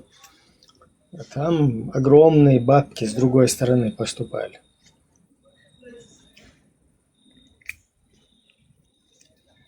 В поствоенной республике разрушенной до основания, куда Россия, которая обязалась выплачивать вот эти компенсировать, да, там.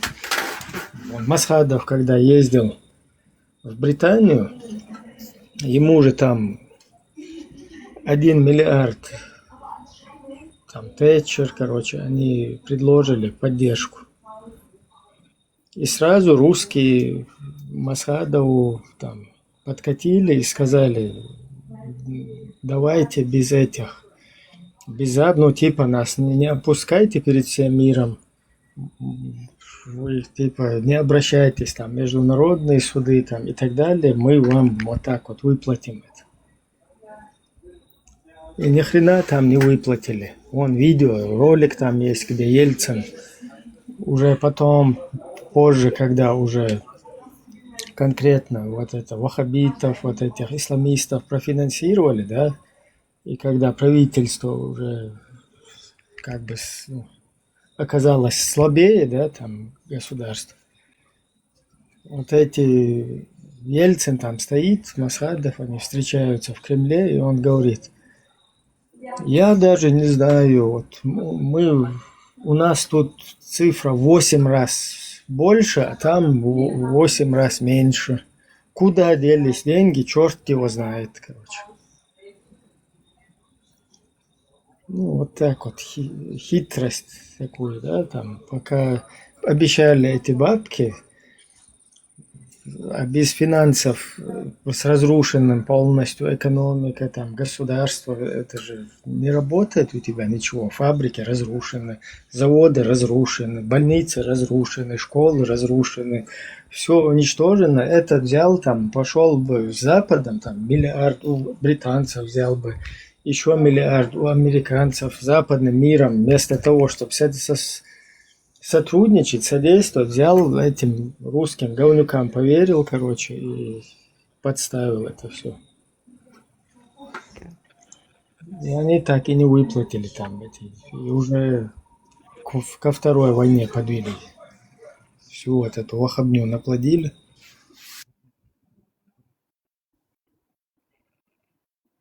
Если черт знает, где это, надо у черта спросить, где эти деньги, да? Кто его знает, Павел Ельцин. Просто скажет, где это.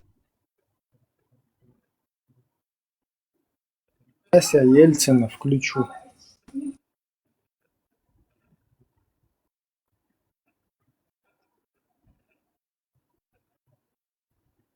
Чтобы все понимали, о чем был разговор. Ну, это все понятно. Тут деньги Так, сложить. один момент. Сейчас меня можно на экран? А вообще-то не надо, сейчас нас гасанут. Так слегка видно, что было достаточно. Так, я надеюсь, сейчас видно. Вот там Ельцин, Масхадов. И надеюсь, будет слышно. Цифра.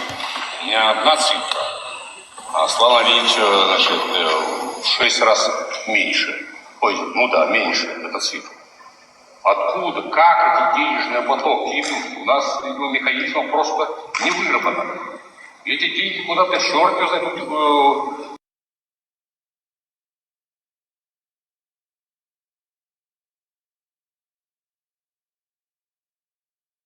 Раньше казалось 120 миллиардов.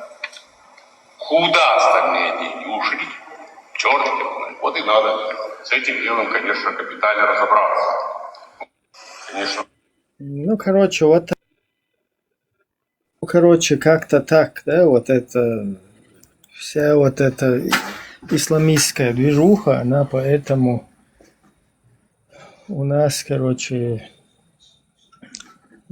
скажем так, развивалась, да, там, и получилось так, что государство без экономики не смогло нормально это все дело разрулить. А там вот как раз-таки это все бабло по всей видимости через Ближний Восток, с Лубянки как раз-таки поступало через религиозных деятелей вот в это направление, чтобы у нас развивали, потому что Степашин в 98 году прилетал на вертолете в Карамахи-Чабанмахи. Так, у кого у вас микрофон, который мне мешает? По-моему, Фарго микрофон включен. Так, одного нашел.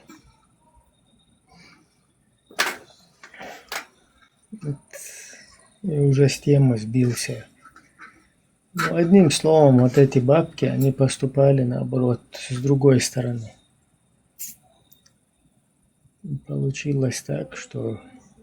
А вот это то, что в Карамахи-Чабанмахи прилетал Степашкин и говорил, что там отличный шариат, такого бы во всем мире, а вернее во всей России бы такого шариата. А потом взяли и на это Карамахи-Чабанмахи напали сами же, на свой Карамахи-Чабанмахи. Потом наших говнюков туда потащили. Сейчас которые сюда по Баку, по Турции, самые первые потом соскочили. Здесь в Европе, вон в ПАСЕ ходят, сидят. Джихадисты. Пошли устанавливать слово Аллаха подкинули потом весь народ, то есть поспособствовали, да, вот этому второму вторжению. Сейчас везде разбежались, там, политиками какими-то, говнолитиками стали непонятными. У Христа за пазухой.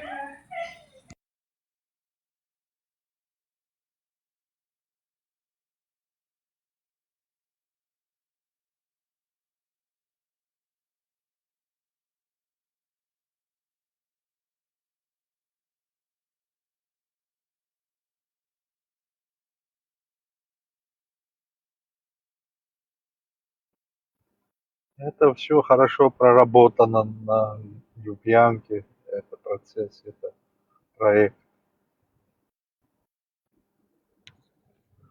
Куда это деньги шло? Сейчас все видно, куда это шло. Обдурили народ и сделали, как сказать, навязали всем это религия, чтобы управлять хорошо, чтобы второй раз, как сказать, была причина, чтобы уничтожить те народ, который, как сказать, хотел независимость. Один, что я не понимаю, ну, говорят, что вот мы мусульмане. Хрен они мусульмане живут в кафирном государстве, чтобы стараться, как сказать, получить свою независимость, если они такие верующие, такие набожные, создавать свое, это, как сказать, правление. Они все, как сказать, под путинский дудку танцуют, куда все это деньги шло.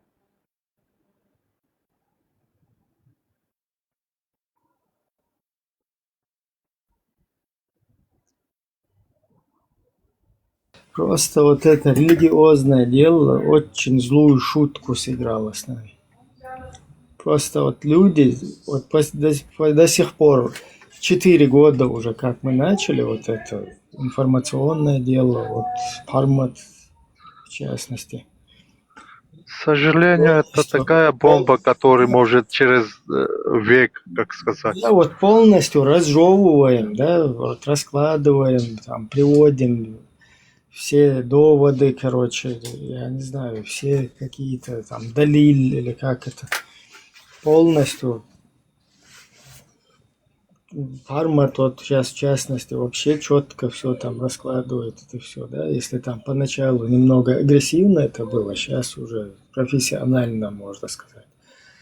Вот уже 4 года как это, и все равно люди не могут, вот, а на тот период там у людей даже и в голове не было, и такой информации не было, просто там от родителей, от предков, вот мы традиционно вот это вот практиковали, там проповедовали, ну, исповедовали, а потом пришла истинная вот эта ваххабитская идеология.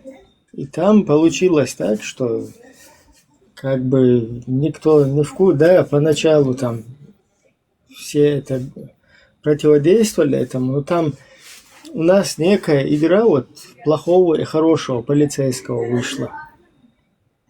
То есть в противовес вот этому ваххабизму начали радикализироваться и те, кто традиционно вот этого придерживался. То есть если этот там один намаз делает, этот 2 еще хочет сделать, тот потом с ним спорит, еще 3 хочет сделать. И вот такая вот игра в плохого и хорошего полицейского, которая вот эту злую шутку там сыграла. Да? И ты не понимаешь, и вот эти традиционные, которые, они не могут этих мочить, потому что сами по себе будут бить. Эти их мочат, короче, начинают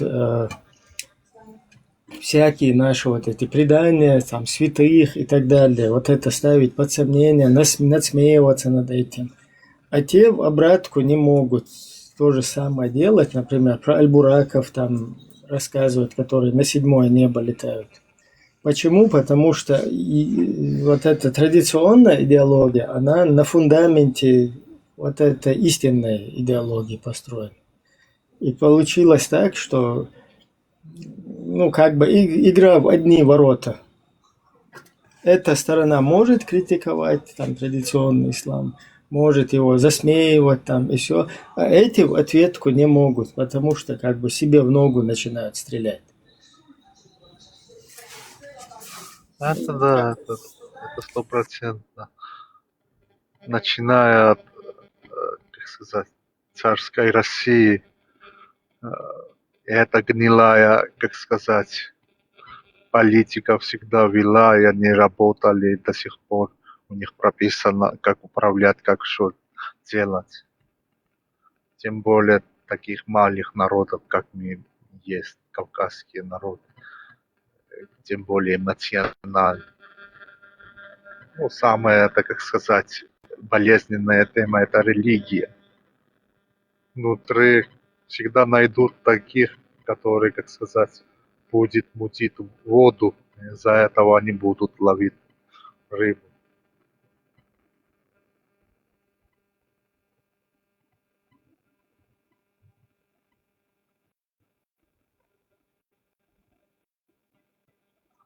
Но не осталось много этого зла, развалин со скором.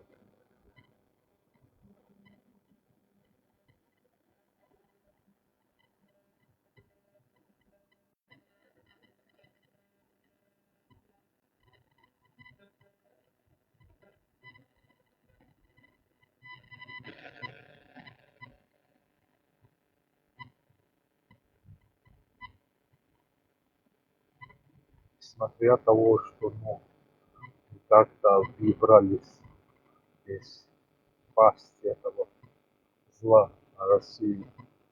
Ну, там Абхазия, потом Осетия, Самочаблу отобрали, сейчас подкупили этого, извините за это, кондома нашего олигарха, который там сидит сейчас.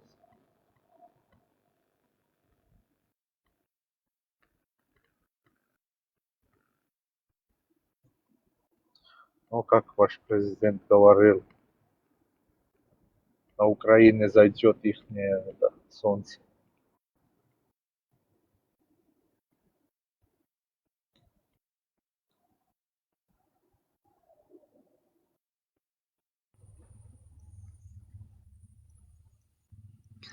Участники пацифист хочет обратиться.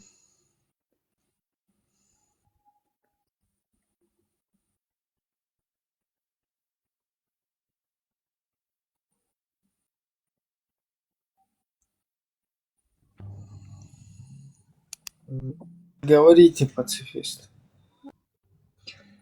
В целом, вы информативный и комфортный стрим. Но меня удивляет одно. Почему так много говорили об исламе, о религиях, лидерах. Но почему так совсем не говорили? А тех, кто прописывал, и сторонников, которые зафиксировали в текстовом варианте «Ночь Халла». Почему об Ильясове никто не говорит? И почему вы не обращаете внимания других? Посмотрите, почитайте. Тогда будет очень заметно, что действительно чеченской идентичности больше способствует Ночь Халла, чем ислам или чем любая другая религия. Вот что я хотел сказать.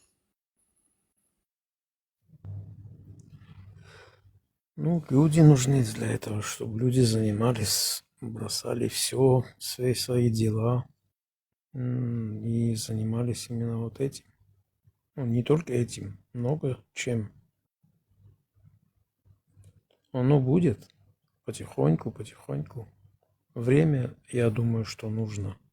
Раньше, например, 5 лет назад, кто мог подумать, что какой-нибудь чеченец выйдет в эфир и будет говорить, как, например, Бхармат или как Ибрагим. Я не думаю, что кто-то мог подумать. Сегодня же это есть, и это будет продолжаться. Придут еще люди. Но что-то изменит однозначно. Когда что-то горит, и есть почва, она будет гореть, гореть, гореть, гореть и больше, и больше, и больше. А почвы тут, блин, капец как много.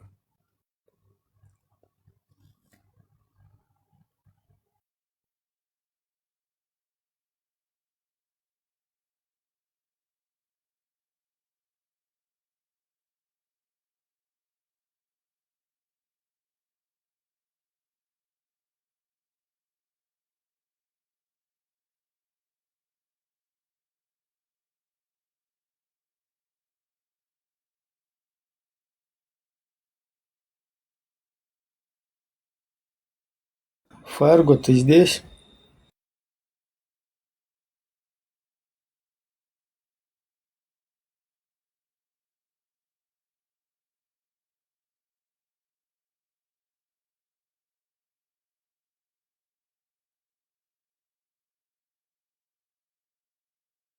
Так, ладно, Фарго, я не знаю.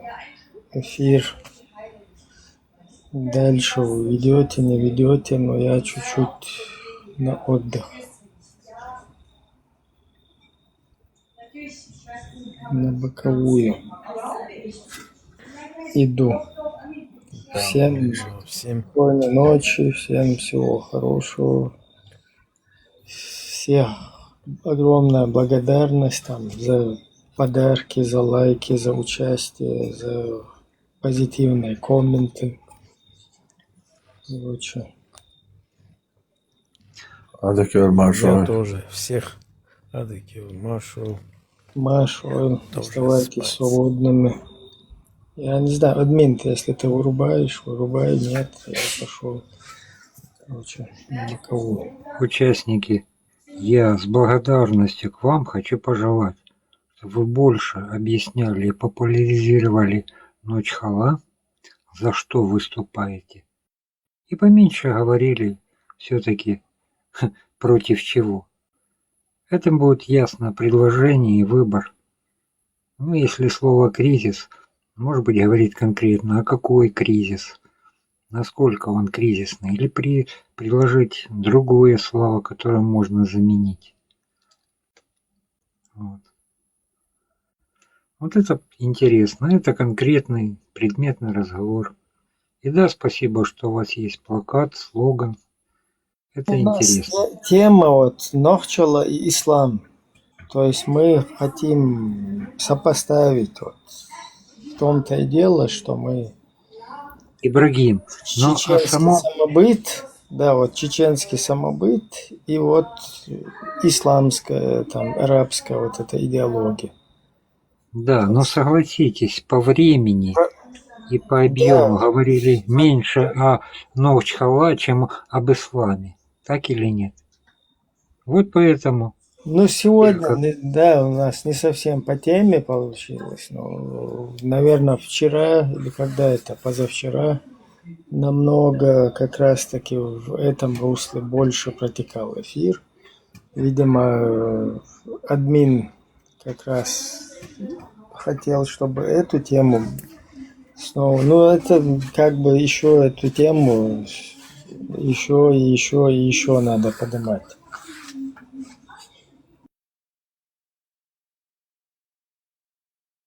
Друзья, тогда я, короче, покидаю вас. Спокойной ночи, быстрой, алё. Большое. Да.